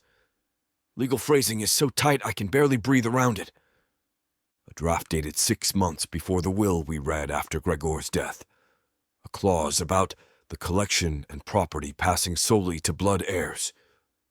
Selah's name doesn't appear, not once. And then there's the letter. Scanned, typewritten, cold. Intent to retain all assets within family lines. No mention of mentorship. No acknowledgement of his connection to her at all. I clench the folder tighter. What is this? I ask. Paper, Damien says with a shrug. Dangerous stuff when people leave it lying around. Where did you get it? I have contacts, you know that. Not everyone wants Mooring Manor tangled up in the next Tate controversy. I grit my teeth. And you just happened to stumble across it. Let's just say certain parties are very interested in who inherits what. I merely connected the dots. He stands, straightens his cuffs, and walks toward the door. It's not personal, Ash, just delicate. Thought you'd want all the facts. He lets himself out like it's nothing, like he didn't just light a match and toss it into the powder keg. I look at the papers in my hands. They look real, feel real, but they also feel wrong. Gregor never played clean, but he wasn't sloppy. If this were legitimate, truly binding, why wasn't it what we saw in the official reading? Why draft a second version and not sign it? Why the hell does Damien have it, and not me? And God help me, what if Selah doesn't know the truth either? I close the folder and drag my hands down my face. Every nerve in my body is pulled tight. I have to ask her. I need to ask her, even if it makes me the villain in her eyes. The East Wing is quiet, save for the occasional crack of the fire in her room. I pause just outside the door, hand on the frame, willing the knots in my stomach to loosen. This isn't just some tense conversation. This is going to cost me something. Maybe everything. She's there, sitting in the chaise by the fireplace, legs curled beneath her, a blanket wrapped around her shoulders like armor. She doesn't look up when I enter, doesn't acknowledge me at all. Cella, I say softly. Still nothing. I step closer. The folder's in my hand, but it feels like a weapon. I read them. Now her head lifts. Her eyes are calm. like she's rehearsed this moment already and has nothing left to say. "And?" she asks. I swallow. "They look real." She nods slowly as if that's exactly what she expected. "I don't know if they are," I add quickly, "but Damien didn't just pull this out of thin air. Someone gave it to him. Someone with access." Her jaw tightens. "And you think I'm that someone?"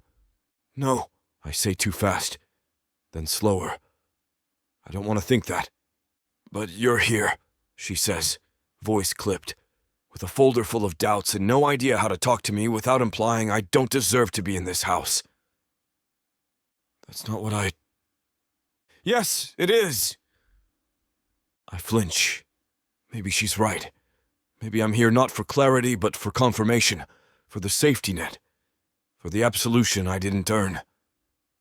She unfolds herself from the chair, stands with grace and fire in her bones.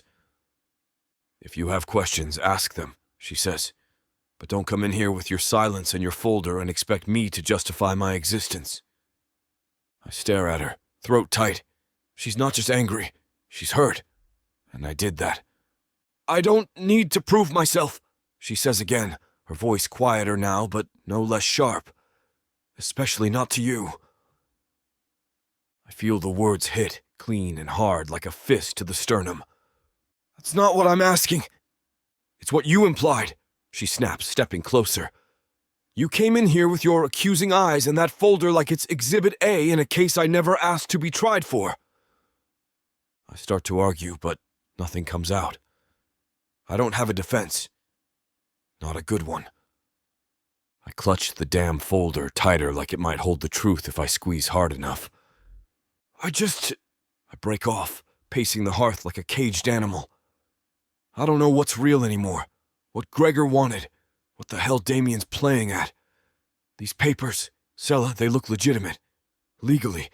If it goes to court... "So that's it?" she cuts in. "If it holds up in court, I'm out. The paintings, the inheritance, the months I spent earning his trust, honoring his work, none of it matters because some smug bastard found a piece of paper?" "I don't know," I say louder now. "That's the problem. I don't know what's real." Her shoulders rise with a deep inhale, but she doesn't back down. "You knew what was real last night. We both did." I stop pacing, look at her. She's staring at me like she's seeing every fracture beneath my skin. And that's the worst part, because I can't even argue with her. She's right. Last night was real. The way she tasted, the way she clung to me like I was something solid, the way I let myself believe, even for a few hours, that we could hold this thing between us without it collapsing under the weight of everything else. But that was before Damien, before the documents, before the seed of doubt found soil in my ribs. I drag a hand through my hair and blow out a breath, barely keeping it together. "Gregor lied to me for years," I say hoarsely. "About Isabel, about the will, about what he was doing with the collection. You think I don't want to believe you? You think I don't need to? But I've been fed nonsense in this house since I was a teenager, and I'm just afraid," she finishes softly. I look at her, that single word still echoing in my head. "Yeah," I admit. "I am." It's the first honest thing I've said all night. Her eyes soften, but it's not enough to close the gap between us. This isn't about logic or law. It's about faith, the kind I've never had in anything, least of all myself. Selah deserves more than someone who has to ask if she belongs. She takes a step toward me. She moves like she's steady, but I can see it now, the tight set of her jaw, the glint of betrayal still raw in her eyes. Her voice when it comes is low, controlled. "If you're waiting for me to beg you to believe me, it's not going to happen." I flinch. "I'm not—" "Yes, you are. You want me to convince you that I'm still worthy of being here, of being trusted, of being seen." Her voice cracks there just slightly, but she pushes through it like the fighter she is. "I've had to prove my worth since the minute I set foot in this house," she says. "To you, to Mrs. Bramhall, to ghosts and shadows and everyone else who decided that Gregor's choice was their burden to resent. but I never thought I'd have to prove it to you after everything we've shared. That hits harder than anything Damien ever could have conjured. She's not yelling. She doesn't need to. She just looks at me with this quiet devastation that makes it impossible to breathe. I wanted to believe you'd stand beside me, she says, voice trembling now. Not because I earned it, but because you felt it. Because you saw me the way he did. She's too close now, or maybe not close enough. I want to reach for her. Say something. Anything. But I don't. I can't. If I say the wrong thing now, she'll never look at me the same again. So I do what I always do when things start to slip through my fingers. I retreat. I cross my arms, jaw tight. I don't know what you want from me. Her lips part, then press back into a line. That's it. The moment I lose her. She nods once, slow and small, like she's making peace with something she never wanted to accept. Then I guess you got what you needed, she says softly. You got your proof.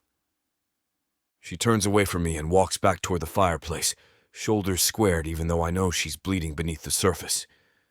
I stand there a second longer, body rigid, throat tight, hands useless at my sides. I don't follow her.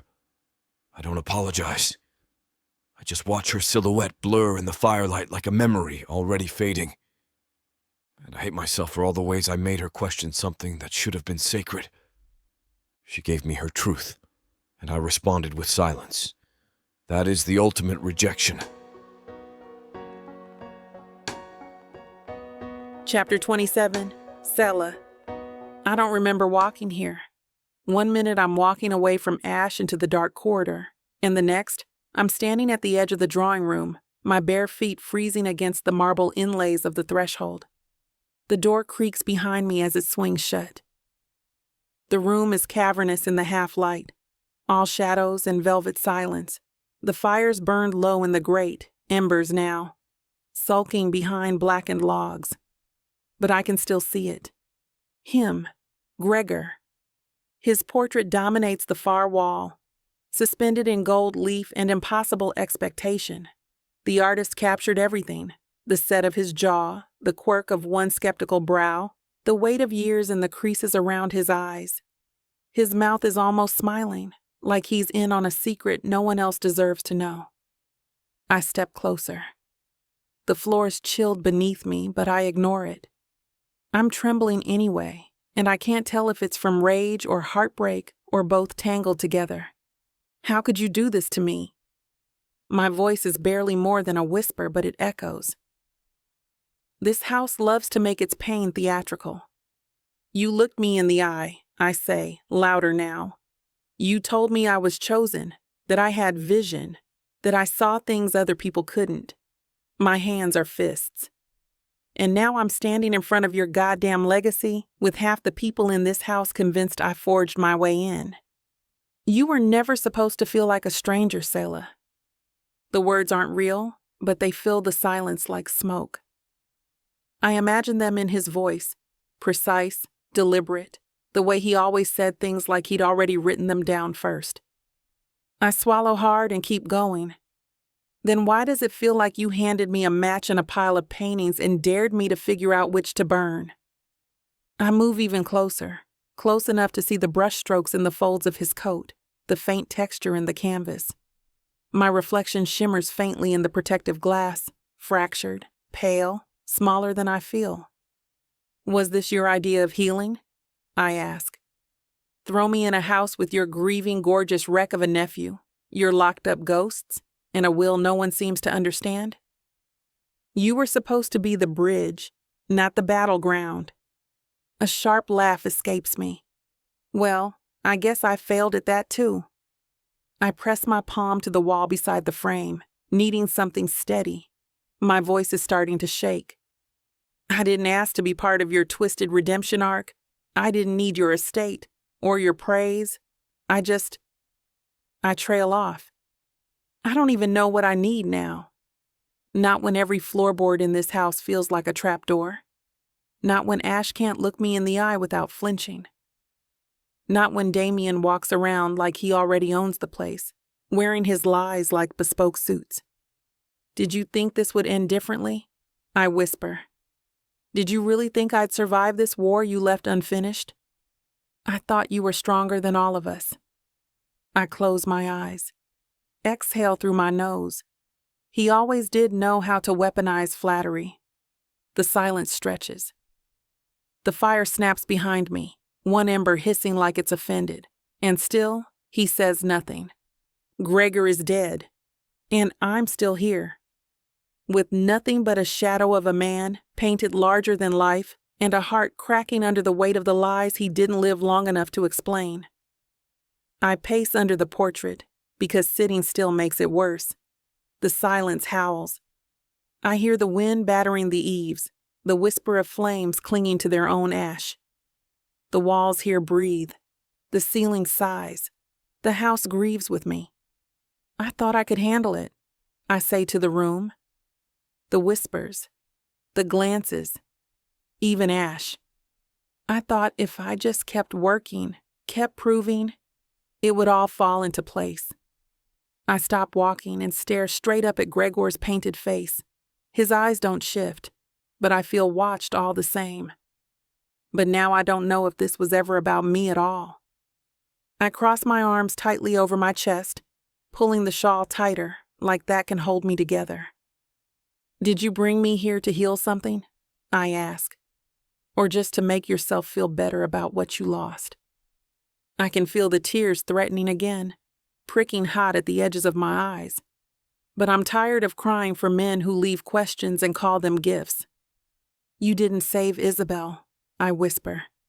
You didn't stop her from drowning in this house, and now you've tied your legacy to me like a lifeline you never offered her. I half expect the chandelier to fall, or the walls to groan, or the portrait to bleed.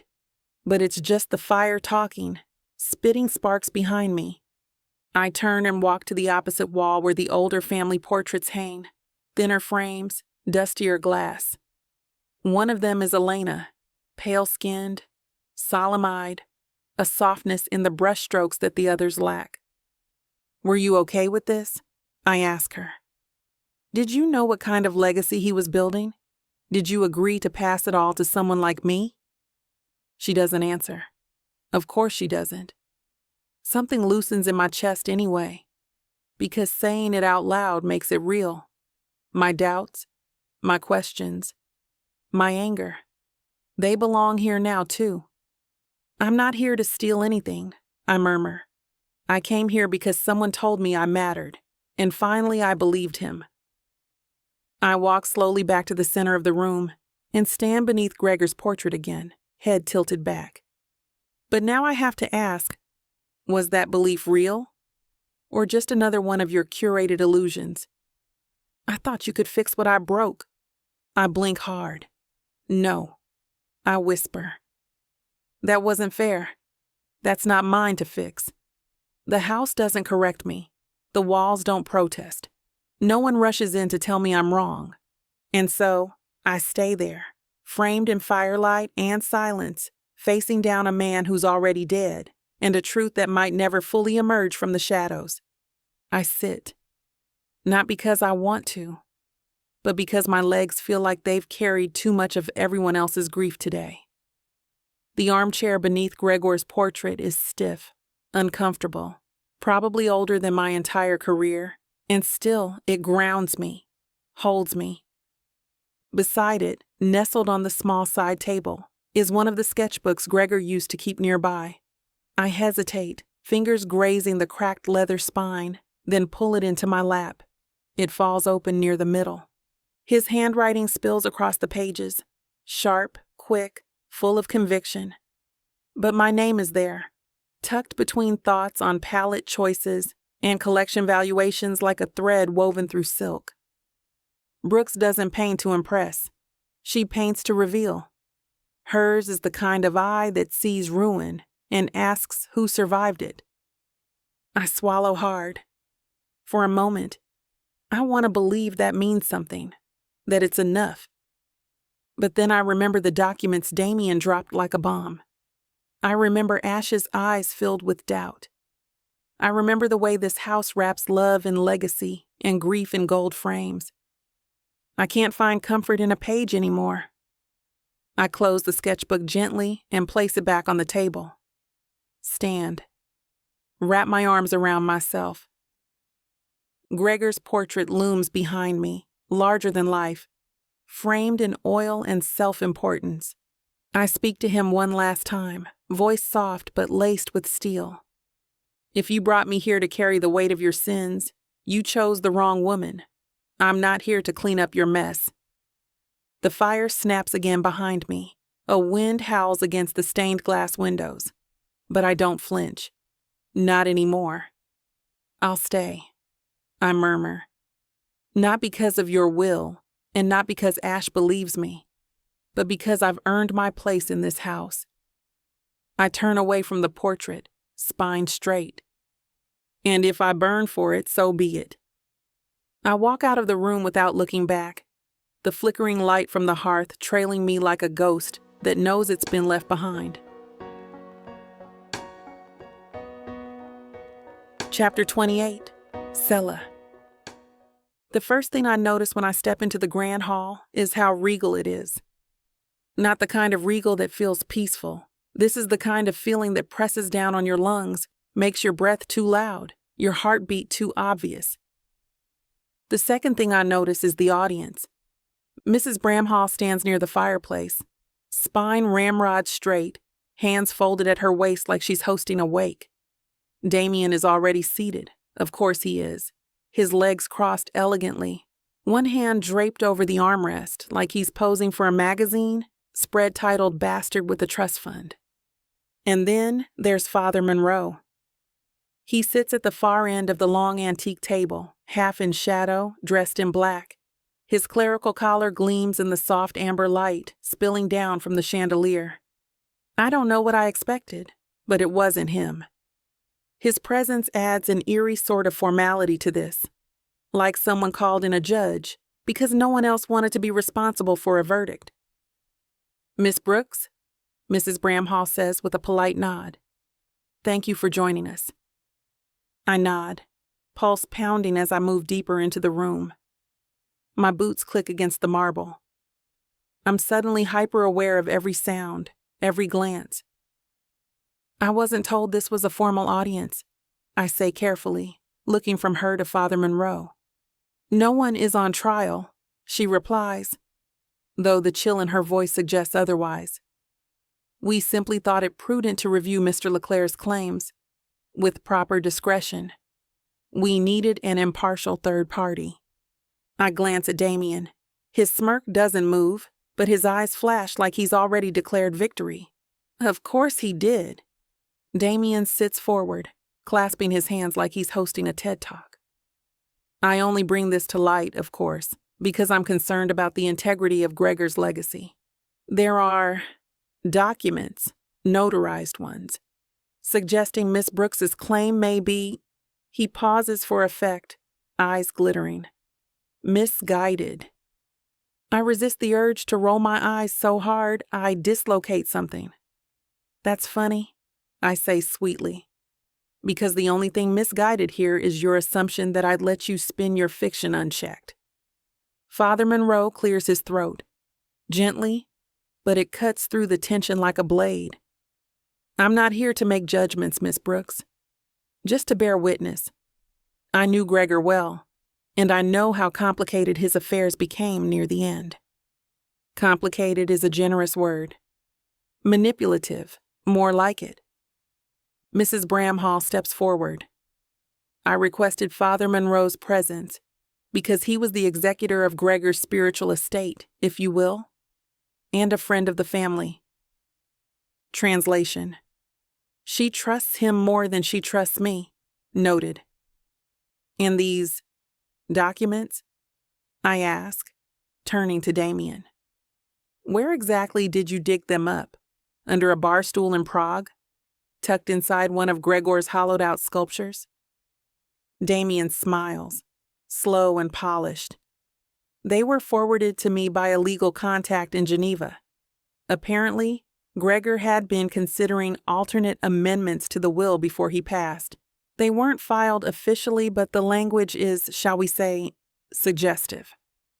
Oh, we're dealing in suggestion now? I shoot back, planting my hands on the back of a chair. Because I can suggest a few things myself, like how you've been sniffing around this estate since the second Gregor's pulse stopped, waiting to pick it clean. Damien shrugs. Just doing my due diligence. Father Monroe exhales, slow and weathered. I've seen the documents, he says. They're unusual. Not in Gregor's typical legal voice, but we can't ignore them entirely. A flicker of doubt climbs up my spine like a spider. So now I have to prove I belong here? I ask, quieter now. Again? No one answers. Not yet. But I hear the sound of footsteps in the corridor behind me, measured, firm, angry, and that silence, the one I walked into. It's about to shatter. The air shifts just before I hear him. Ash steps into the grand hall like the ghost of a dynasty, and the thunder of its collapse rolled into one. His coat is still damp from the rain, his jaws set like steel. And when his eyes sweep across the room, it's not Damien he looks at first. It's me, like I'm the only thing tethering him to the ground. Am I interrupting? He asks, voice low and sharp, like a knife wrapped in velvet. Damien smiles, smooth as ever. Not at all. We were just reviewing. I heard you. Ash cuts in. He walks further into the room, shedding his coat and tossing it across a chair like it offends him. Every bloody word. The room stills. Mrs. Bramhall straightens. Father Monroe watches him carefully like he's assessing for damage before the impact even hits. Ash points at the folder in Damien's hand. That paper trail you brought? Gregor would never draft something so sloppy. Damien raises a brow, and yet the language is in his style. No, Ash growls. It's in your style. Imitation dressed up in opportunism. And if you think parading it in front of Cella, Bramhall, and a goddamn priest is going to shake her loose from this place, you clearly don't know a thing about her. Silence ripples across the room like a dropped stone in deep water. Ash steps closer, toward me, toward all of them. And when he speaks next, it's not just anger, it's something else. I've spent weeks pretending I didn't care, he says, voice rough. Weeks pushing her out with words I didn't mean, silence I didn't have the guts to fill. But make no mistake, Gregor chose her. And now, so do I. I blink. The words hit like thunder, loud, stunning, meant to claim. His voice echoes against the rafters, wrapping around the oil paintings, the chandeliers, the history. Everyone is still. Even Damien's smirk falters. Mrs. Bramhall narrows her eyes like she's trying to translate what she just heard into something palatable.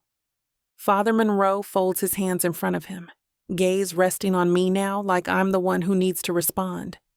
But I don't. All I can think is, why now?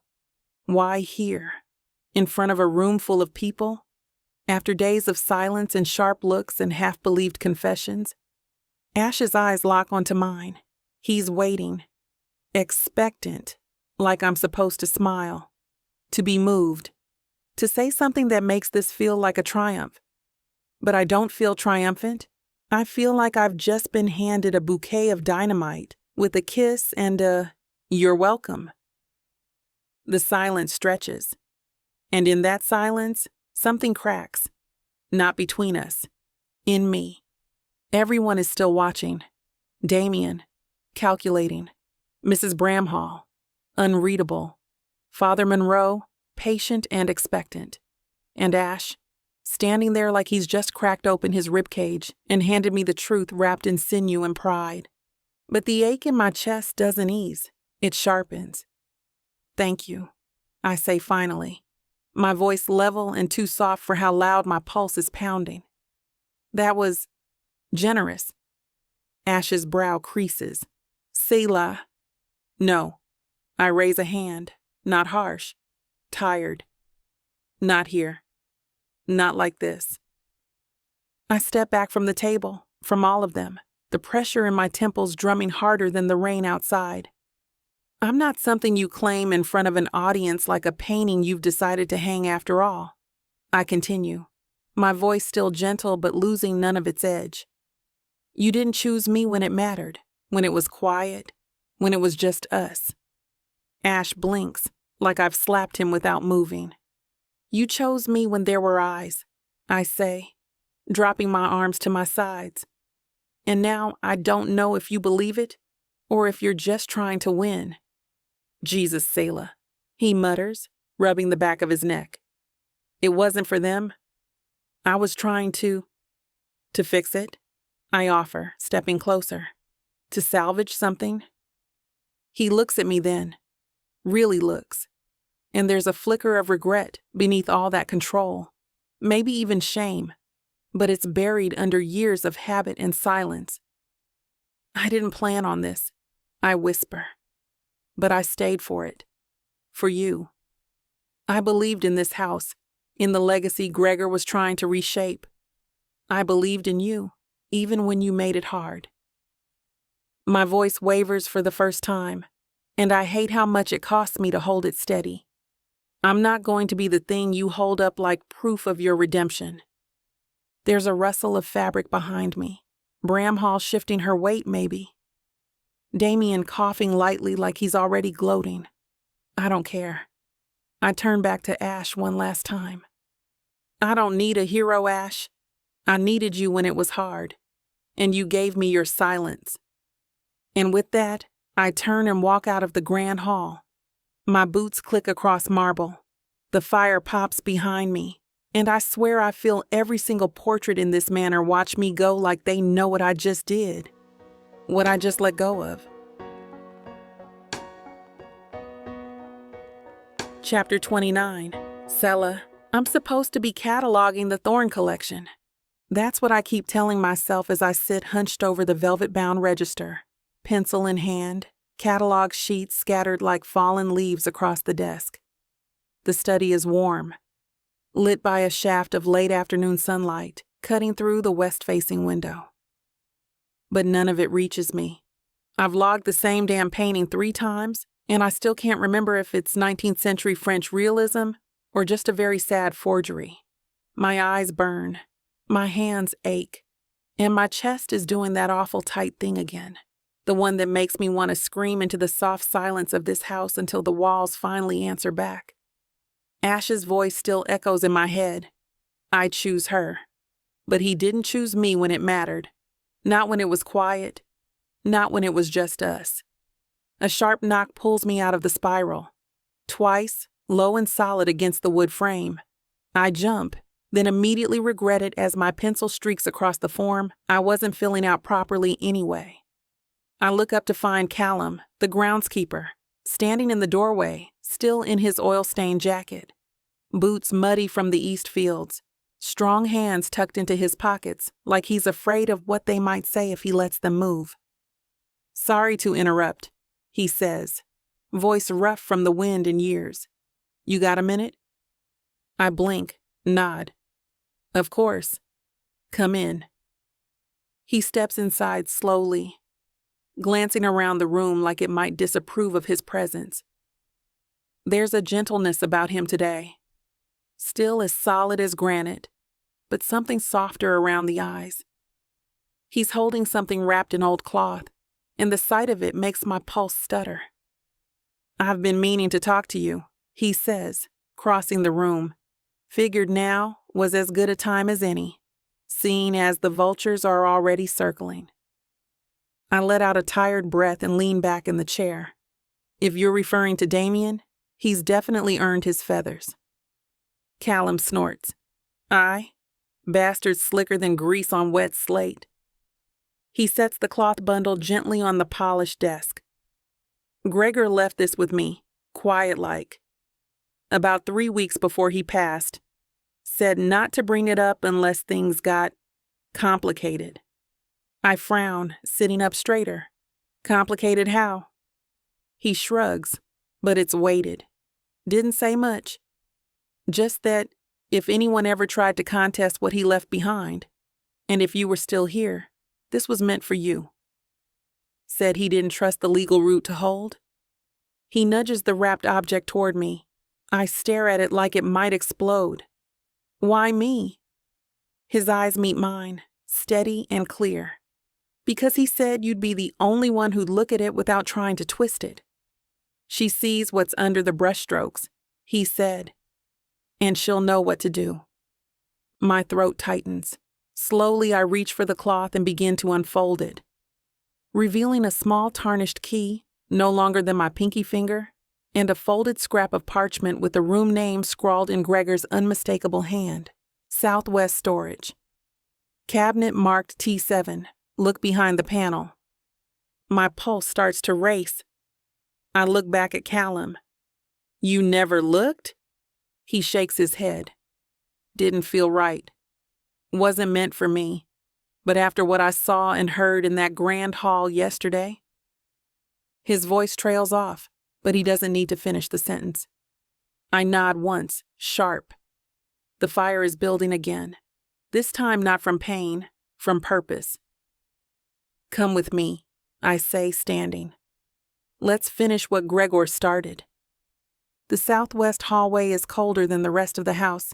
It always is. The windows are narrower here, the ceilings lower, the air touched with the faint scent of mildew and mothballs. It's the part of the manor they never bothered to polish, which makes sense, considering what it's hiding. Callum walks just behind me, boots quiet despite their size. He doesn't seem like the type to talk unless it's needed. He's watching, I can feel it, but not in the way Ash does. There's no heat, just quiet trust. We stop at the storage room door.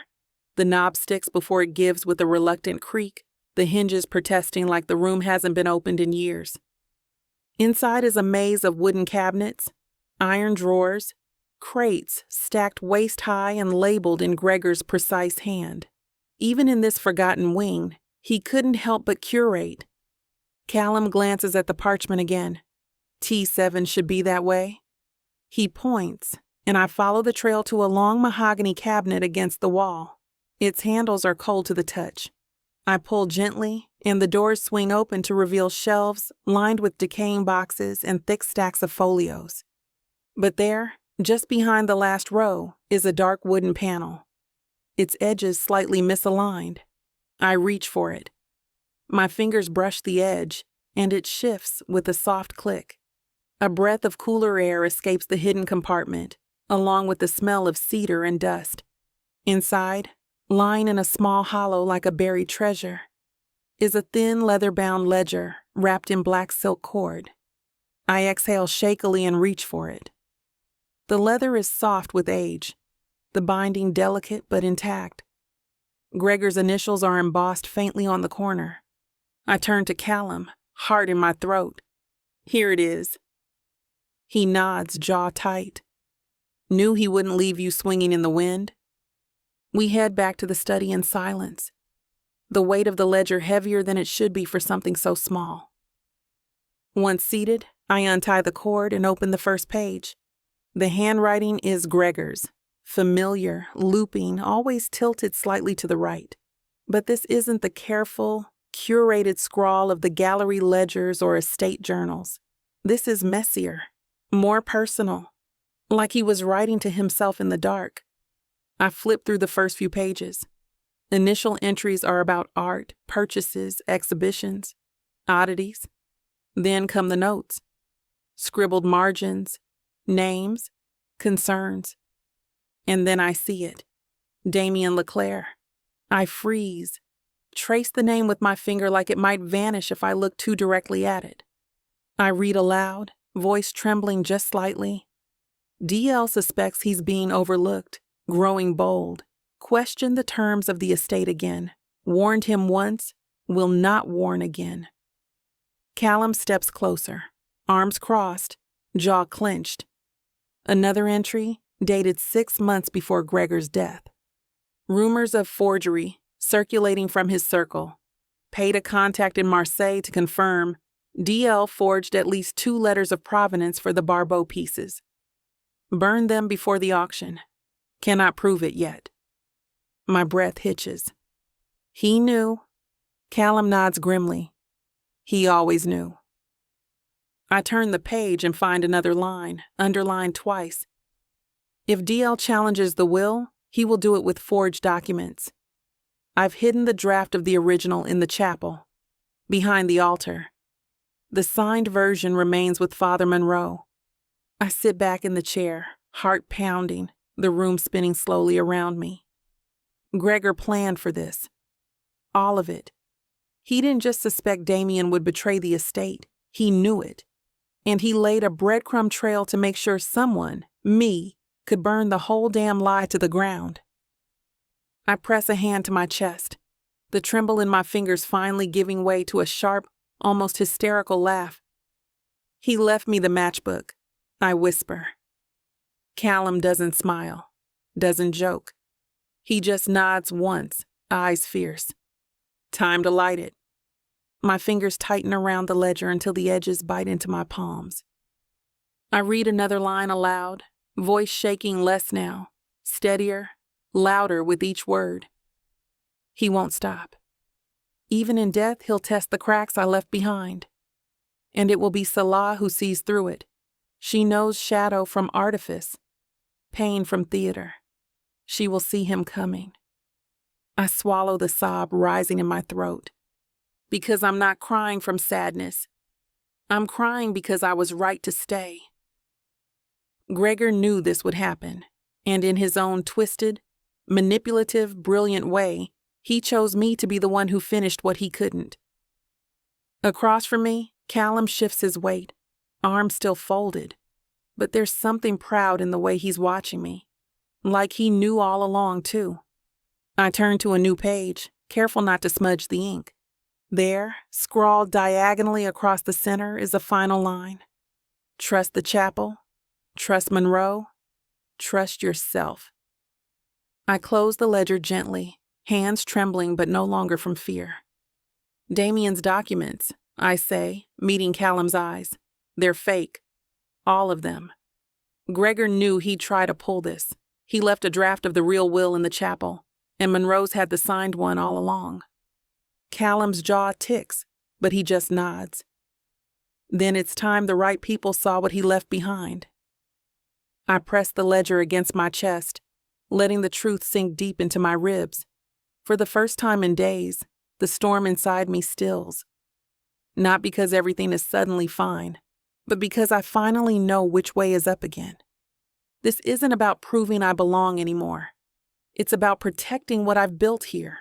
What Gregor tried to leave behind, what Ash couldn't say out loud, and what Damien tried to steal with a smirk and a fountain pen. I take a breath, a long, steadying one, and then I look at Callum. Let's burn this bastard to the ground.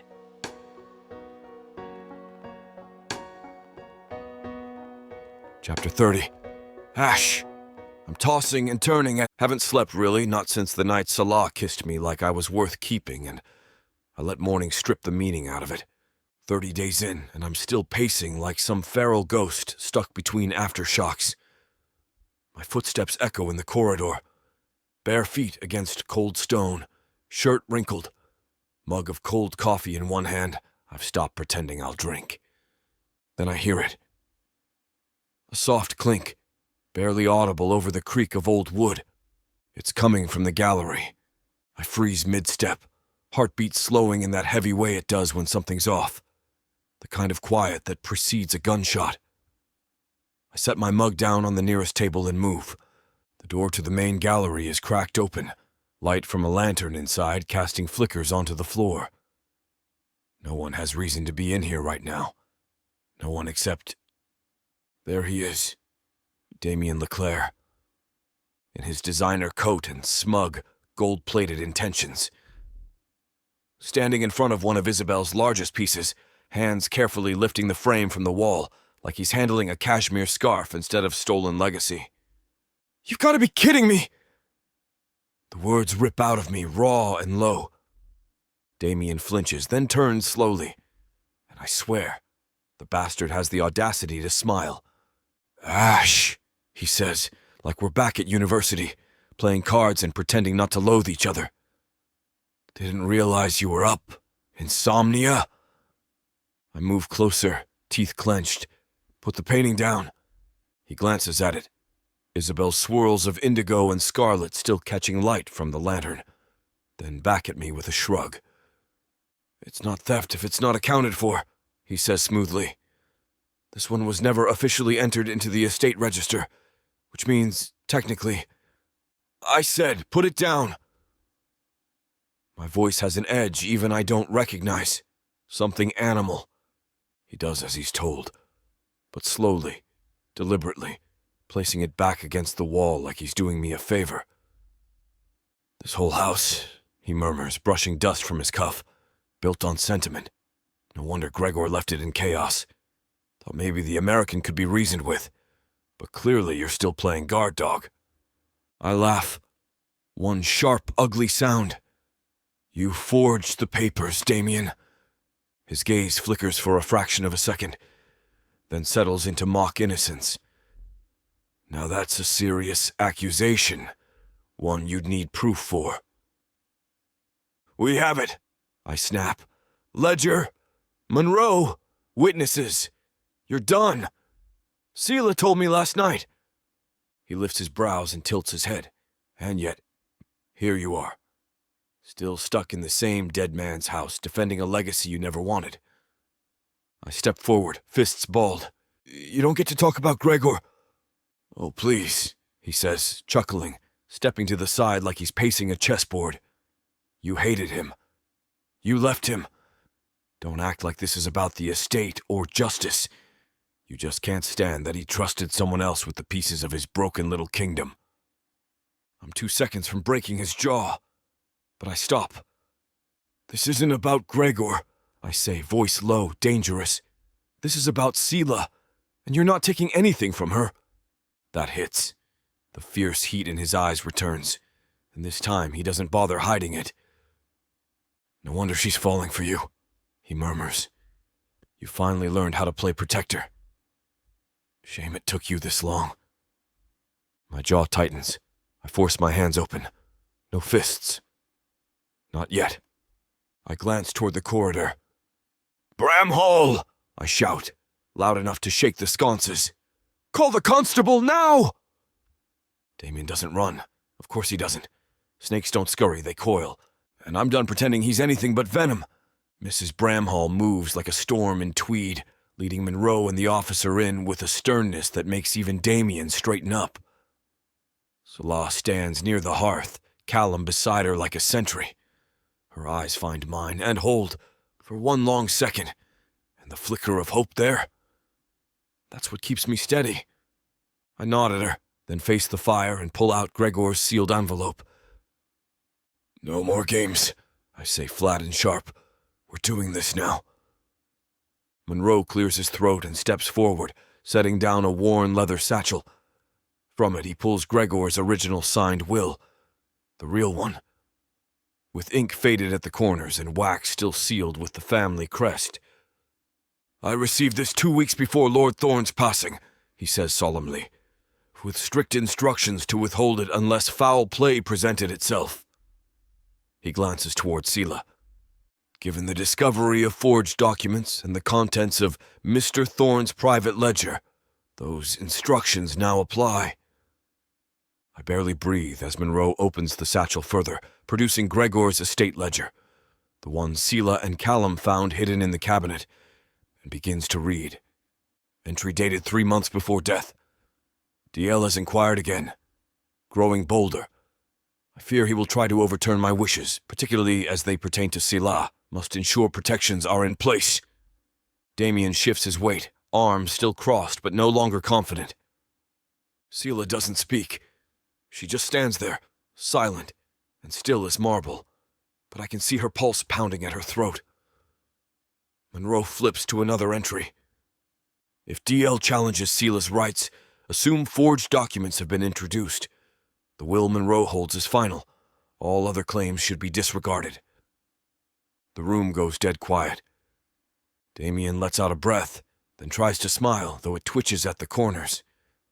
And we're to believe this is real? A dusty old book and a priest's word. Monroe meets his gaze calmly.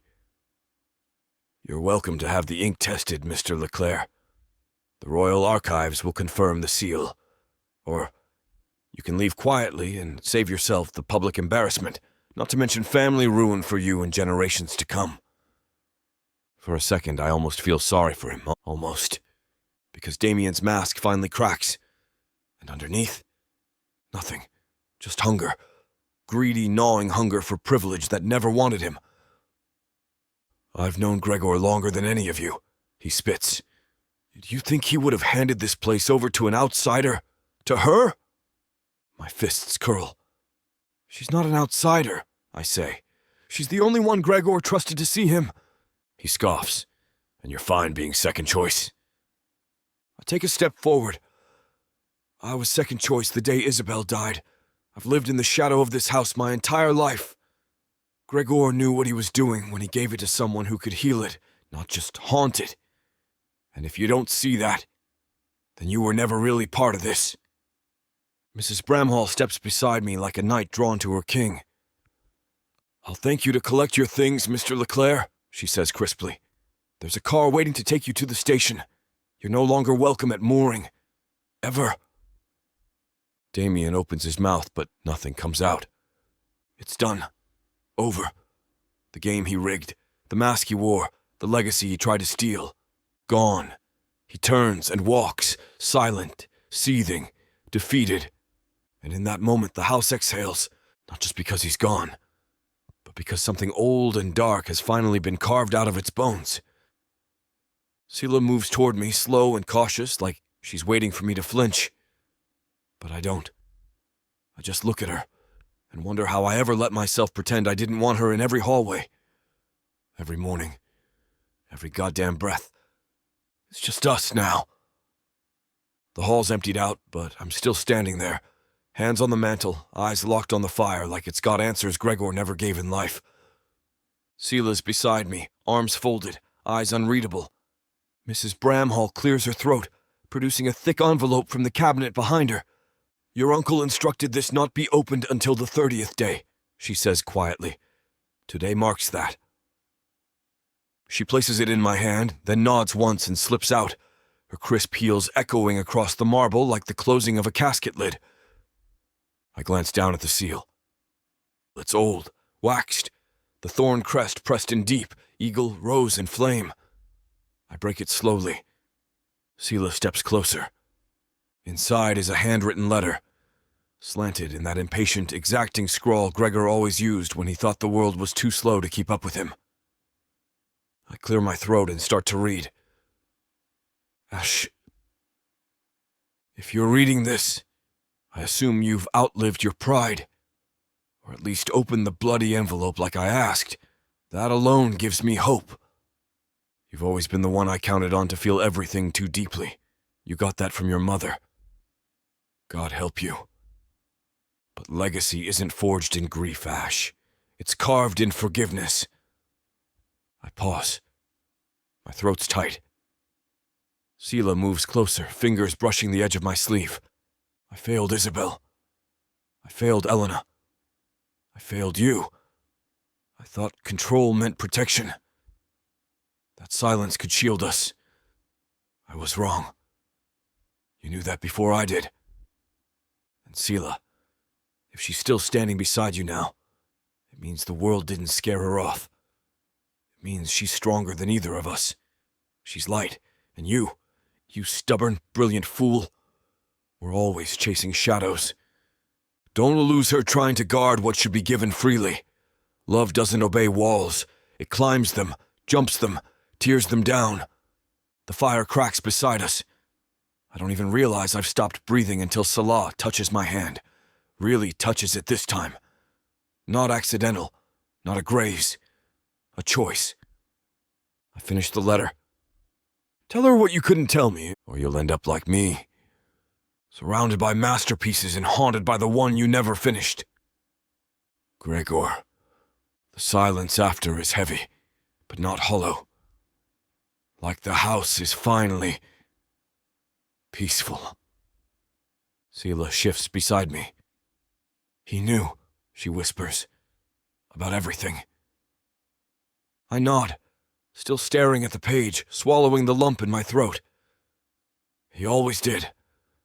She steps in front of me, gently pulls the letter from my hands, folds it like it's sacred.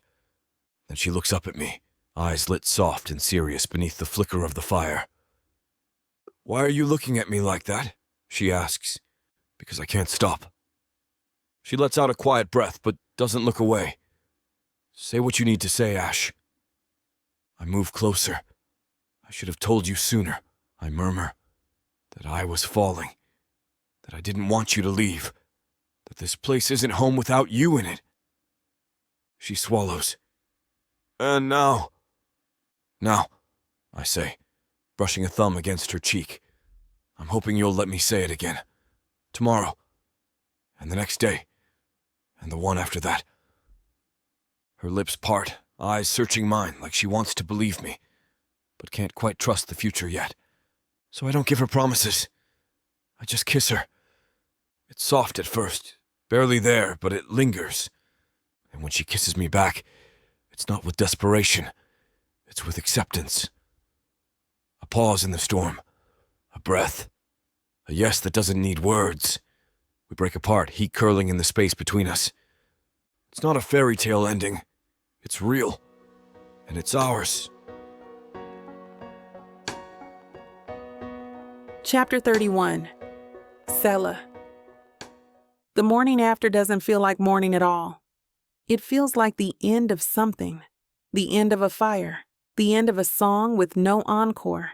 The kind of stillness that makes you realize you've been taking shallow breaths for days, and now you're afraid to let it out because you don't know what you'll inhale next. Light creeps through the east windows in thin gray ribbons, brushing across the bed where I lie curled on my side, eyes open but unfocused. The sheets are twisted around my legs, still warm from my own body heat, but the space beside me is cool. He's gone. Or rather, he got up before I did. Which is fine, totally fine. He doesn't owe me breakfast. He doesn't owe me soft words and tangled limbs in the morning light. Except, damn it, I wanted them. I drag the blanket tighter around my body and stare at the spot where he slept, where I remember his voice going soft and his hands going reverent, and that look in his eyes when I said his name like it was a vow. I remember the heat, the rawness, the honesty that bled out between us like spilled paint.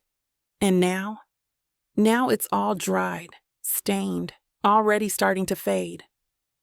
I slip out of bed and pad across the cold wood floor, dragging my shawl over bare shoulders.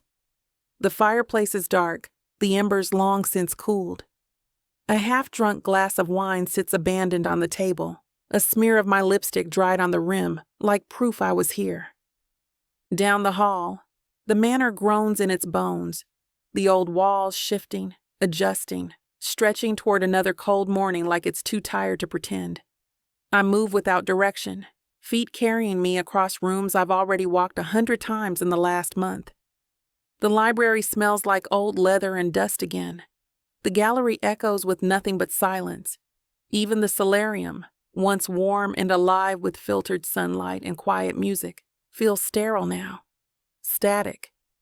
It's as if nothing's changed, and maybe that's the problem. I step into the old music room and stare at the abandoned piano bench.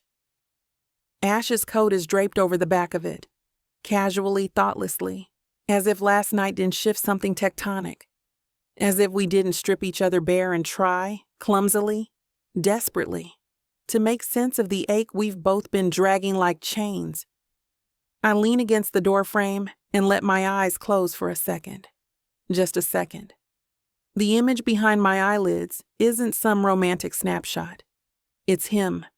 Eyes stormy, voice tight, always one breath away from pushing me out or pulling me closer. I'm falling, and I'm not sure if he's going to catch me. 30 days, I whisper. That I could handle. A timeline, a frame, a window with clear beginning and end. But a lifetime? This house, this man, this grief disguised as grandeur? I don't know. The sound of the zipper is sharper than it should be, like a blade, a warning. I sit on the bed with one of my smaller suitcases open beside me, fingers moving on instinct, folding sweaters into precise thirds, tucking socks inside boots to save space. I don't even know what I'm packing for. A clean exit? A cooling off period? The ability to say I was prepared if things crash and burn? Maybe I'm just buying myself time. Some women buy candles and cook risotto when they need to think. I pack. The thing is, I'm not angry. Not really. I don't think Ash meant to disappear this morning. But he did disappear. And after a night like that, after that kiss in the firelight, after everything we didn't say, I'm starting to wonder if what we shared was clarity for me and confusion for him. The room is quiet except for the soft shuffle of fabric and the sound of my breath. Slower now, deeper. I pause with my favorite scarf in hand. The one I wore the first day I arrived. It's still faintly scented with peat smoke and paint thinner. God, what even was that girl thinking when she stepped into this house?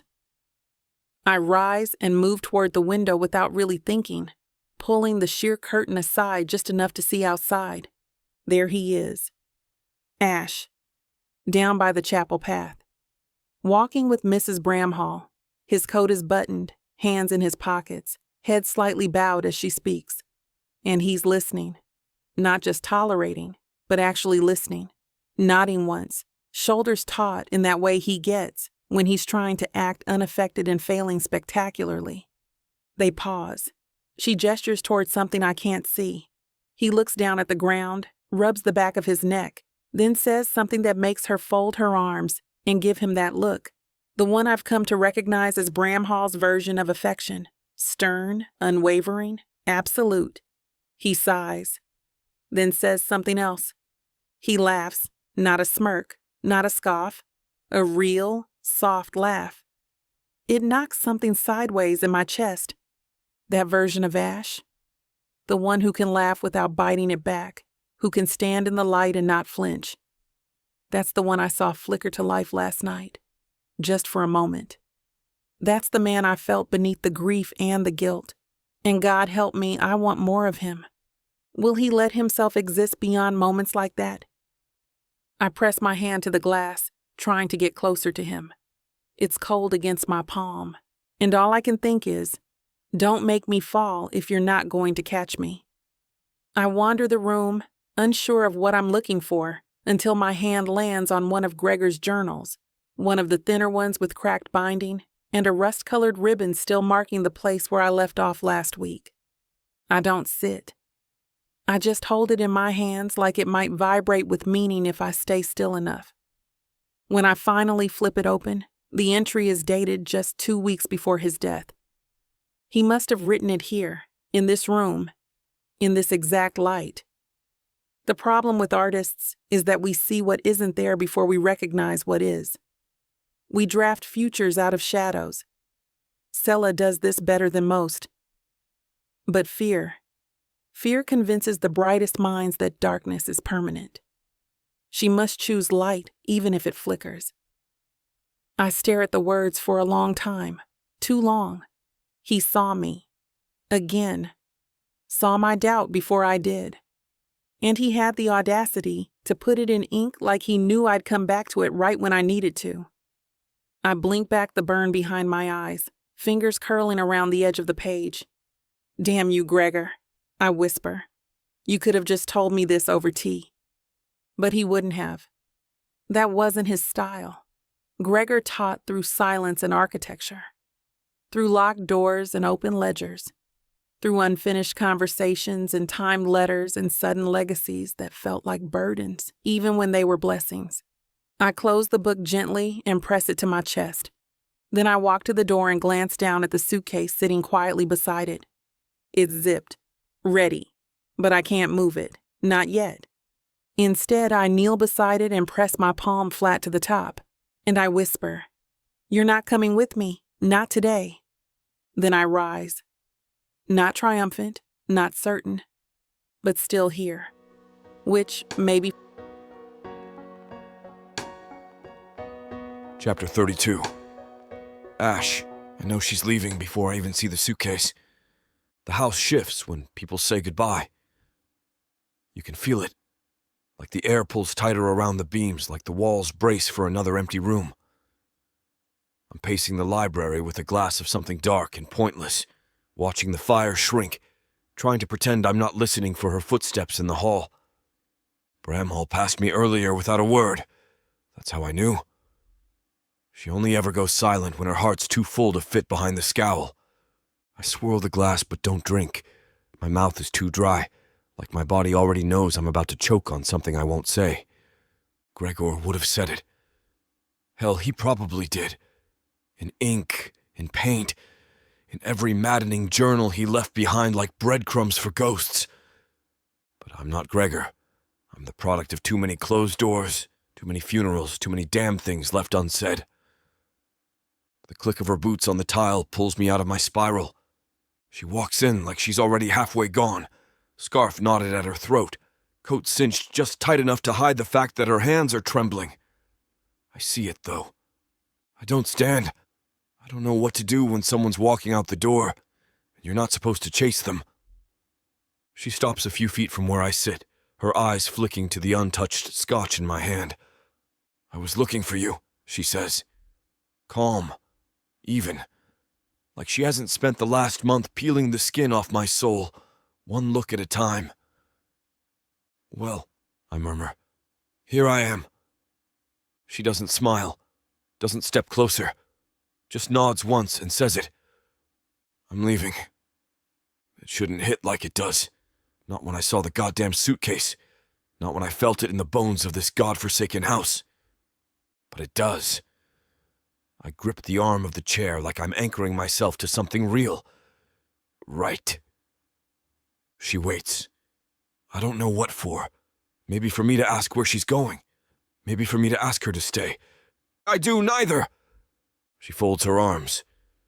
I didn't want to disappear without saying goodbye. Appreciate the courtesy, I say flatly, because I am a goddamn idiot. Her mouth tightens.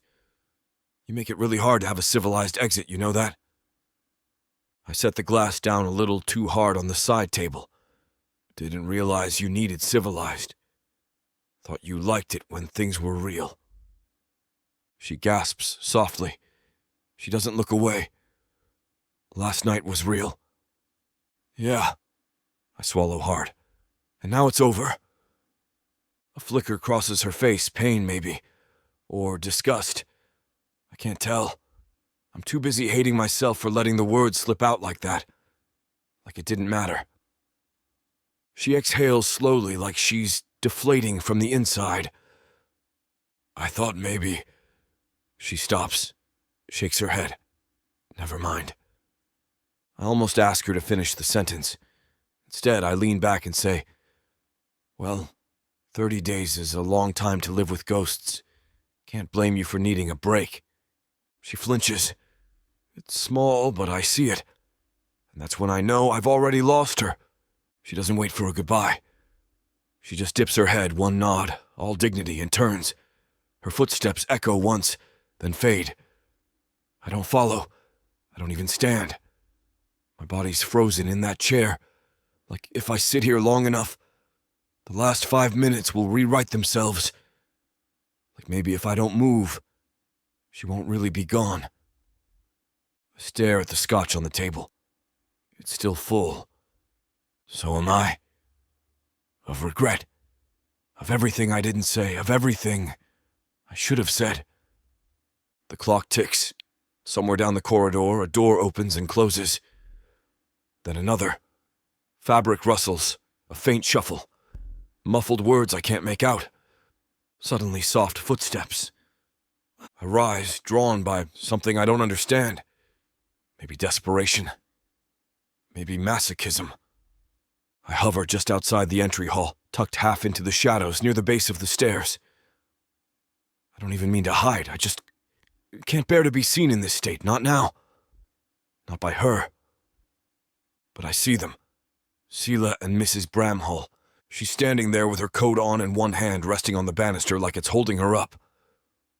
Bramhall looks smaller than I've ever seen her, spine curved, mouth trembling. Selah leans in, says something too quiet to catch. Bramhall's lips purse, and then she cracks. Tears roll down her face in silence. I don't think she's even aware of it. Just stands there with her hands clenched at her sides like letting go would break her clean in half. Selah hugs her, and that's when I feel it. Like something inside me splits. Bramhall, who has stood guard over this house for longer than I've been alive, who has seen every death and kept every secret. She is crying. For Selah. Not for me. Not for Gregor. For Cella. She whispers something against Selah's shoulder. Selah nods, pulling back slowly, brushing her thumb beneath Bramhall's eye. And then she turns toward the door. My chest tightens. My feet don't move. My mouth stays shut. Because I'm Ash Thorne. How do I ask someone to stay? I've never done that before. She doesn't see me when she turns from Bramhall. She's already halfway out the door. I step forward before I can stop myself, caught in the gravity of her like I always am. Selah. She pauses in the doorway, doesn't turn, just waits. The light from outside hits her back like a halo, and for a moment it feels biblical. Like she's not just walking away from me, but from everything I could have been if I'd been brave enough to ask. I want to say it all. Don't go. Stay. You're not done here. I'm not done with you. But the words lodge in my throat like gravel. I can't force them past the wall I've spent a lifetime building. So instead, I offer her the most pitiful, cowardly thing a man like me can summon. Take care of yourself. Her head tilts. Barely. She waits. Just long enough that I think maybe she's going to give me one more chance. Then she speaks. Soft. Final. You too, Ash. No bite. No warmth. Just closure. And then she steps out into the moorland light, the wind catching her coat like wings as she walks toward the car waiting on the drive. The door shuts behind her. It might as well be the sound of a gunshot. I stand there long after she's gone, the echo of her name still burning in my ears. The silence that follows is deafening. Not peaceful. Not sacred. Just the kind that reminds you how loud absence can be. Bramhall walks past me again, her shoulders drawn tight beneath her shawl. She doesn't speak, just lays a hand on my arm quick and firm. It says more than either of us can. I nod once. Then I turn, back into the house. Back into the hollow version of myself I was before she cracked me open. I make it to the stairs before I have to stop. Sit. Bury my head in my hands. No sobs, no shouting. Just the sound of my own pulse pounding in my skull and the whisper of her name, spoken like a prayer I don't deserve to have answered. Selah. Chapter 33. Selah. The village passes like a watercolor, edges bleeding into one another under a sky the color of peace. I drive slowly, if I'm being honest. I need this. One last look. One last sip of everything I've tried not to fall in love with. The road dips past a moss-covered fence. Sheep cluster like gossiping locals behind a crumbling stone wall. A crooked mailbox swings open just down the lane, flapping in the wind like it's waving goodbye. Dorna feels older than time today. More ancient than quaint. It knows I won't be back. The Wild Heart Tavern comes into view, warm light glowing behind its old paned windows. I don't stop, though I can picture Moira inside, probably nursing her third cup of tea and reading the local paper out loud to whoever's listening. I imagine she'd take one look at me and offer a plate of scones, a shot of whiskey, and a question I'm not ready to answer. Instead, I drive past the market square, the chapel spire rising in the distance like a question mark against the clouds. The sight of it tugs at something deep and unsteady in me. You should stop. Just for a moment. I exhale, flick on my blinker, and turn toward the church. The gravel crunches beneath my tires as I pull into the lot beside the chapel. The stone building looks just as it did the first day I saw it. Stoic, watchful, humble. There's comfort in that. Some things don't shift, even when everything inside you does. Father Monroe is outside near the entry steps, talking quietly to an elderly woman in a lavender shawl. He looks up when he sees me, lifts a hand in greeting. His eyes, as always, are warm, measured, like he reads what you don't say before you even think it. The woman shuffles off, and I meet him at the top of the steps. "Didn't expect to see you today," he says gently. "I wasn't planning to," I reply, sliding my hands into my coat pockets. "But I wanted to thank you for what you did, verifying the documents, helping make sense of everything." He nods once, that ever-patient stillness settling over his features. Gregor left us just enough truth to stand on, even if he didn't lay the path clearly. I let out a half laugh. That sounds like him. He tilts his head, studying me. "You're leaving then?" I don't answer right away. Instead, I glance toward the chapel garden, where bare rose stems cling to the trellis like they're waiting for spring. "I thought I'd take one last walk through before I go." He gestures toward the gate. "I'll join you, if you don't mind." I don't. We fall into quiet rhythm, shoes crunching soft on gravel. The air smells like damp stone and a distant hint of wood smoke. I let it all press into me. The sounds, the textures, the hush of something sacred beneath the surface. Because once I go, it's all memory. And I'm not sure if that's enough. The chapel garden is quieter than I remember. Maybe it's the season. Or maybe I'm just noticing things differently now. The beds are mostly barren, save for a few stubborn lavender stalks and the twist of ivy climbing the iron trellis. Beneath our feet, frost crunches on the stone path in delicate veins, and the wind carries the clean bite of cold earth and old roses. I tuck my scarf closer and glance at Monroe.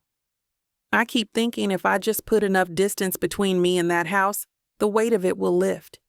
He hums low in his throat. And has it? No. The word slips out before I can qualify it. Not even close. He doesn't look surprised. We walk a few more paces before I speak again. I told myself I'd come here to thank you. For helping. For making things right. I pause, then add, but I think I came because I don't know what the hell I'm doing. That, he says with a kind smile, makes you far wiser than most. We stop near a bench, half buried beneath leaves. Monroe doesn't sit. He just folds his hands in front of him, like he's used to listening to confessions without needing the ritual. He's not what I thought, I admit, staring down at the wrought iron curls beneath my boots. Ash. He's not just cold or cruel or proud. He's shut tight, closed in, like someone built walls around him when he was a boy and forgot to leave a door. He built them himself, Monroe says gently, but not without reason. I nod slowly. I've tried to reach him, to make him see that I'm not the enemy, that I'm not trying to take anything from him. And yet, he says, you're leaving. There's no judgment in his tone, just the kind of softness that lets the truth find its way through the cracks. I can't be the only one who tries, I whisper. I need him to meet me halfway, and I'm not sure if he can, or worse, if he wants to. Monroe glances upward, eyes scanning the line of barren trees stretching behind the chapel. Gregor used to sit in this garden, just there. He gestures toward a stone bench I hadn't noticed. For hours. Sometimes he'd talk. Most times he wouldn't. I asked him once what he was waiting for. What did he say? Monroe's smile is sad. He said he was waiting for the courage to stop failing the people he loved. My throat feels painful. He never told Ash how much he regretted what happened with Isabel. Never apologized. Never explained. He thought guilt was his penance.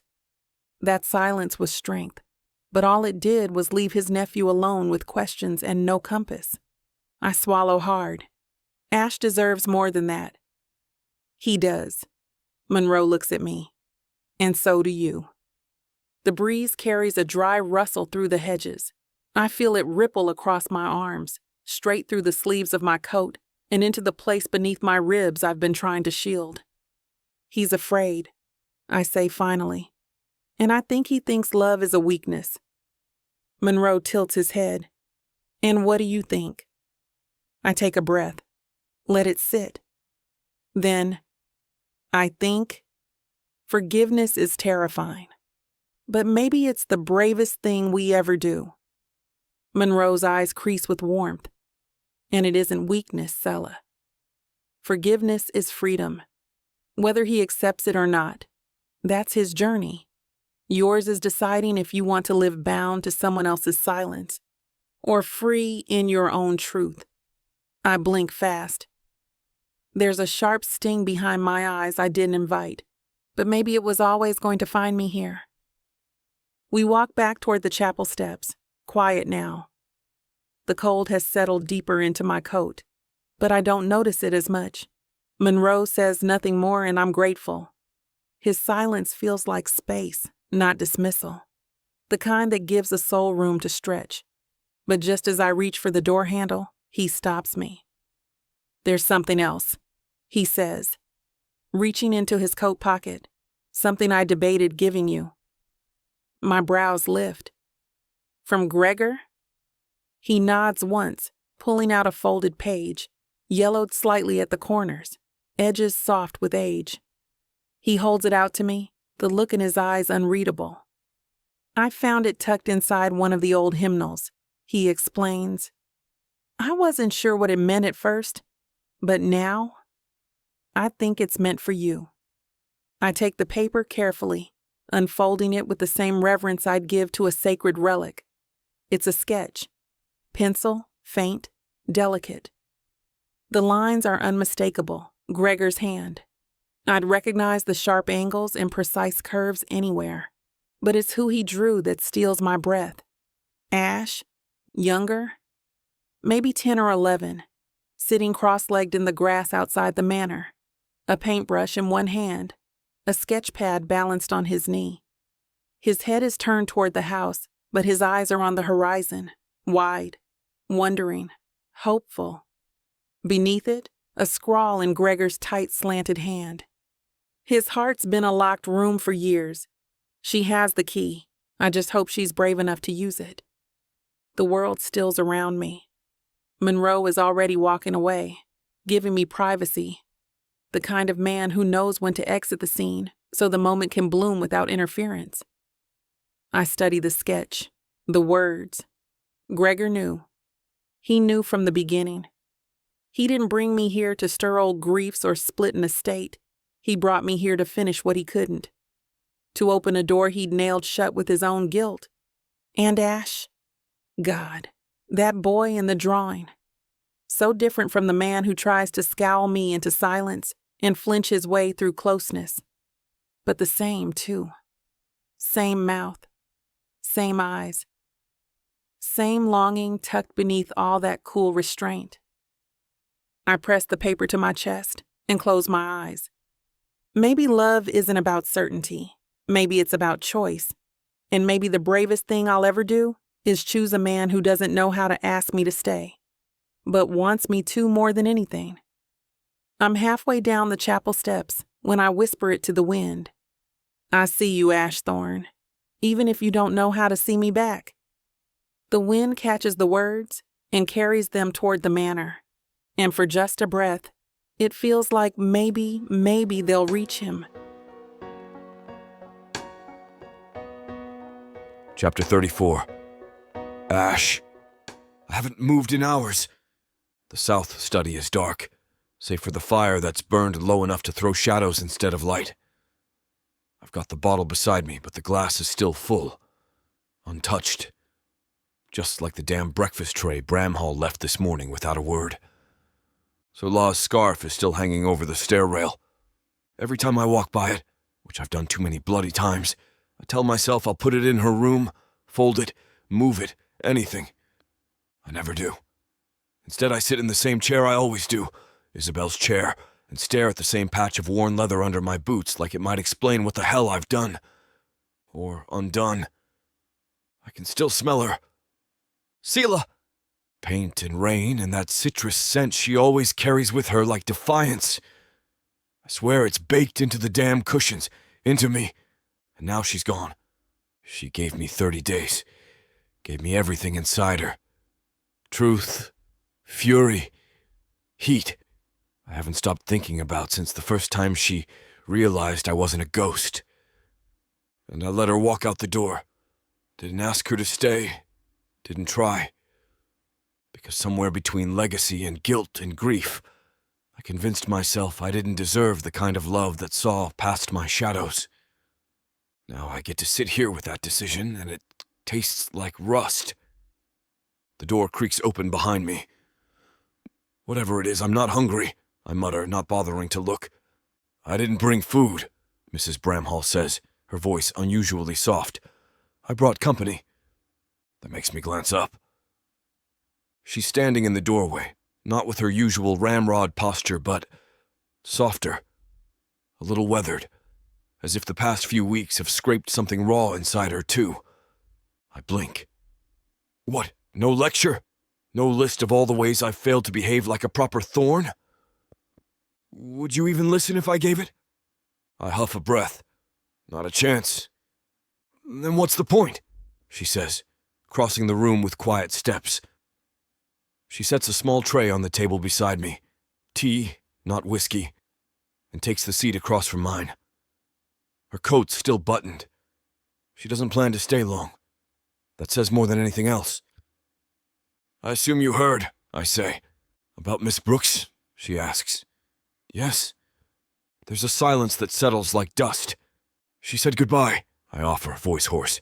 She shouldn't have had to. I glance at her then. Really look. There are lines in her face I've never noticed. Not just from age, but from grief. The kind that doesn't cry itself out, but calcifies in the bones. I realize maybe for the first time that she hasn't just been steward of this house. She's been its witness. I broke it, I say, the admission crawling out like poison. Whatever it was that held her here, I broke it. She wasn't a Voss, Ash, she replies, voice low. She didn't shatter because you dropped her. I stare at the fire again, but I let her fall. The crackling silence stretches. Then Bramhall leans forward, reaches into her coat pocket and pulls out something small, delicate, silver, the chain glinting in the firelight. I wasn't sure when the time would come, she says, but Isabel made me promise. I frown. Promise what? That if you ever stopped hiding from your heart, I'd give you this. She places the object in my palm, a locket, oval, engraved, familiar in a way that steals the breath from my lungs. My throat closes up. She wore this all the time when we were kids. She kept something inside it, Bramhall says, rising slowly to her feet. You might want to look. She leaves the room before I can ask her anything else, but my hands are already moving, fumbling with the clasp, opening the memory. Inside the locket is a folded scrap of paper, browned at the edges, fragile as breath. I unfold it with shaking fingers. It's a sketch, simple, pencil-soft, delicate as breath, but it punches through me like a fist to the chest. A child, barefoot, standing on the edge of a cliff, arms wide, chin tilted upward, the wind catching their shirt like wings, not falling, flying. Beneath it, in Isabel's unmistakable scrawl, don't wait for safety. Live in the risk. That's where freedom begins. I can't breathe. The fire pops behind me, but I barely hear it. My vision's gone a little blurred, and I'm suddenly that boy again, knees scraped from the moor, too scared to jump into the lock like Isabel dared me to because I thought the cold would steal the air from my lungs. She jumped anyway, screamed the whole way down like living was a rebellion. I fold the paper shut with reverence. My chest is hollow and full at the same time. God damn you, Isabel. She always knew how to reach the part of me I kept buried. The part that believed I could be more than a broken air, more than a ghost in this place. And Selah, she saw that version of me too. She saw it before I did. And I let her leave, let her pack her truths and her courage and her unshakable light, because I was afraid of what it would cost to stay open, to leap, to love. I pressed the locket closed, the silver warm from my palm. My hands shake, but my spine straightens. I cross the room, open the drawer in the desk I haven't touched in years. Inside are the keys to the East Tower, the greenhouse, the garden path. I pocket them. Gregor tried to paint me into a redemption arc. Selah tried to forgive me before I even earned it. But Isabel, she left me a choice. Don't wait for safety. Live in the risk. I glance toward the window where the last ribbons of sunset streak the sky in gold and bruised blue. She may be gone forever by now. Unless I do something. Unless I jump. I take one last look at the study. The fire, the painting, the chair I've wasted too much time in. Then I grab my coat, the locket still clutched in my fist, and I move. Through the manor's silent halls, past the portrait galleries and the echoing foyer, and the scarf still hanging on the rail. I don't stop. Not this time. Not when everything I want is one heartbeat away from being lost. Chapter 35, Cella. The door creaks open, and there he is, Ash, standing in the dim light of the hallway, a duffel bag slung over his shoulder. His boots are laced tight, his jacket zipped up to his throat. The air between us crackles, heavy with everything we haven't said. His eyes lock onto mine, and for a moment, neither of us moves. Going somewhere? My voice comes out steadier than I feel. He drops the bag. It hits the floor with a thud. I was coming to find you. His words are low, rough, like they've been dragged through gravel. You were leaving. I step inside, shutting the door behind me. The click of the latch feels final. I was leaving to find you. He takes a step forward, his boots scuffing against the wood. You walked out, Cella? I've been a mess ever since. I'm here now, aren't I? My voice rises, matching the heat in his. I'm not walking out. I reach up, my fingers brushing against his jaw. I'm here. I'm staying. His breath hitches, and for a moment he just stares at me, his eyes searching mine. Then his hands slide up to my face, his touch gentle now, almost reverent. You mean that? I mean it. He doesn't wait for me to say more. His lips crash into mine, hungry, desperate, like he's been starving for this. I kiss him back with everything I've got, my hands tangling in his hair, pulling him closer. His arms wrap around me, lifting me off the ground, and I cling to him, my legs wrapping around his waist. The world narrows to this, to the feel of his lips on mine, the heat of his body pressed against me, the way he holds me like he's never letting go. We stumble back, and he pins me against the wall, his mouth never leaving mine. Selah. He murmurs against my lips, his voice rough with need. Don't leave me again. I'm not going anywhere. I whisper back, my breath catching as his lips trail down my neck. He pulls back just enough to look at me, his eyes dark with something that makes my stomach flip. Promise me. I promise. His lips find mine again, and this time, it's slower, deeper, like he's savoring every second. I lose myself in him, in the way he kisses me like I'm the only thing that matters. And for the first time in a long time, I believe it. Well, things are heating up again. You know what to do.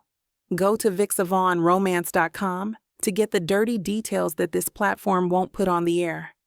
I know it sucks, but at least you can get a 40% discount with code VIXA40 to make up for it. Use it while it lasts and apply it to every digital product in your cart. Back to the story. I hope you're enjoying this audiobook by Vixavon.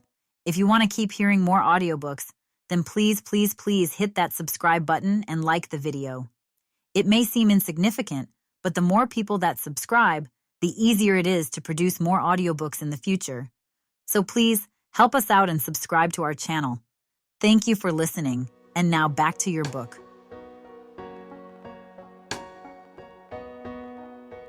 Chapter 36. Ash. It's morning. The kind of morning you don't get many of. The kind you don't dare mess up with thoughts about what comes next. The light is golden and pale, sliding through the lace of the curtains like it's trying not to wake us. But I'm already up, or rather, aware.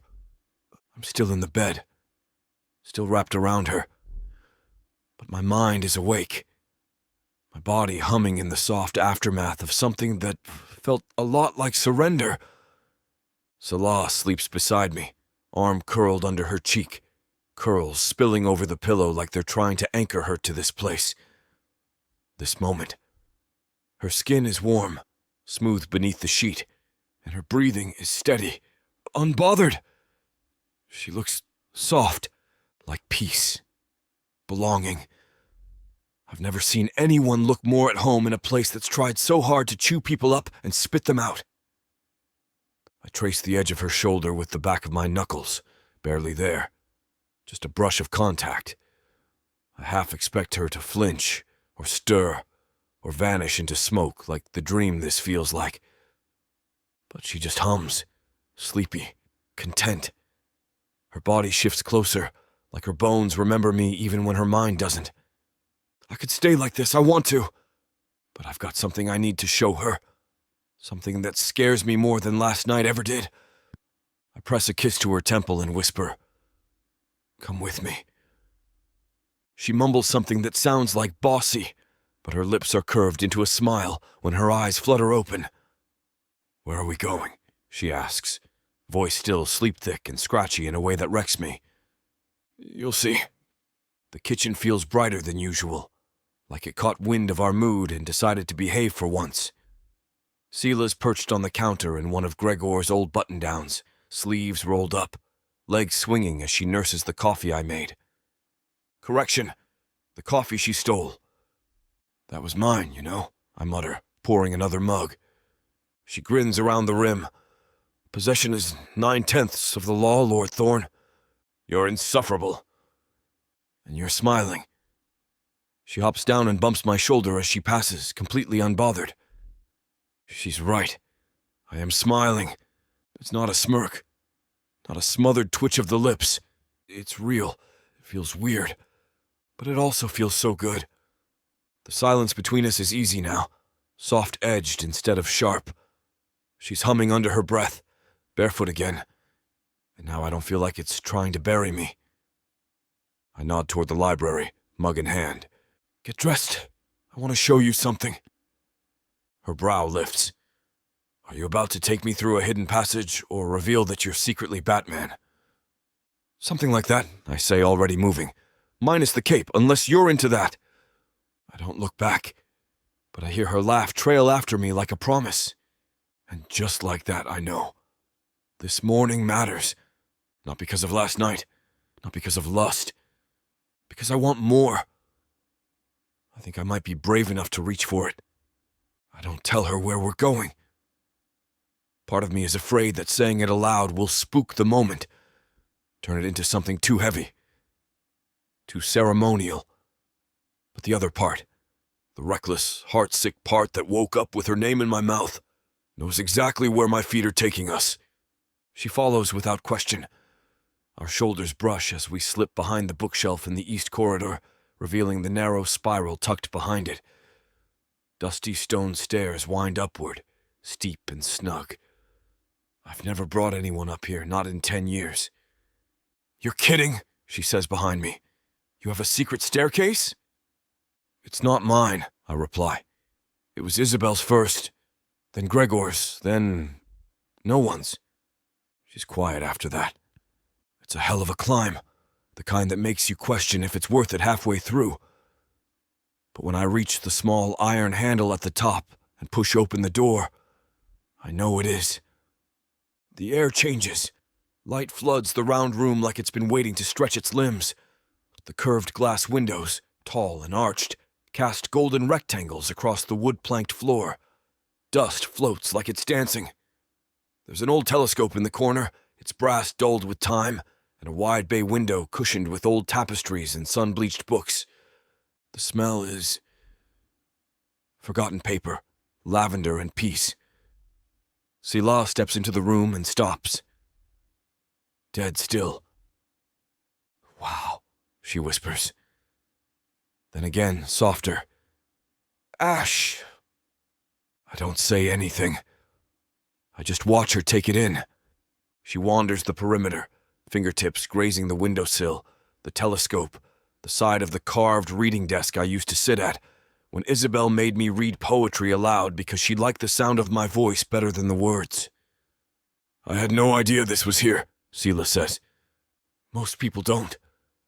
I lean in the doorway, arms crossed, trying not to fidget. Gregor walled it off after Isabel died. Didn't lock it. Just stopped coming. And you? I swallow. Same. She looks over her shoulder at me, eyes soft and searching. So why now? I step into the room fully. The floor groans beneath me. It's not loud, but it feels loud, like the house is listening. I wanted you to see it, I say, because if there's one part of this place that still holds happy memories for me, it's this room.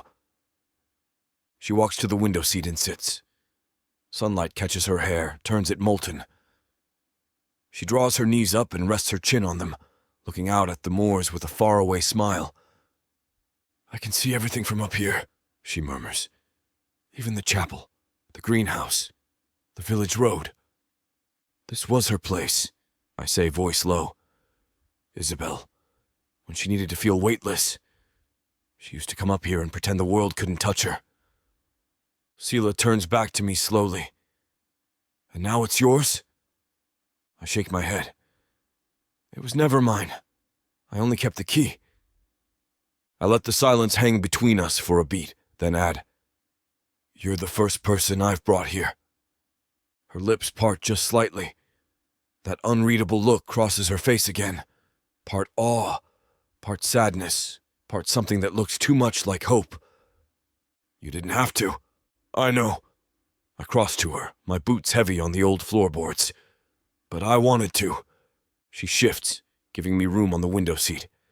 I sit beside her, not touching yet. Just close, breathing the same dusted light.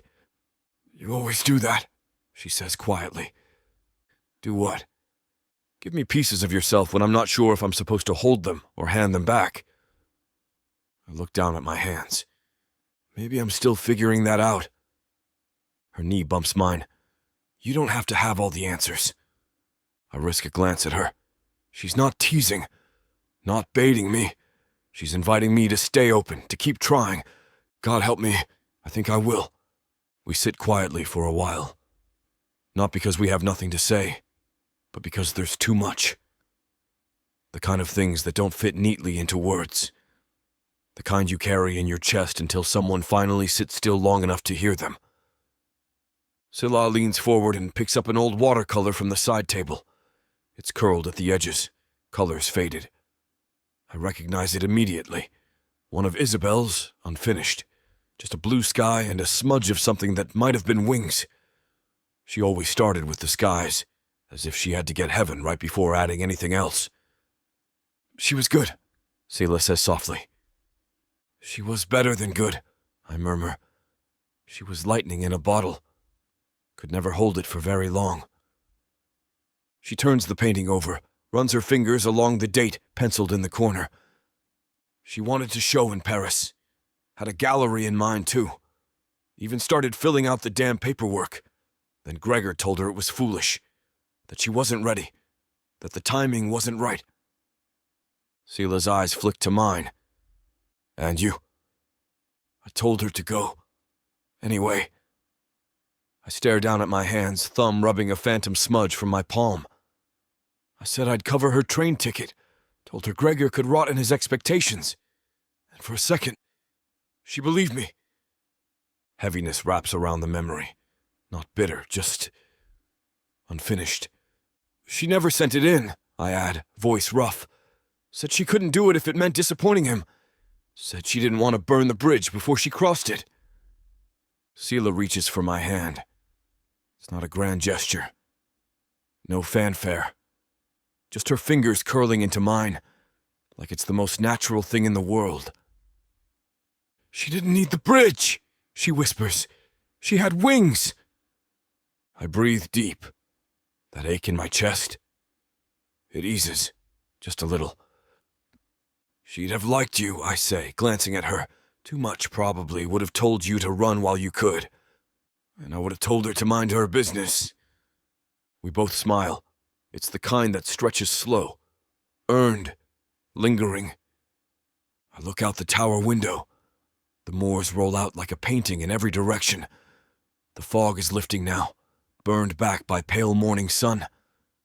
Funny, I say. This place always made me feel trapped.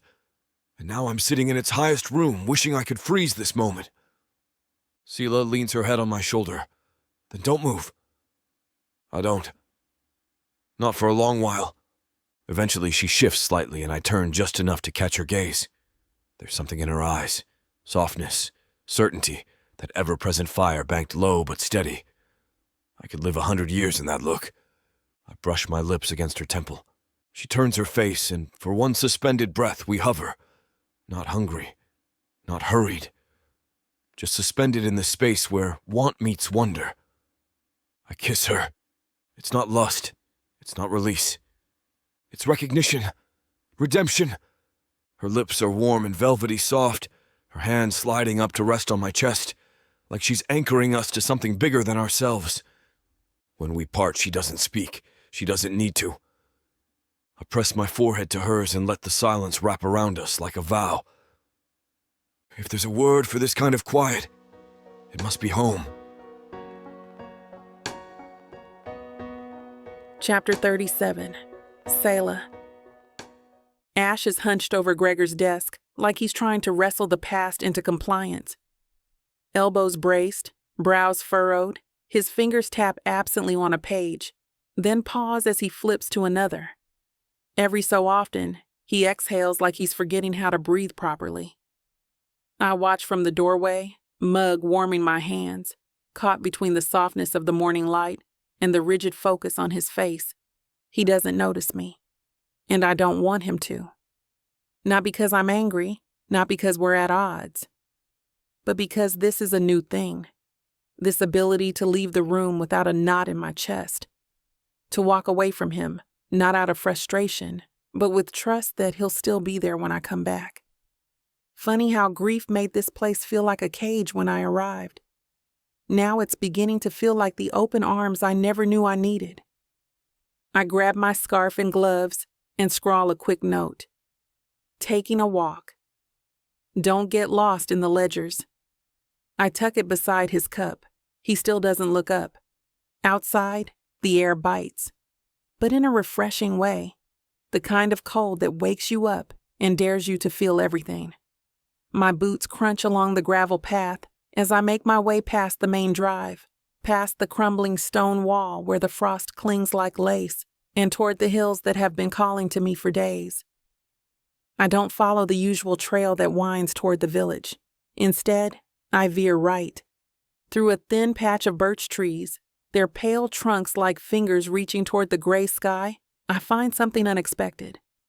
A narrow footpath, barely more than a line in the tall, winter-worn grass. I pause. There's no sign, no marker, but something about it feels intentional, like a whisper tucked into the land itself. I follow it. The moor opens slowly, like a yawn stretching after sleep. Heather brushes against my calves. Wind snakes through the folds of my coat, teasing but not cruel. And in the distance, almost hidden in the curve of the land, I see it, an archway. Stone, weather-worn, half swallowed by ivy and thorn. There's no gate, no inscription, just two pillars of memory standing tall against the elements, like the entrance to a secret someone once loved enough to build and then forgot. I step beneath it, and the air shifts. Quieter here, warmer maybe, as if the winds decided this space is sacred. Inside the walled enclosure, nature has nearly won, but the bones of what was remain. Trellises overgrown with vines, garden beds now wild with moss, a cracked sundial, half tilted toward the sun. My breath catches. Because somehow I know this place. Not in a literal sense, I've never stepped foot here before. But in my soul, this is mine.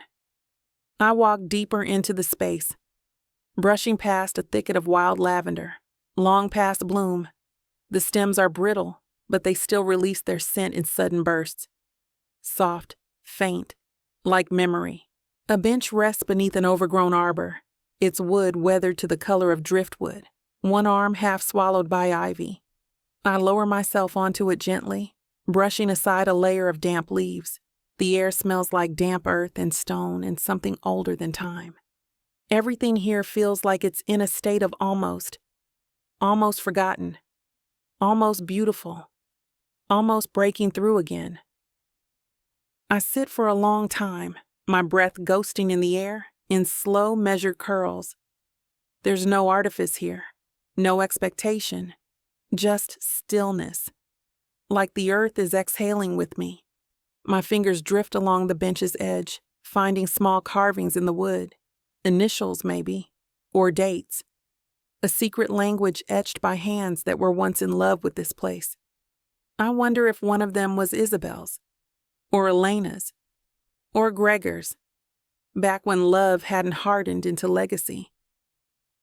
I lean back and look up through the twisted canopy of dormant wisteria.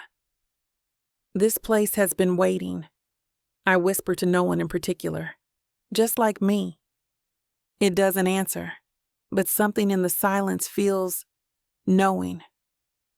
I trace my hands over my thighs, brushing away bits of leaf and debris, then rest them in my lap. The wind softens, curling around me like a shawl. The clouds begin to part just a little, casting a diffuse gold light over the broken stones and sleepy vines. I don't feel the weight of decision pressing on my chest. Not everything needs an answer right now. Not everything needs fixing. This garden isn't asking me to make it new. It's asking me to let it be. And I hope, Ash is doing the same with himself. I close my eyes and let the moment hold me. My mind drifts to his voice in the mornings, low and gravelly. The way his fingers brush the pages of Gregor's journals with more tenderness than he's willing to show in words. The weight in his eyes when he looks at me like I'm something he's afraid to touch, but dying to keep. We're still learning each other, still learning this. But isn't that what it means to belong somewhere? Not being claimed, but being seen. Somehow, in this wild ruin of a garden, I see myself more clearly than I have in years. I rise slowly, stretching the stiffness from my legs, brushing bits of bark and leaf from the back of my coat.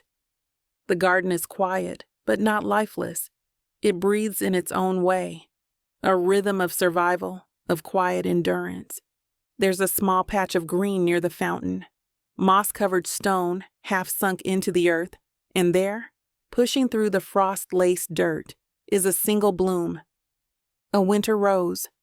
Its petals are pale pink, tinged with frostbite at the edges, defiant and delicate all at once. I crouch beside it, brushing my fingers just above the surface. I don't pluck it. I don't dare. It's not mine to take, but it is mine to witness. Carefully, I remove one of the fallen petals from the earth. It's soft, a little bruised, but still whole. I tuck it gently into my coat pocket, not as a trophy, but as a reminder of resilience, of beauty that blooms in spite of the cold, of this hidden, imperfect place that feels more like home than anywhere I've ever stood. I step back through the archway with slower strides, glancing over my shoulder one last time. The wind moves through the garden like breath, and I whisper, "Thank you." Not to any one person or thing, but to everything.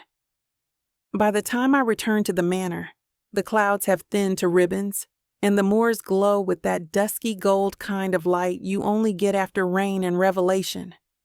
I follow the winding trail up the rise, my boots wet but my spirit light.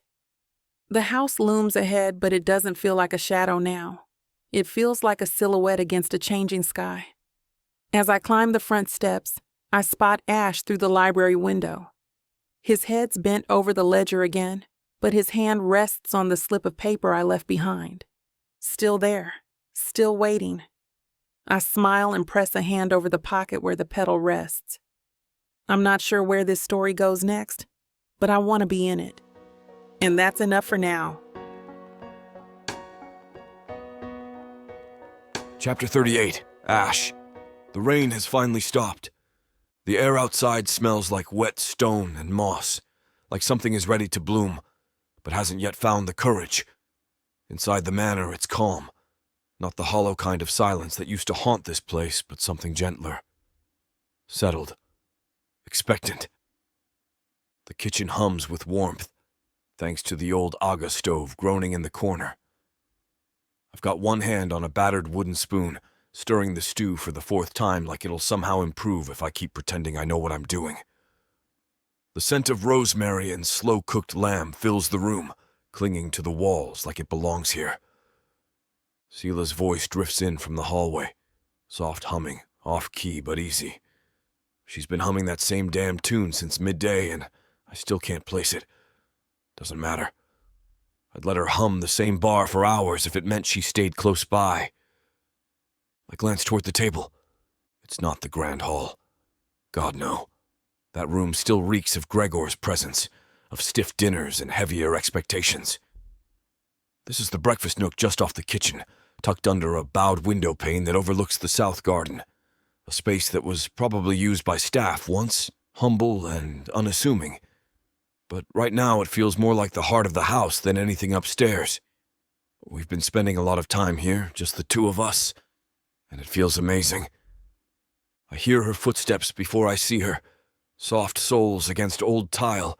Then she rounds the corner in one of my sweaters, sleeves pushed up, curls loose and haloed by firelight. The tightness in my chest loosens without permission. "You cooked?" she teases, eyeing the pot suspiciously as she takes a seat.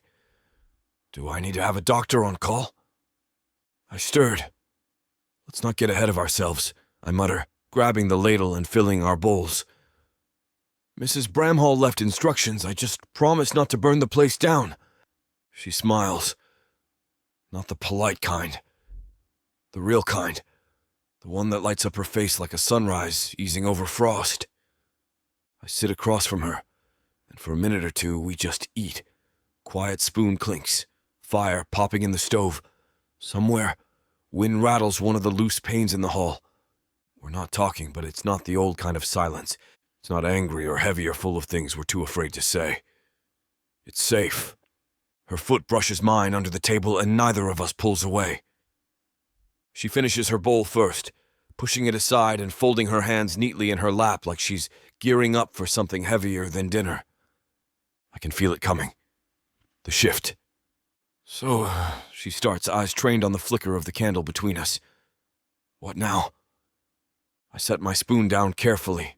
No clatter, no theatrics. Just the pause. That damn pause that always comes before something true. She doesn't say it like she's demanding a plan. She's not pressing me for promises or ultimatums. She's just asking the question that's been floating between us for days. Maybe since the moment we locked eyes in the corridor and decided not to look away. I lean back slightly, twisting my wine glass between my fingers. The wine is long gone, but I need something to do with my hands. "I've been thinking about that," I say slowly, trying to string my thoughts into something that doesn't sound like panic dressed as poetry. About what happens after the 30 days, after the gallery, after the dust settles. She nods, still quiet, waiting. And I realized, I go on, voice low now, I don't want to leave. Her gaze snaps up to mine, sharp and searching.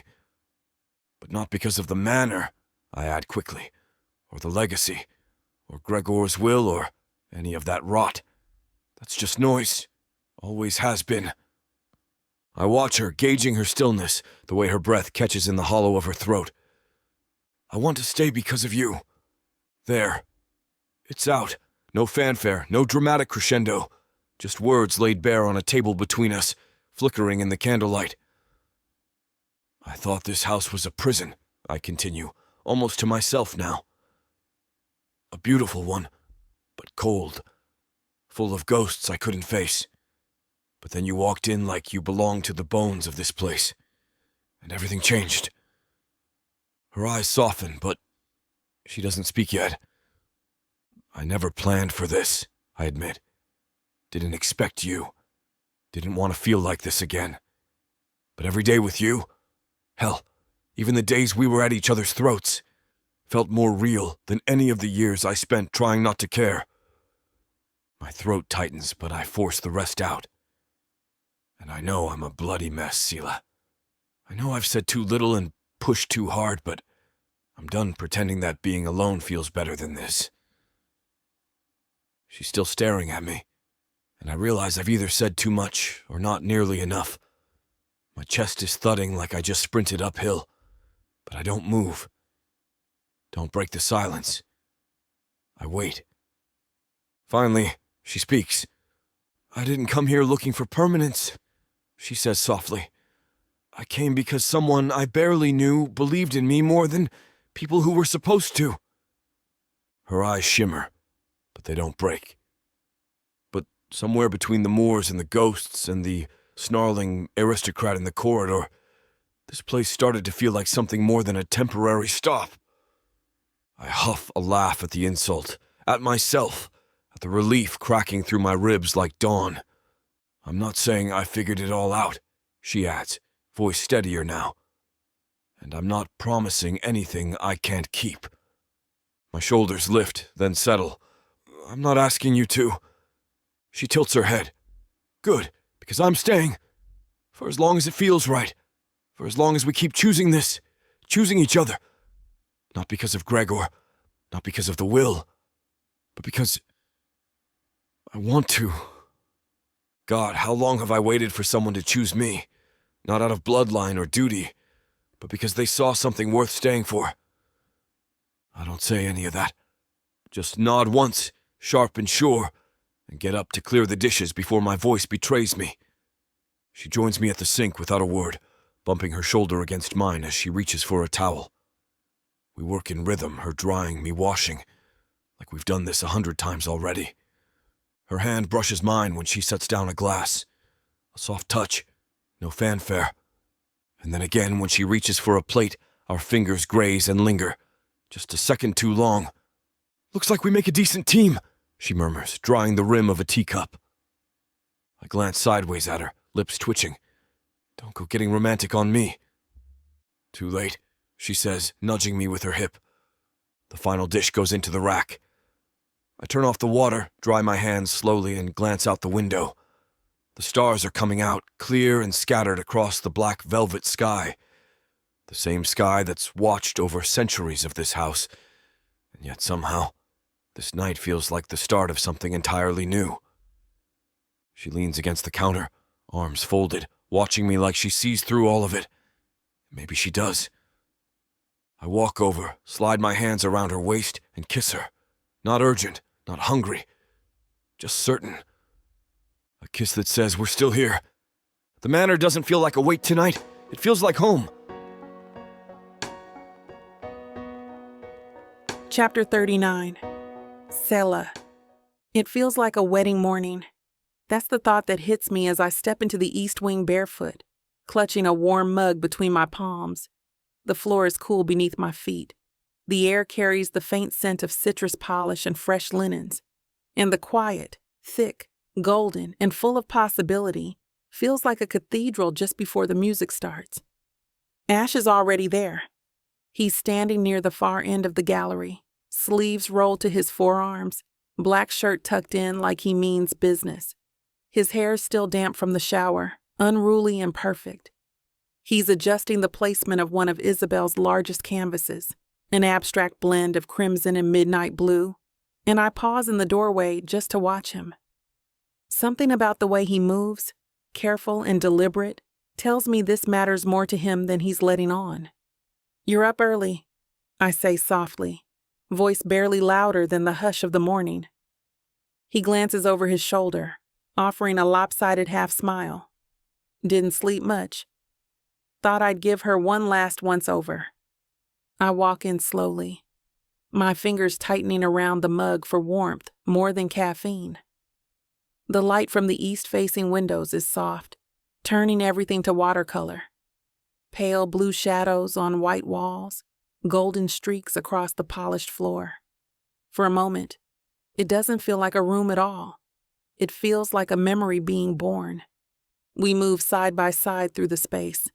Isabel's pieces anchor each wall, curated not for value or fame, but for emotion. Color stories, progressions. A few canvases still show cracked edges or faded corners. Ash refused to have them restored. She'd hate that, he told me weeks ago. She didn't want perfection, she wanted truth. Now, walking beside him, I can feel it. The truth in every brushstroke, the emotion that still hums from the walls like the after ring of a bell. This isn't just an exhibit, it's a reclamation. We stop in front of one piece I insisted should go dead center. It's unlike any of the others. Sharp angles, warm earth tones, a burst of ochre at the core, like something trying to bloom. "She fought him on this one," Ash murmurs. "Gregor didn't understand it. Said it looked unfinished. She told him not everything needs to be wrapped in a bow." I glance up at him. I love it. He doesn't look at me when he answers, but his voice dips. "Yeah, me too."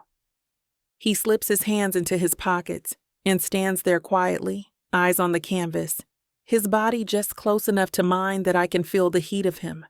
The last 30 days flash through my mind like a moving painting. Stormy glances, shared firelight, sketchbooks and secrets, and one kiss that unraveled everything. And here we are, side by side. Gallery complete, inheritance sorted, still unfinished, still becoming. He finally turns to me, jaw tight but eyes soft. "Ready?" I nod. Let's show the world who she was. The gallery doesn't feel like a museum. That was the goal from the beginning. And somehow we pulled it off. It feels like someone's soul unfolded here, lingered long enough to leave fingerprints. Each piece on the wall has been hung with intention, curated not by size, or date, or prestige, but by emotion. They don't tell a linear story. They tell Isabel's story, her restlessness, her hope, her rage, her brilliance, her becoming. And then there are the notes. Near each canvas, we've mounted small handwritten plaques, not the stiff scholarly kind you see in London galleries, but real, intimate ones. Some are from her journals. Others are excerpts from Gregor's final notebooks, the ones we found tucked in the back of his study. His own awkward, aching attempts to understand the daughter he never fully grasped in life. Visitors will read them and see what we've come to understand. Isabel's art was never for acclaim. It was her rebellion, her comfort, her truth. In the corner of the room, I've placed something small and personal. A sketching station with a stack of blank cards and charcoal pencils. A simple sign reads, "Leave a memory," or a dream. Because Isabel's gallery shouldn't just be remembered. It should invite remembering. Ash walks the perimeter, straightening a frame here, adjusting a curtain there. He's careful, reverent. I'm still not used to seeing him this open, this raw, but God, it suits him. Just as I'm lighting the final candle in the far alcove, I hear the soft click of heels on the tile. Mrs. Bramhall. She steps into the room like she's entering a chapel, hands clasped in front of her, back impossibly straight. She says nothing at first, just moves slowly from canvas to canvas, pausing at each one like she's offering a prayer. I watch her, half holding my breath. When she finally reaches me, her voice is quieter than I've ever heard it. It's beautiful. "Thank you," I whisper. She looks around the room, then back to me. There's something different in her face, less guarded, less austere. "You've given her more peace than any of us managed while she lived." The words land in my chest like a bell ringing through fog. She doesn't wait for a response. Just presses a gloved hand to her lips, nods once, and walks away, leaving behind the faint scent of lavender and something that smells a lot like grief finally letting go. Ash appears beside me again a few seconds later. "She came," he murmurs, watching Bramhall disappear down the corridor. "She did," I reply, voice thick. "And she saw." He doesn't say anything more. He doesn't have to. We stand shoulder to shoulder, facing the painting Isabel left untitled. Swaths of gold and violet layered over a pale silhouette reaching for light. It's my favorite. And now, it's hers too. The last of the guests files out just after sunset, their quiet footsteps trailing into the more damp evening. Ash and I stand near the entrance, murmuring goodbyes and exchanging the kind of tired, grateful smiles you only wear after something real has happened. And then, just like that, we're alone again. The gallery is dim now, bathed in amber shadows and the last flickers of candlelight. The hush that follows isn't awkward. It's sacred. Ash doesn't speak. He just reaches for my hand and laces his fingers through mine, warm and sure. A silent question, and my answer's in the way I squeeze his hand back. He leads me through the far side of the gallery, around a dividing wall, toward a corner space that had been left conspicuously empty during the reveal. I thought maybe it was intentional. A space to rest the eye, a breath between intensity. But now I see the easel, half covered by a muslin cloth, and something inside me stills. "She painted this when she was 16, he says quietly. Gregor never displayed it. Said it was too raw, too childish.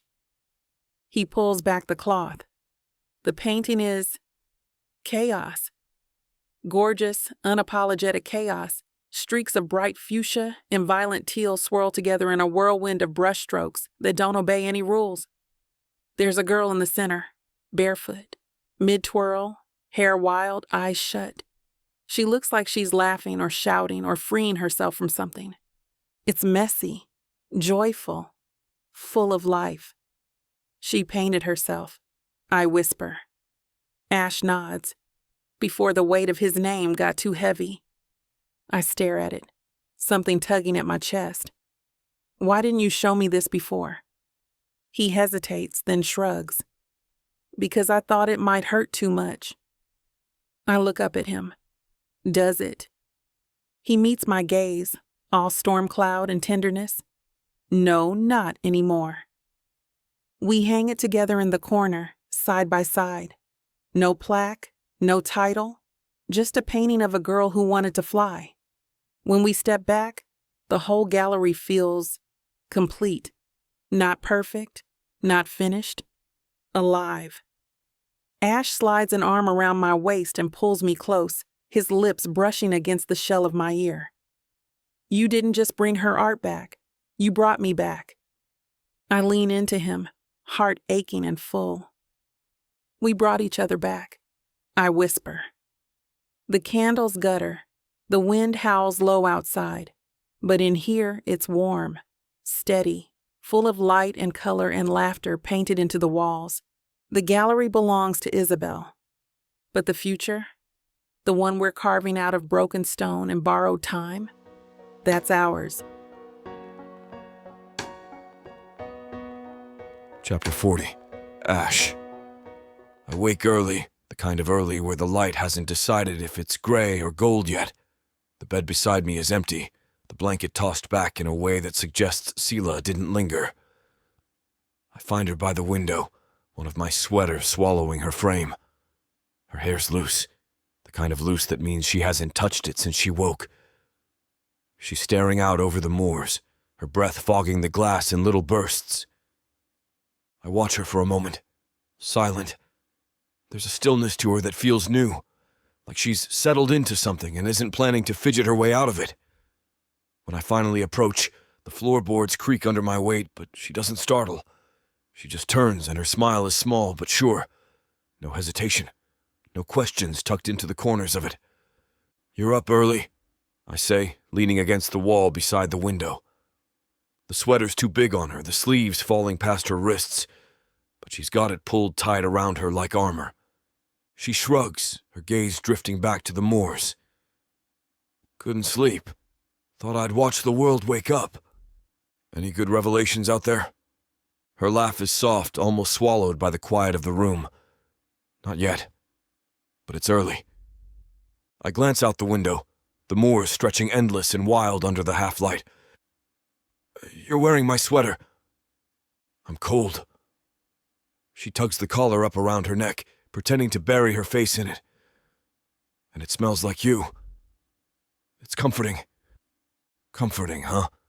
Should I be flattered or offended? She shoots me a look, one eyebrow raised. Flattered. Definitely flattered. I grin, crossing my arms over my chest. Good.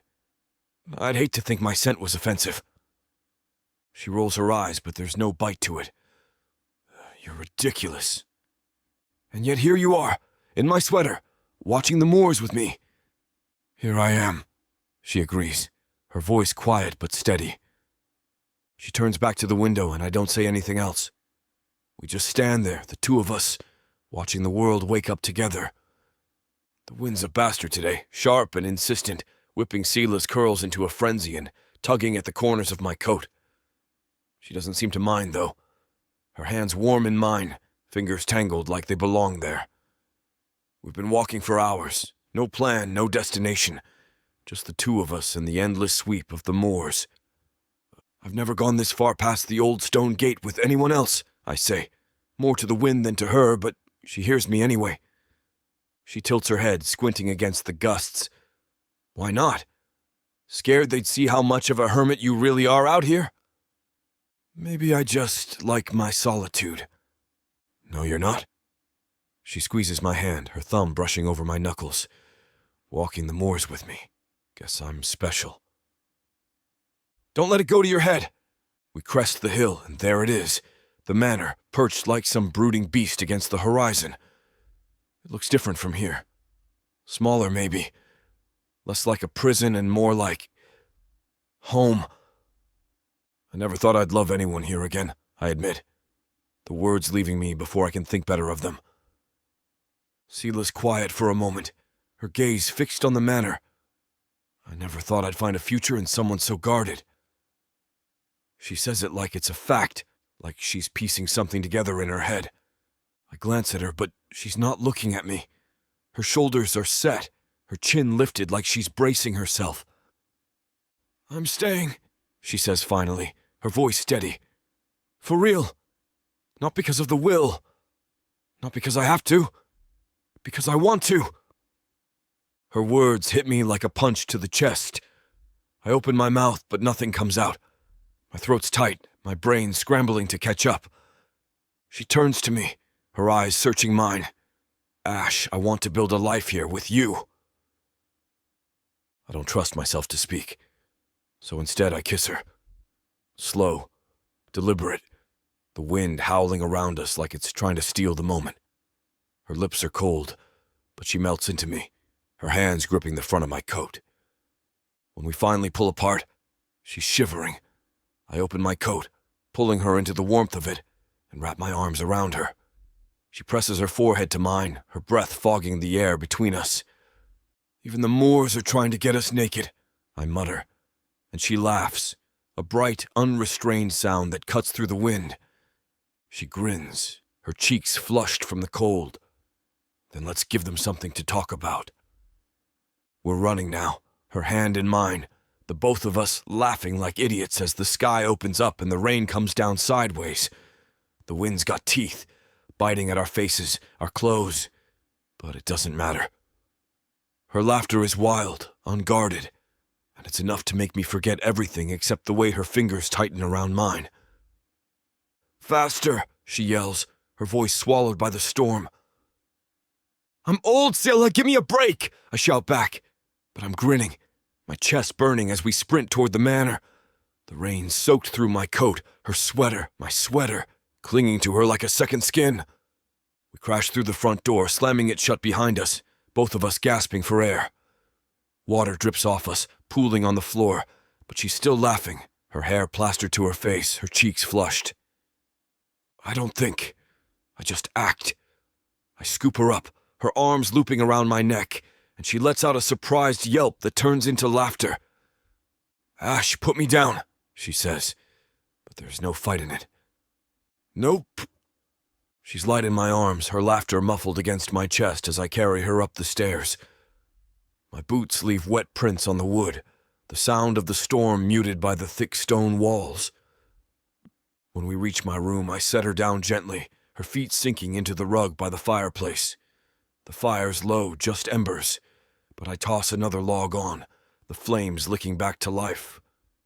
She's shivering, her arms wrapped around herself, but she's still smiling. "Take it off," I say, nodding at the soaked sweater. She raises an eyebrow. "Bossy, you're soaked. You'll catch a cold." "And whose fault is that?" I grin. "Mine. Now take it off." She does, tugging the wet fabric over her head, her curls springing free. She's wearing a tank top underneath, and the firelight dances across her bare shoulders, wet fabric clinging to her perfect chest. I strip off my coat, my shirt following, and she watches me, her eyes dark and warm. "Come here," she says, her voice soft. I do, my hands finding her waist, her skin cool under my fingers. She leans into me, her hands sliding up my chest, and when her lips meet mine, it's slow, deliberate. Sorry to interrupt.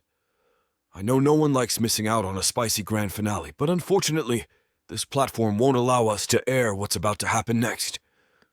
To make up for this, we're offering a 40% discount on the full, unabridged version of this audiobook when you go to VixAvaughnRomance.com and apply code VIX40 at checkout. Thank you for listening to Vix Vaughn Romance.